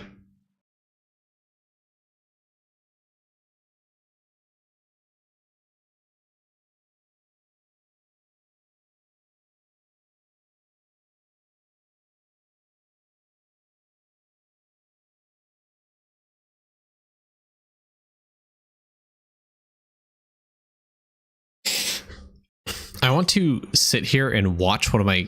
I want to see someone die to see how fast they respawn.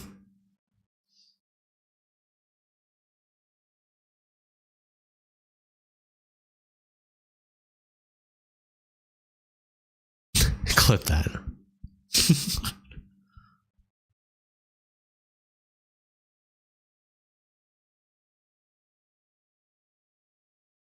Oops. 1 second.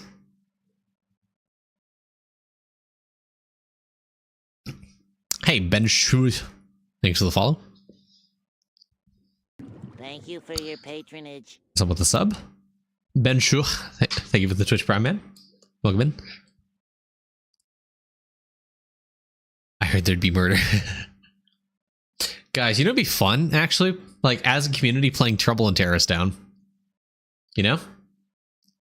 Man, what a game. That brings me back. The good old days of Gary's mod.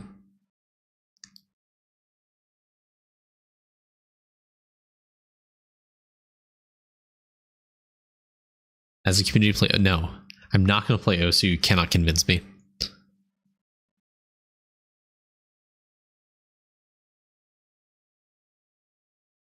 Hello, Dr. Yori.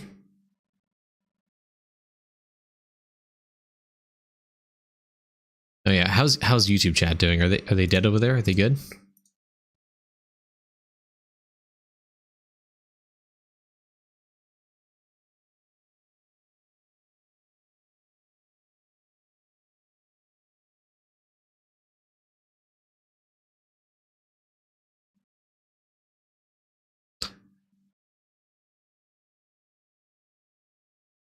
Oh, character died. I didn't realize. 3 minutes. 3 minute respawn time? That's pretty good. Pretty fast, if you ask me. Meow.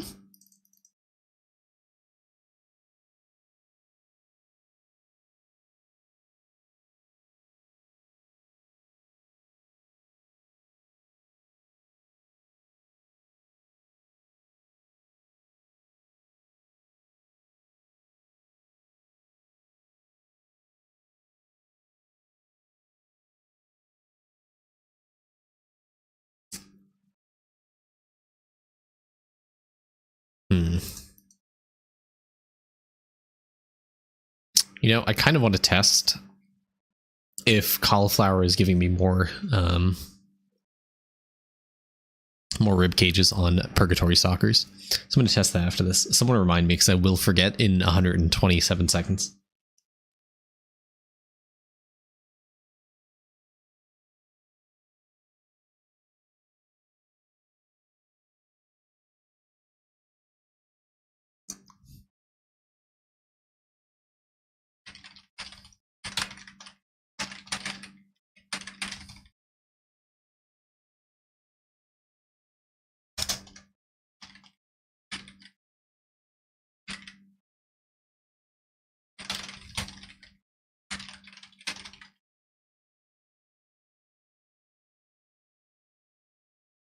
How do you get account reviewed?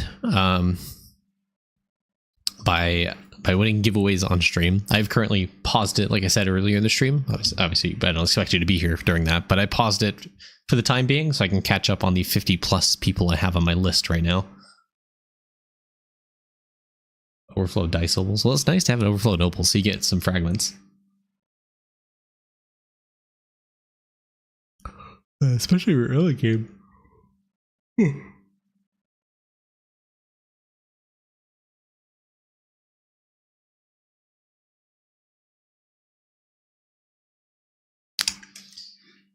You know, at some point in my length, like my hair length, I think I look more and more like the berries and cream guy, you know?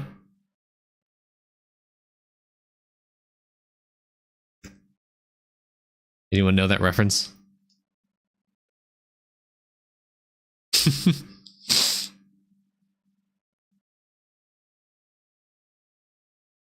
That is the throwback, yeah. Fun fact, that is, would you do the dance? I don't know if I'd stoop to that level of embarrassment.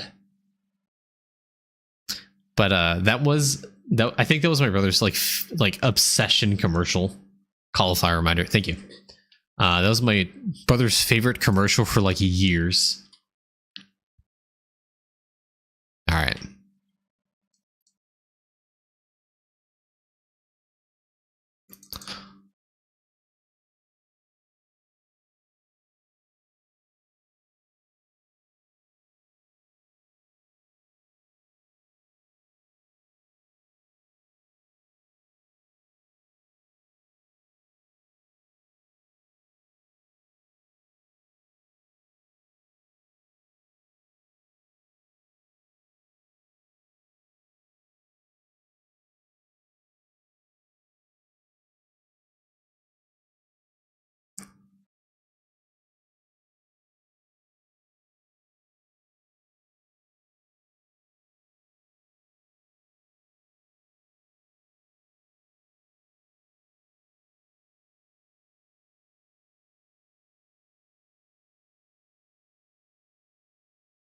Had a weird meme cult following. Yeah, for a while. This is what endgame farming looks like. Yeah. Welcome to endgame Deathbringer. I'm not gonna lie, I feel like it's pretty good.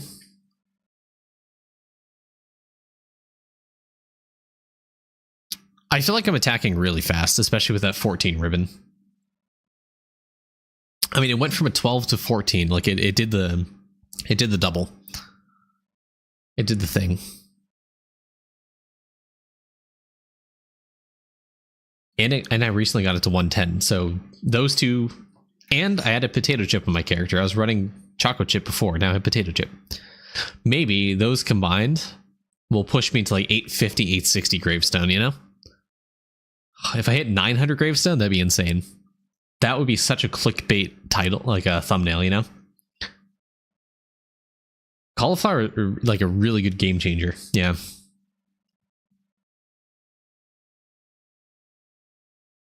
Let's see. I mean, we're gonna be there soon.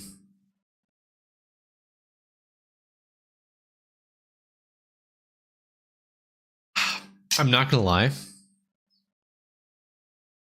I think Deathbringer is the best thing added to Eidolon in recent memory. I'm having so much fun with this masterclass.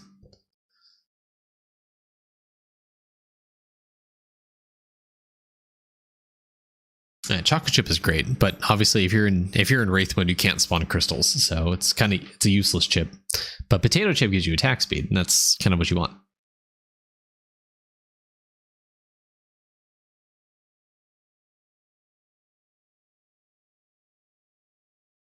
Hope that prowess gets the same buff. Imagine prowess being useful.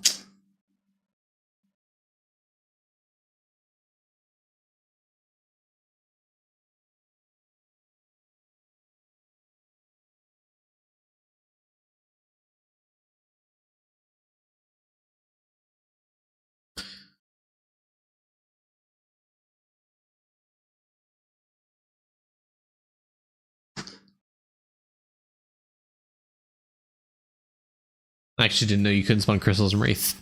Kind of annoying. Well, yeah. I mean, it's also kind of a noob death prevention trap, I guess. Because early on, if you spawn a crystal with like 0 damage and 0 HP and 0 defense, you're gonna die.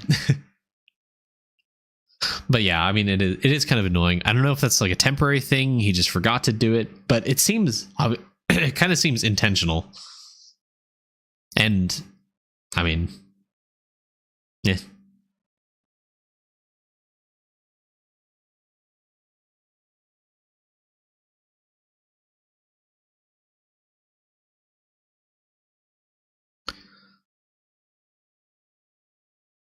Anyone want to guess what the gravestone's going to be?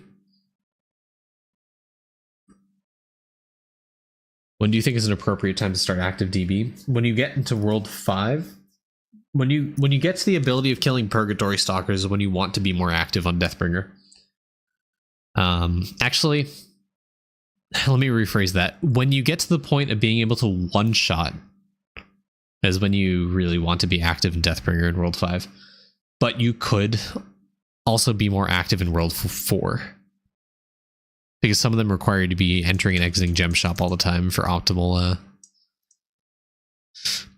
Okay, well, it seems Cauliflower did absolutely jack shit for my gravestone, guys. It just looks nicer.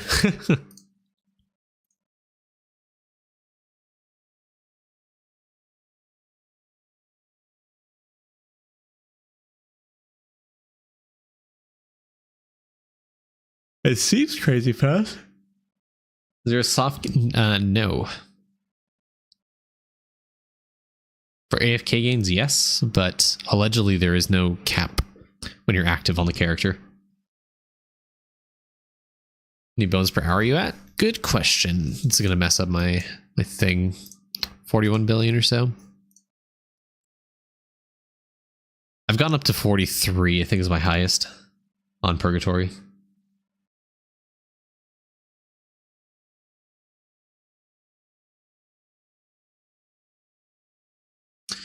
I'm kind of gambling by doing Deathbringer right now, is because I'm making the big push to Writhing Grimoire. I said this in the past 2 reviews, but getting to Writhing Grimoire is going to be really good if it's a BM masterclass. Hey Tony, what's up? Long time no see. But getting to Writhing Grimoire is going to be good for the new masterclass because Writhing Grimoire scales the Crop Scientist pencil. Which means you're going to get more shiny pet level up rate. And if you get more shiny pet level up rate, and it's a BM masterclass, and if the BM masterclass has a Grimoire style mechanic where you need to be active to farm some new resource, that means every mob you kill will progress shiny pets. And the more shiny pet level up rate you have, easier it is to level up shiny pets. So getting to level 20 on this new masterclass grind is going to be so much easier than if you didn't have Writhing Grimoire. Also, at that point, AFK bones will be implemented, and I'll be set up like really well, like in World 6 once I have Writhing Grimoire. So I'll be getting a lot more bones than if I didn't do the Deathbringer grind right now. So that means I'll be able to AFK World 6 for a while, to collect bones and eventually get Skull of Major Talent, which means I'll get even more talent levels, which will help the new masterclass progress even further. And my Beastmaster is like level 650 or so. I mean, it's decent. It's a good starting point.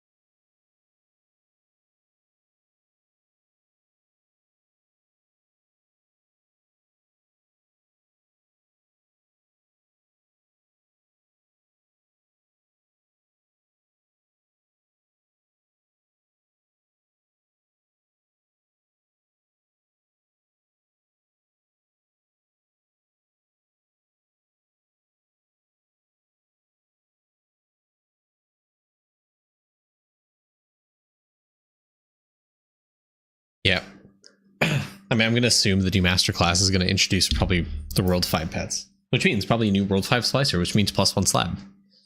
There you go, Roy. You and I are the same brain. We're sharing the same IQ, brain cell, whatever.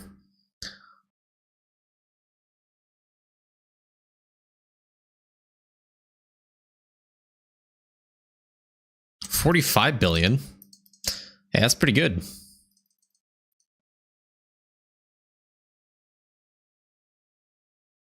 Yeah, stat sticks. And with 100% stone success chance. It's pretty good.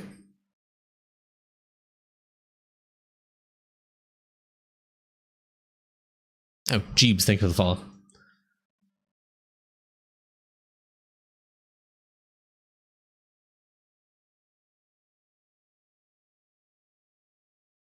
Hey.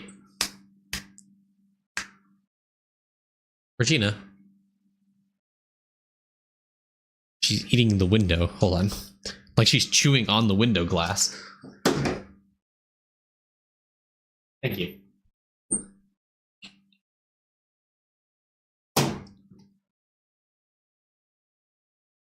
This freaking cat. Have a prayer that allows DB to spawn more bones.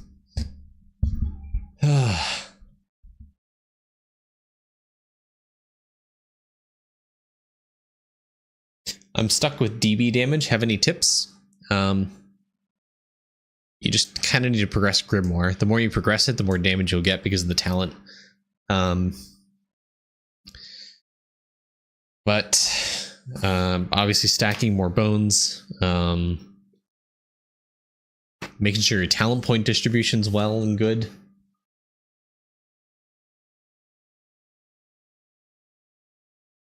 Next for updates, World 6 or BM class? It should be BM. Oh, it should be new master class is what it is. It should be.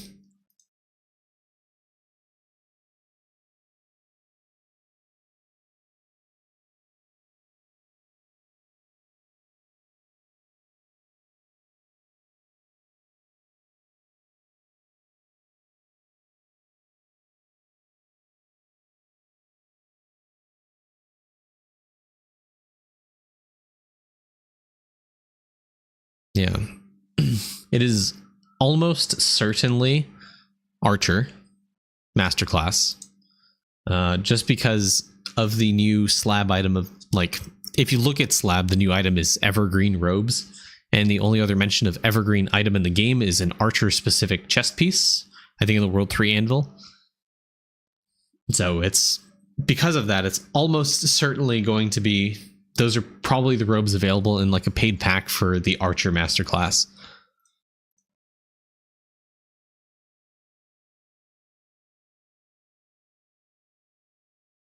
Evergreen can also be Bubo since green. I'm gonna say no, because there is an evergreen item in the game and it's Archer specific.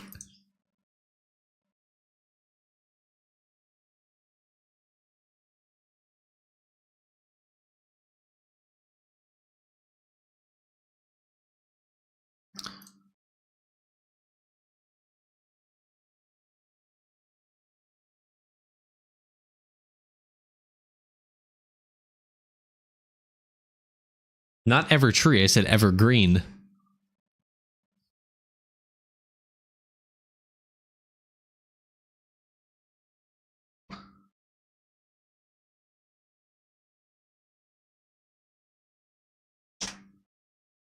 Same thing. Eidolon players can't read. What's the difference anyways?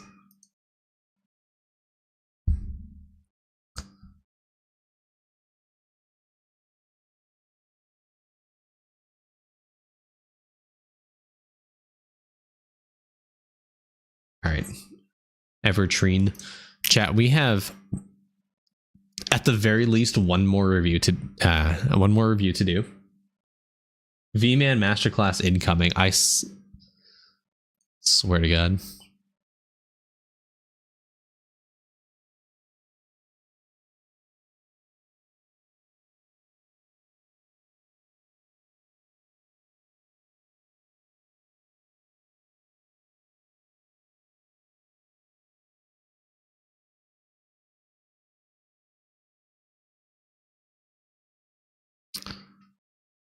All right, let's see what our bone count ends at.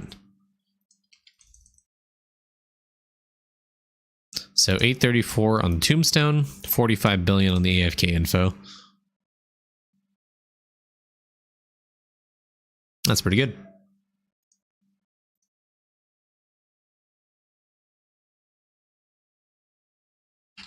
Shall I get the timer out too?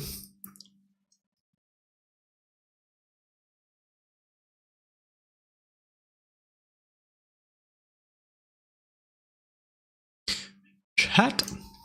We're going to do another, we're going to try to be a little bit quicker with this review. Kind of early-ish.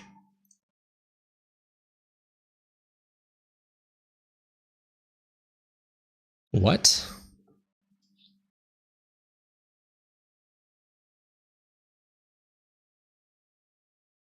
Okay. Okay.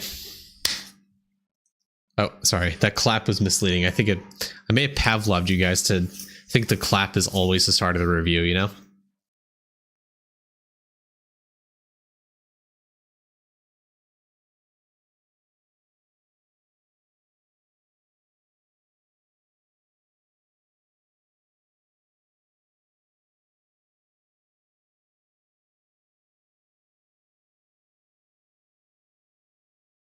I just began drooling. Now that's crazy.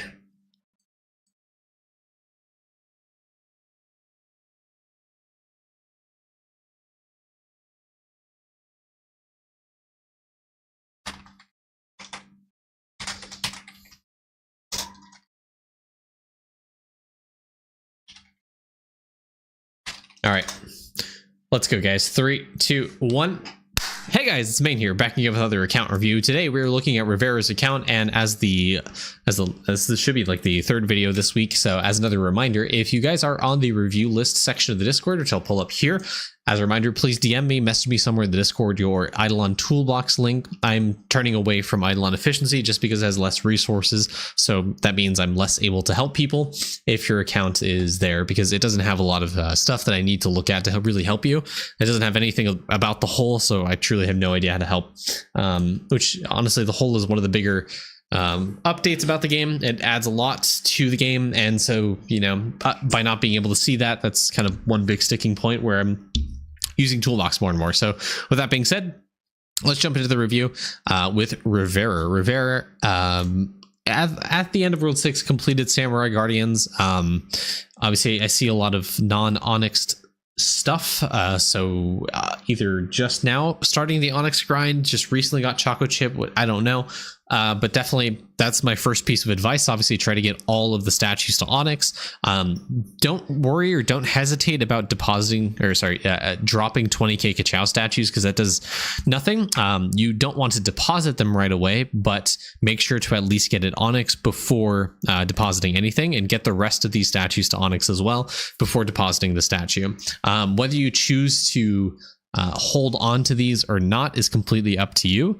But at the very least, just get it to Onyx so you have a better time in depositing statues for every other statue you see on this list. So yeah, get this to Onyx, get the 20k from the quest line in World 4, and just hold on or deposit the statues, up to you. Go on active ES in wood mushrooms, I believe is what I did for Bullseye. And obviously World 4 crystal farming on DK for the Pecunia, mutton, and egg statues. And obviously once you get to Cavern 15, that's when you unlock the Dragon Warrior statue. So Cavern 14 right now, you swapped away your opals, which is a smart idea, onto Belaya, which is, you know, it's pretty good. You're getting Bell up. I see you have the Bell upgrade ready. Bravery at level 7, I believe, is the cap, because that gives it 32% minimum damage. So obviously not right now. You don't want to do that because it's taking you a day to get from 5 to 6, so not worth your time. But definitely something to consider is doing that. You have a level of Bell.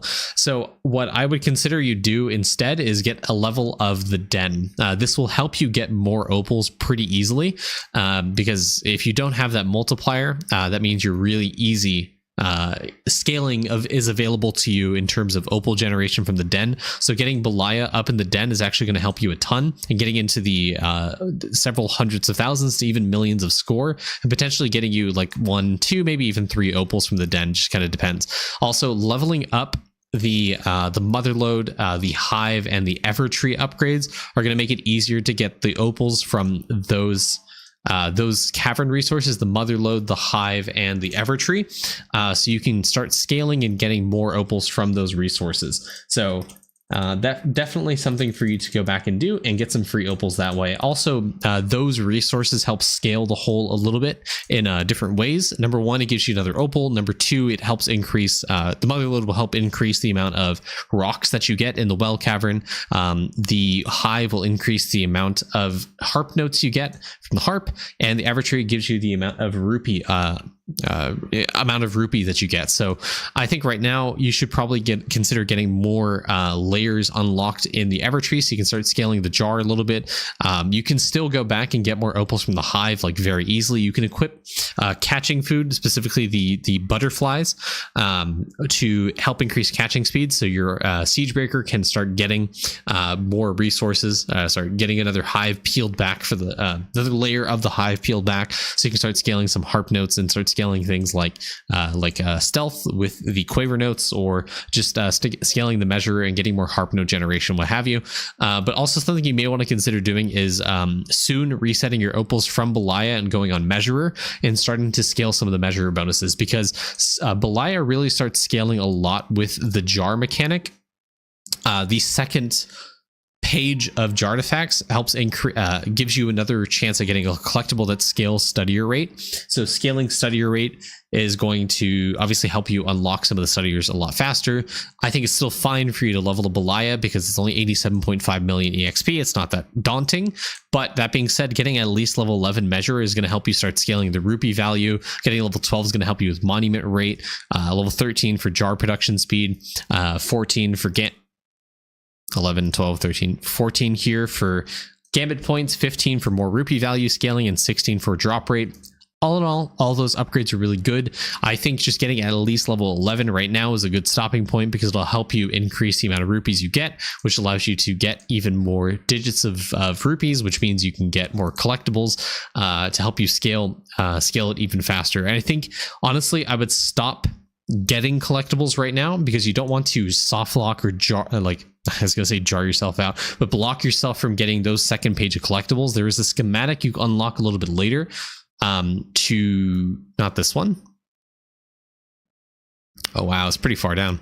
This one right here gets you a second page of collectibles, and that's how you unlock some of the more important collectibles right here. So you get a multiplier to study rate for Belaya. You get more rupee rate multiplier, enchant rate, monument AFK gain rate, villager EXP, harp notes, chance to find new collectibles, more villager EXP, more bell ring rate, more opals from tall jars. All this stuff is really useful. You do not want to lock yourself out of it. I would stop collecting and trying to get new jars and wait till you have that second page of collectibles. Yes, I understand you are far away from that, probably weeks away from that, but it is still, there's still...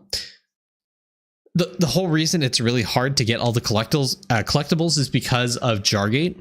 And if you don't know what I'm referring to, there's a whole drama video related to Jargate. But as a response to the issues of day one release, Lava nuked the chances of getting new collectibles. This was a band-aid fix to prevent people from essentially abusing jar mechanic. And now you feasibly cannot get every single collectible because of how low of a chance it is now. So if you aren't lucky in your collectibles, you realistically cannot get every collectible now.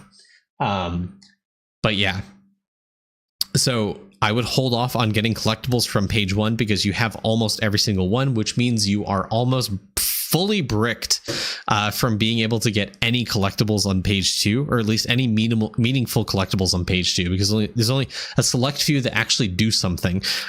There's a lot that aren't implemented yet. They don't have any function whatsoever. For example, Murky Fabergé Egg, something something Gamut Cavern, Corporate Rock, boost to Future Cavern, Twilight Prism, boost to Future Cavern, Overloaded Relic, boost to Future Cavern, Sunburst Pearl, Bloodfang Spines, Deep Blue Square.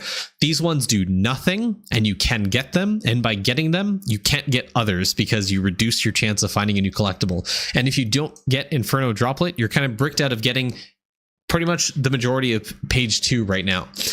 So don't get anything else. Don't get any new collectibles. I know it's tantalizing because you are missing. Wow, you really got screwed on collectibles, man. Wow. You got really screwed on collectibles. You don't have a single villager EXP. That is really feels bad. That is really terrible. Yeah, but I mean, since you're missing page 2, I would not do it. I would maybe get 1 because you're guaranteed to get villager EXP, and that's it. Just get 1, be happy with the one you got, and then move on to page 2. And then in that same vein, along with getting Measurer to level 11, you want to get Engineer way up, because Engineer is going to help you with the jar mechanic. I mean, for starters, you're missing Big Jar Mach 2. You're missing Super Giant Jars, which is necessary for progressing jar mechanic. You're missing Evertree, which is so necessary. As I mentioned, Evertree, every single layer you peel back from that resource helps scale rupee value, and your rupee value sucks right now because you don't have that scaler. So being able to push the schematic and trying to unlock Evertree rupee synergy is really important. You also don't have the break all button. You don't have Evertree trickle down. You don't have Big Jar Mach 3. You don't have the Belaya study rate here, which if you're progressing Belaya to give you more study rate, this is going to significantly increase your study rate just by having the schematic unlocked. So honestly, I would consider right now, reset your opals, put it on Engineer, forget Measurer, put it on Engineer, and get to this upgrade right here, and then reset, go on Measurer, get Measurer 12 for Monument AFK and rupee value, and then reset, put it on Belaya, and then start scaling study rate. In the meanwhile, obviously get the den up, get the jars up so you can get increased enchant chance, and also obviously be able to select the one you want to target by enchant chance. Start upgrading lamps so you get more daily wishes so you can recoup the loss of the wishes you got. And then from there, Belaya should start scaling in study rate pretty quickly, and then your rupees should start scaling. You should get more Monument AFK gain, and yeah, that's it. It's pretty easy. All right, let's move on.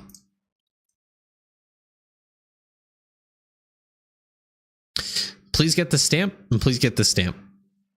That's all I'm going to say here. I think right now, if you want to know what stamp to upgrade right now, since you're at the end of World 6, you push to Samurai Guardian, I would print out a picture of every single stamp, put it on a board, take a dart, and throw it at it, and that's probably the right stamp for you. As is with the other people, I think a good stopping point, or rather a good realistic stopping point for Mega Feather is the Mega Feather 16. I think that's pretty good. And then for the Mega Fish, getting to Mega Fish 6, 7 is pretty good. So you're pretty good there. But yeah, I mean, always look to try to push the clicker mechanics, as annoying as they are. They're just free increases to your account. I mean, you're missing up to like 10% AFK gains. You're missing like 20% drop rate or something like that. So a little bit of here and there you can get from those mechanics. In terms of bubbles, there's some key ones I see here that you can definitely get up. So Diamond Chef, getting this into 100 million resource cost through No Bubble Left Behind is going to be really good. Spending a lot of atoms here is going to be a really big focus for you. Also, unlocking the rest of your bubbles is going to be really powerful because you're missing some stealth here. You're missing some crop evolution chance. You're missing some sneaking progress through low Cosmo Jade.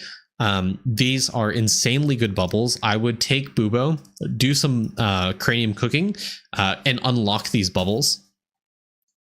You should not have any characters on sigils right now whatsoever, strictly because you haven't unlocked all the bubbles. So take every single character off of sigils, put them into your bubble cauldrons to unlock these bubbles, because these are way more impactful for your account than sigils are right now. I know you're getting gold food effect, but I stand by what I say. You're missing crop chance from crop chapter. This is a really good bubble. You're also missing agility scaling for the tome. You're missing stealth scaling from the tome, and you're missing the cost reduction from the tome.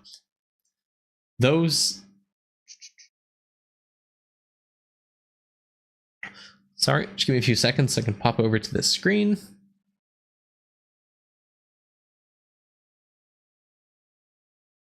I'm going to say those bubbles in particular are extremely powerful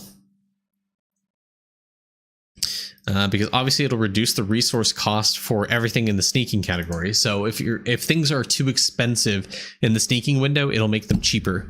This low cost Mojade upgrade is really, really good for helping you progress sneaking, especially early game. It is a really important upgrade. Hey, here's the tower.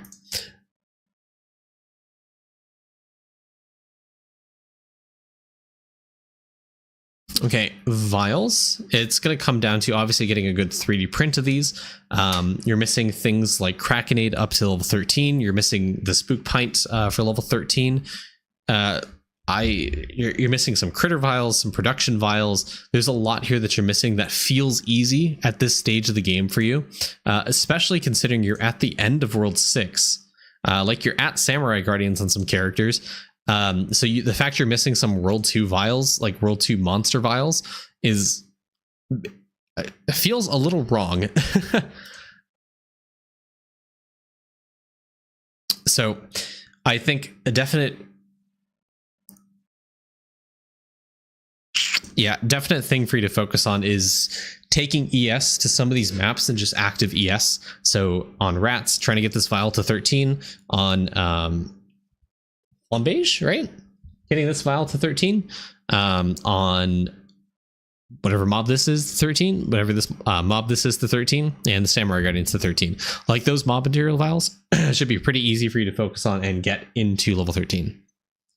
And then I would recommend looking at the previous review. I talk a lot about base critters and why that's important for your account, specifically because it gives you more EXP for trapping. The more EXP per trapping you get, which means you can reset your nature traps on your V-Man to get more EXP. And the reason you want to get EXP on V-Man is because of his species Epoch talent. The species Epoch talent is really good. Oh, man. It's not even booked. Wow. Wow. Okay. So species Epoch is the hands down most important upgrade for someone in early game to get, because it was previously the only source of soul percent and critter percent that you could get anywhere in the game. So this was mandatory and still is mandatory for getting your vials up to 13 when it comes to souls and critters.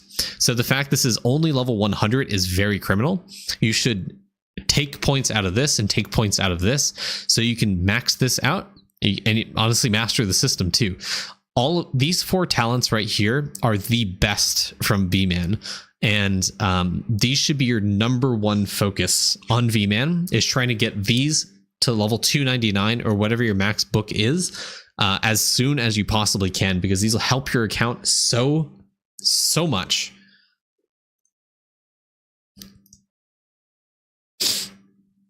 Yeah, refinery. The only way you can really progress refinery is 2 ways. One, having your characters linked to Omnifau. So using Pocket Divinity and linking to Omnifau that way, or you can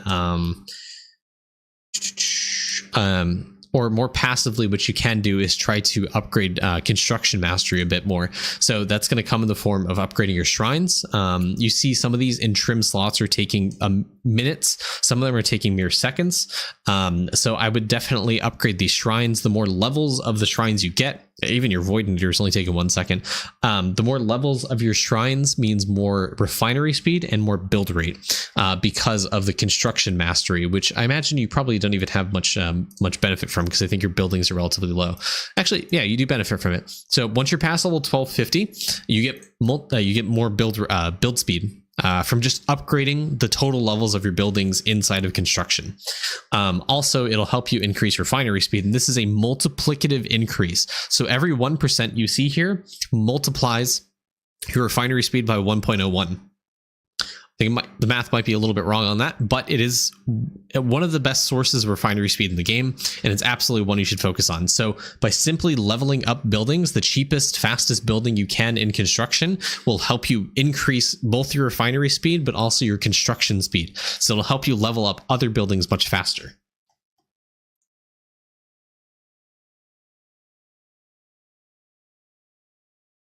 Okay.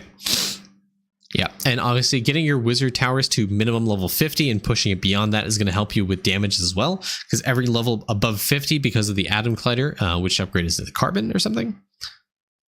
Yeah, Carbon, the Wizard Maximizer. Every level above 50 is going to give you a 2% damage bonus for wizard damage. So it's going to make pushing Worship a lot easier, and getting to 130 is going to be a lot easier. Ooh, Citric Conflict of 53. That's unfortunate. I think the best thing for you to do right now is really try and push Clash of Cans up even further, because this is one of the best sources of Worship EXP you can get. You see it says here 1152 EXP per charge. Right now, Frosty Firefight is beating out the best source of EXP in Worship. It should be Clash of Cans. Normally, it gives the best EXP. So I would try to up the tower defense waves of Clash of Cans so you get more EXP from it. But essentially what this means, the EXP per charge, is every one charge you get is giving you 1152 EXP on this tower defense. So right now, the best point efficient, most EXP you get is from Frosty Firefight. And if you were to upgrade Clash of Cans to be another to wave 130, 140, you'd be getting even more. So every charge you use is going to get you more EXP using it on Frosty Fire right now. But right now the goal is to try to push this higher, get more EXP out of Clash of Cans so you can get more EXP out of it, which means your V-Man is going to be higher level, which is going to make Species Epoch scale even harder, which means you get more souls and more critters to help you get those vials up to 13 or close to 13 as you can. Construction and building levels for faster refinery is strictly a rift bonus. So long as you've unlocked construction mastery in the rift, it's one of the later ones right here. It will allow you to get more refinery speed. So that's all it is. Just unlocking construction mastery in the rift allows you to get this. Similarly, getting past level 1250 total buildings will get you the build speed, which is build rate, more build rate for construction.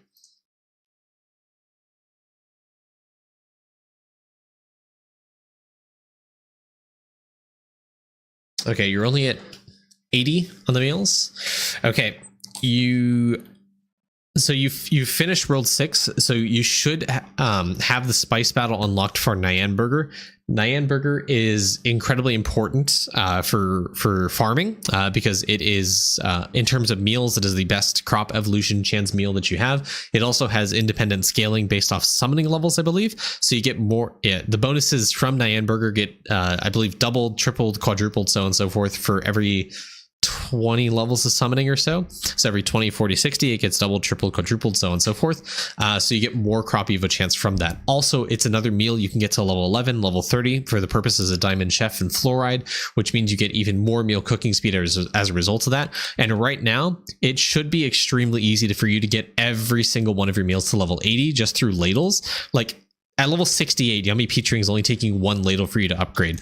And honestly, if you use a stack of 10 ladles, you can probably get this up like 2-3 levels, which is going to help you a lot. And talking about sigils, since you were talking about that earlier, it's going to give you more gold food effect than that emoji veggie sigil would right now for you. So honestly, you can invest more time and effort into Yummy Peach Ring to get you more gold food effect and take your characters off the sigils, progress the cauldrons a little bit, unlock the bubbles that you haven't unlocked yet, do more liquid farming as well, upgrading those cauldrons, upgrading those liquid cauldrons specifically to help your account. But yeah, I mean, 80 meal level, this right now, with all the increases to meal speed that we have, 80 meal level should be relatively easy. And eventually when you do get Diamond Chef into No Bubble Left Behind range, or sorry, into Atom range, I would consider using a lot of atoms and getting this bubble up to like level 500. Same thing with Big P, trying to get this bubble up to like level 100, like level 500 as well, to level 1000 is going to help you a ton.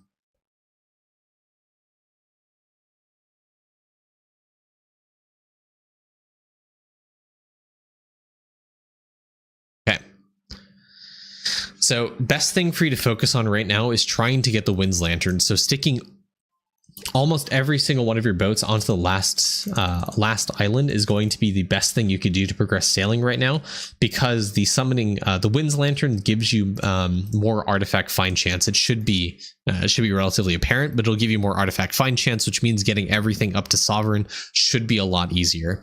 Also, I guess you're just kind of unlucky in getting the lantern, but you can also get the others into Eldritch and get them into get them into sovereign as well. I imagine boat speed right now is probably the biggest issue for you right now, like 11 mil, 20 mil, 5 mil. So yeah, boat speed is kind of bad.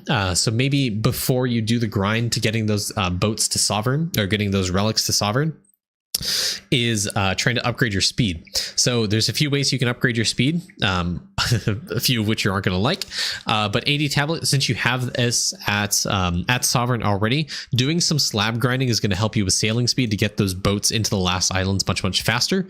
I would say honestly, if your boats are taking like 6 hours to get to an island, it's kind of inefficient and you don't want to do that. You want to get your boats into the 2-hour range for all of your islands. So doing slab grinding is going to help you narrow that gap. Upgrading the blessing bonuses for the gods are going to help you with that. Unlocking Badger for sailing speed is going to help you with that. What else? Goat God for sailing speed as well is going to help you. Don't neglect these. These are going to help. Once you unlock Badger, you're going to be able to get God rank. The more God rank you have, it starts scaling the blessing bonuses as well, assuming you have the Jade Emporium upgrade, which you don't have yet. But getting God ranks and getting that started is going to help you a ton. Wow. Okay, we're going to talk about that in a second. Wow. Okay.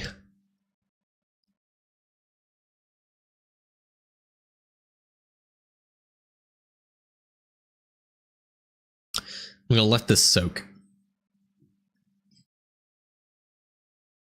I'm going to let this soak longer than most Mormons at BYU.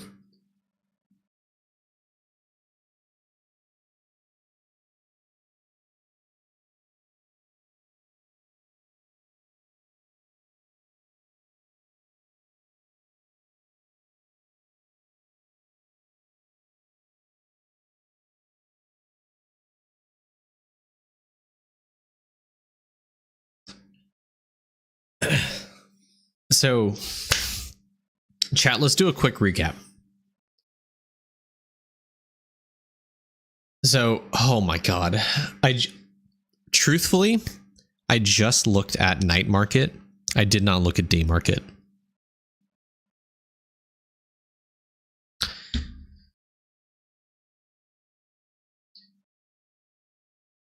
So,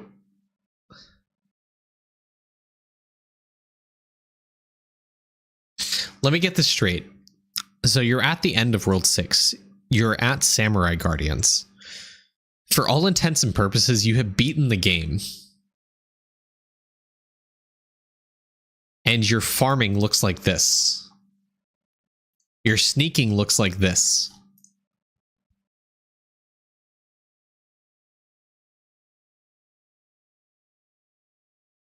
And your summoning looks like this.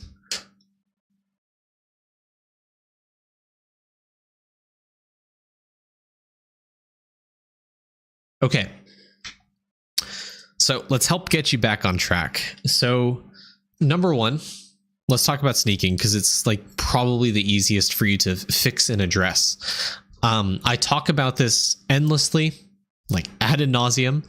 The optimal gear setup for sneaking is have 4 or 5 characters as mules. So those characters, you intend to die often in sneaking. So their main goal is to just be at 100% detection rate and carry either bombs or lotus flowers that they give sneaking percent to your other characters. And those other characters are going to be just using rosaries and veils.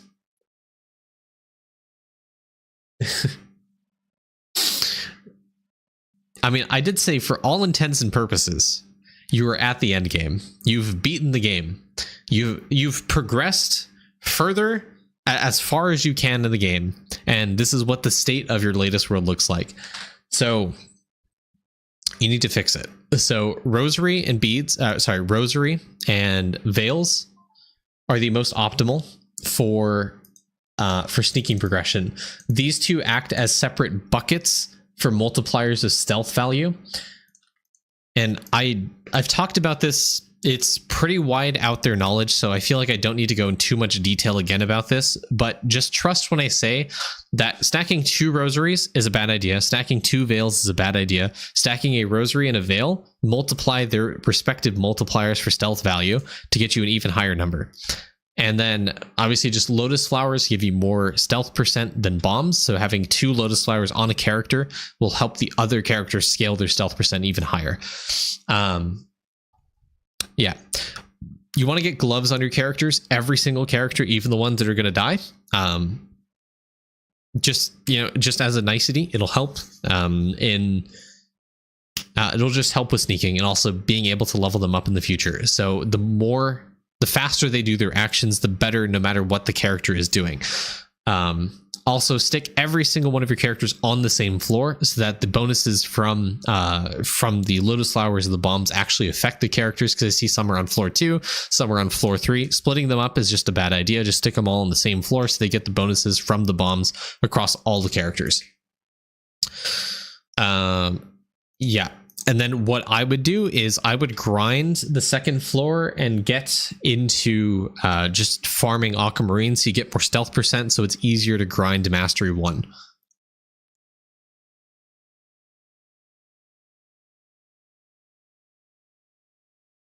Yeah.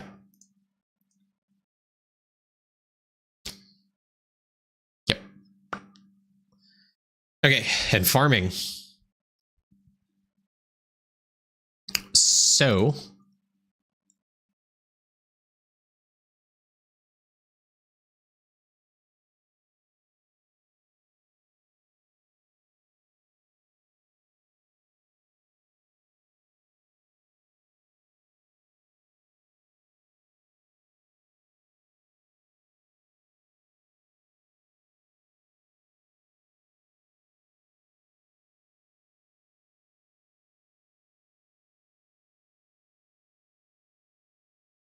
So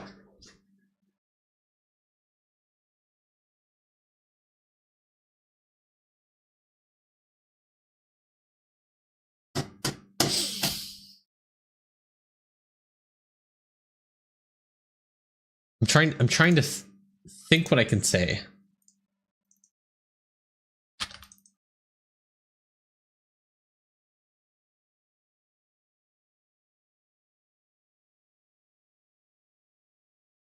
I think I need to demonstrate something. So the number one thing I see here is I think you have, okay, so this is what I'm saying. So I see you're doing farming and you don't have any of like the first crop. So what that tells me is you aren't familiar with how to grow the first crop. So when you plant something in farming, if you have a 100% growth chance, next crop chance, it'll just immediately grow to the next crop. So I have 100% growth chance on every single first crop. So if I place down a glassy, instead of it growing this banana, it'll grow this little apple. Okay. So how do I get it to grow the banana? In this menu, just click on lock crop and then click on the plant. You see it puts the lock there. I will go ahead, click on the plant the crop, and look at that, bananas. That's number one thing, because I see you're missing a lot of those first crops, and specifically the bulbo crop.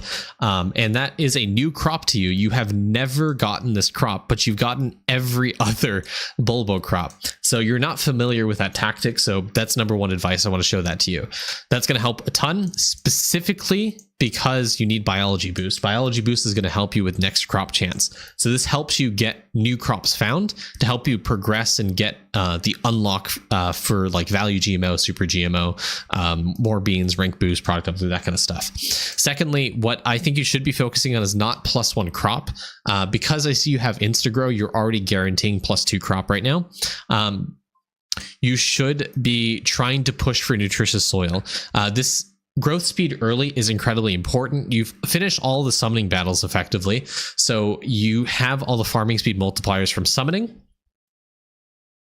sorry guys, give me a second. You have all the multipliers for growth speed on summoning right now. So what you need to do is actually create something that multiplier is multiplying. The way the summoning farming speed multiplier works is it'll take your farming speed and multiply it by whatever number it is. So if I go to summoning, if I go to winter bonuses and I see the 2.75x farming speed,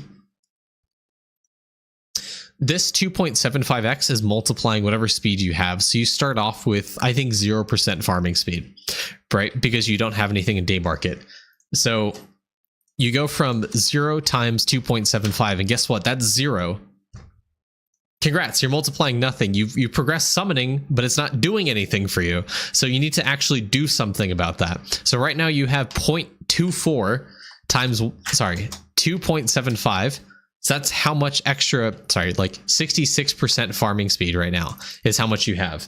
So 24 times 2.75. That's how much farming speed you have. Not very true. For demonstration purposes. Okay. So you up this is what I'm saying. So even if you start at 1, good, you have 2.75, right? 1.24 times 2.75, 3.41. If you get this up to 60, instead of 3.41, it's 4.4. So it's 4x faster instead of 2, where it is right now. Or 3, whatever. And if you get this up to 80, 4.95. Look at that, it's starting to scale. And then you start growing into 1,000 crops. This percent is going to scale. So what is it, like 0.1 or something? I'm not going to do the math, but every 1k crop that you have is going to start scaling the growth speed. And that adds with this bucket, and then that gets multiplied by the farming. And so your speed's going to start scaling. So it's not taking hours to grow earthy crops or basic crops. It's going to take a handful of minutes, dozens of minutes to get you more speed, to help you progress farming a little bit faster. So all that to say, the way farming scales is almost strictly off of your day market. If your day market sucks, your farming sucks. So you want to grind out day market early game to build your success later in farming. So when I look at your day market, I see nothing. I see no farming progress. And what that means is every single multiplier you've uncovered from other mechanics, such as summoning, just don't work as well as they should, because you haven't done the time to grind out the mechanic as much. That being said, the same kind of logic applies to biology boost. You have a 0% additional chance at crop evo, which means you don't have a good foundation for crop evo. You also don't have Nyanburger to help you with crop evo. You don't have high levels. You haven't done a ladling of your meals, so your pepper meal is giving you a lot of crop evo chance. You don't have the next crop chapter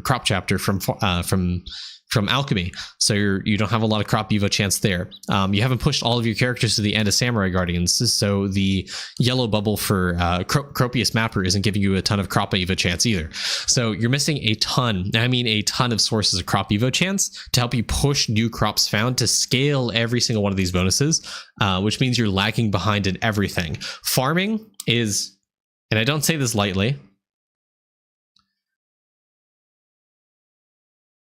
I'm going to say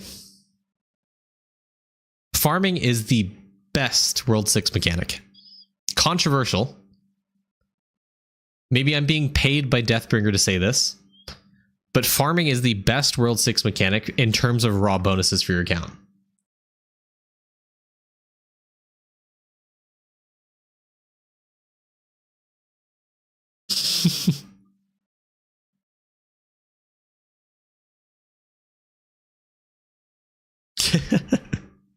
And the reason I say that is because of Gaming Evo. Gaming Evo, shiny pets, drop rate, and meal speed. Like a meal speed less so. I mean, it gets outscaled by Blood Marrow. But those ones, to me, make farming the best mechanic. Gaming Evo enables gaming. Like, it is a, pun intended, it is a game changer. Does it give max talent? No. That's cooked. Actually, kind of, but not really. But it gives you Gaming Evo. And this is like so incredibly important for like World 5. And it also gives you pet rate. And we don't know the future of breeding. We don't know the future of shiny pets or anything related to that. But this was honestly one of the biggest sources of shiny pet leveling in the game. Base critters. This allows you to get way higher levels of trapping than we were ever able to in the past. And this is just easy, scalable ways to get drop rate. Isn't the best drop rate source in the game, but it is very easily scalable. Yeah. Also, helps you with sneaking. Also, it gives you a bunch of all stat.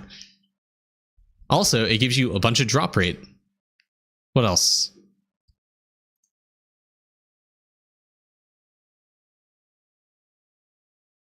Damage. That's okay. Who cares?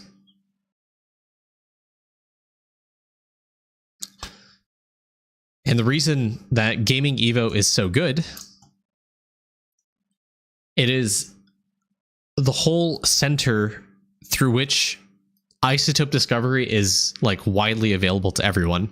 So this makes level 30 Boron an absolute joke, notwithstanding bravery. Farming makes isotope discovery an incredibly easy feat for anyone who gets to World 6.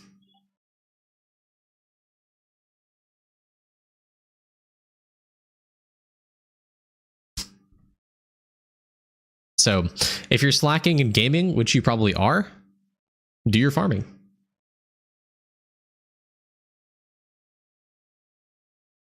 Yeah.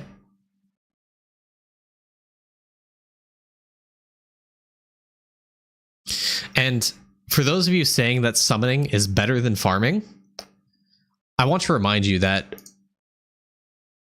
I think farming has had summoning has had a lot more updates related to it to scale its bonuses.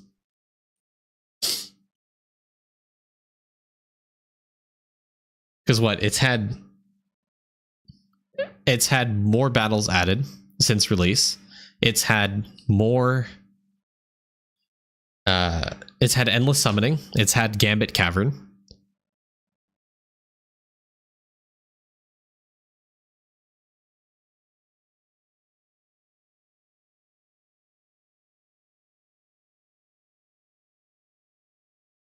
That's all I'm saying. Summoning just gives you, I mean, it's a cool mechanic. I don't know. I'm a paid DB actor, and I will stand by the fact I think farming is the best in terms of stats.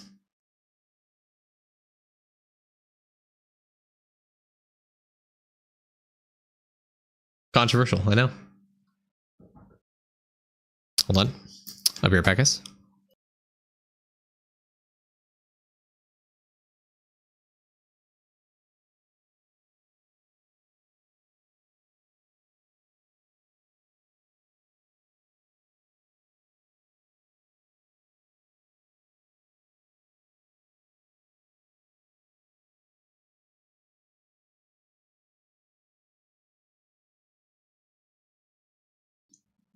So with that being said, focus on your farming. I think your farming needs a lot more work here. You can gain a whole lot more from farming and a lot more account progress, because farming will impact so much of your account. Farming will impact sneaking. It'll make sneaking a lot faster. It'll give you a ton of drop rate, so you can progress drop rate there a lot faster. And it'll help, like I said, it'll help you with gaming, so you can be more active, get a higher nugget. It'll allow you to get more bit gain. It'll allow you to unlock more evolutions for crops to get more bit multiplier. It's just all around a really good increase to your account, so I highly recommend doing it. So I'll stop there, River, with that very controversial take. I'll see you guys in the next video, YouTube. Have a great day. Bye-bye.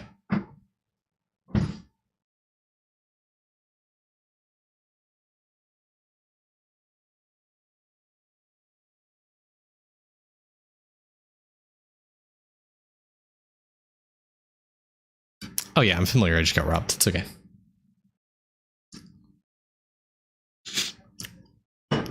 I'm out of water.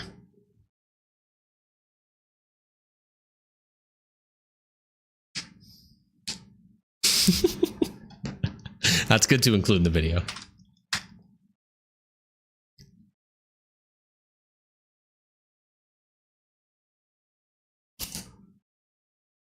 Great, now I have to go back and farm this crop.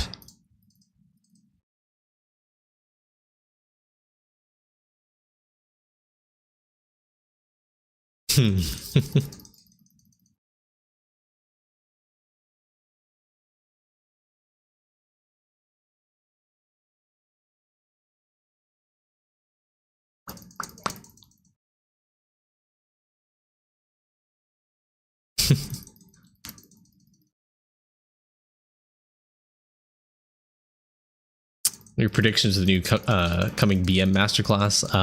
Probably going to be more shiny pets.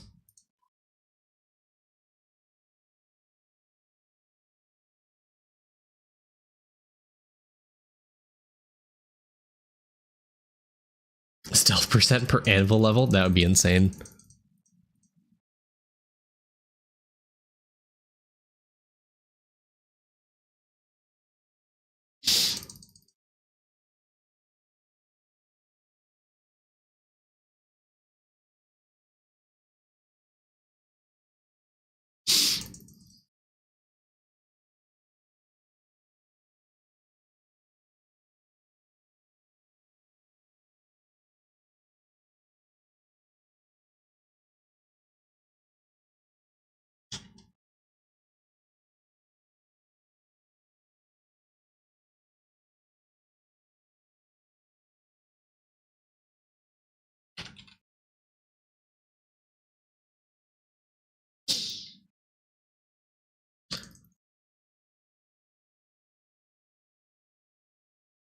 You should watch the decision paralysis. Yeah, exactly. I think I've covered that before.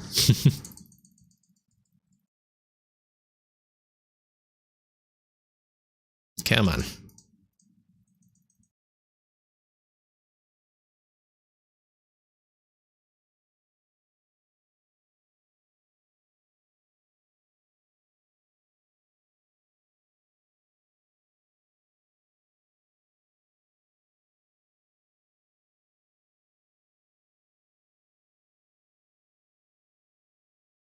There are so many glassy crops. There's so much bloat in the glassy category.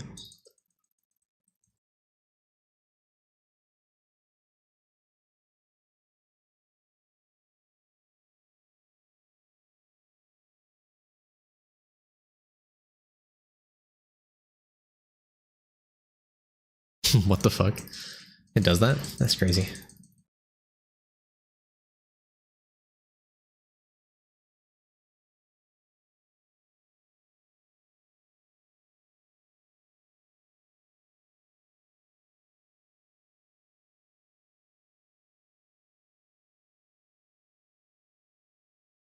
Okay, chat. Once I get these to apples, which might be another 10 years, I think I'm gonna go stop the stream there.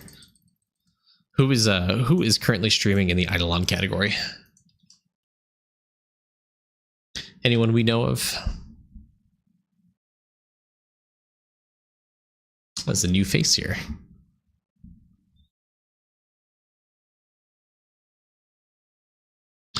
What about a good old friend Whiskey? How's he doing?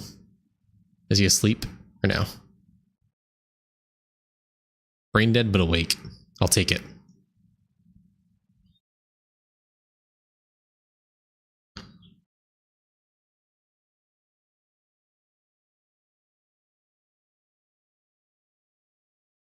Cool.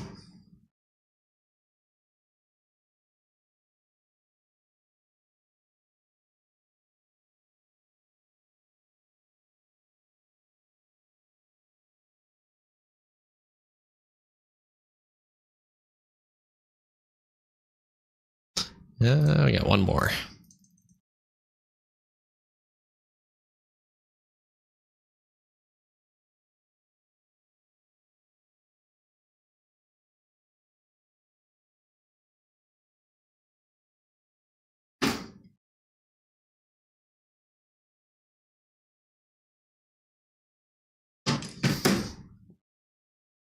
Let's see. Still 213 crops.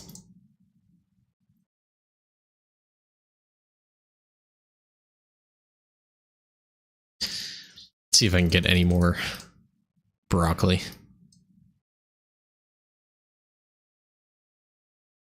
If you see this, any tips on damage of 90% all damage bubbles, all skulls done? I'm still in a QQ tiers of damage to people that eat 26.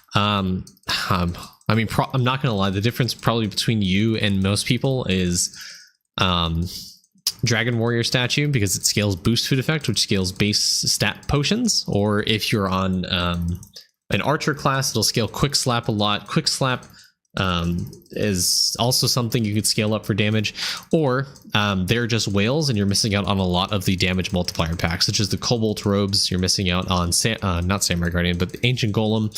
You could be missing out on Phoenix Wings. You could also be missing out on what's another big one? There's also a damage multi hat, I think, from this event. Yeah, I mean, there's a lot that you could be missing out on. But yeah, I mean, the 1.5x damage pack, yeah, you could be missing out on that.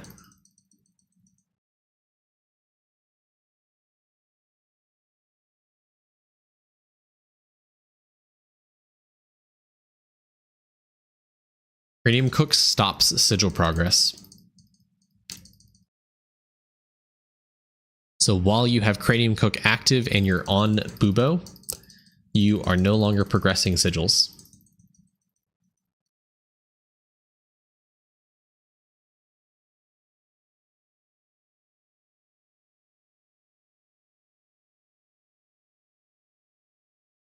Yep.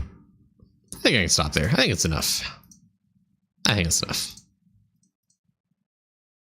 Should have asked earlier. Hey, I have a video about that. Yeah, it was like a $9 pack. You were guaranteed like the dedicated RAM, and also gave you a 1.5x damage multi. Yep. All right. And with that depressing news, we'll go ahead and end their stream there. All right, thank you guys for stopping by. I'm gonna send you guys over to Whiskey. I think I've rated him like once before. It was pretty chill when I rated him. All right, I'll send you guys over there. Thank you guys for watching again. We did 3 7-up videos for next week, and I'll see you guys in the next video. Have a great day, guys. Bye. No, wait, I haven't raided yet. I didn't even start the raid before I said goodbye. Now this is awkward.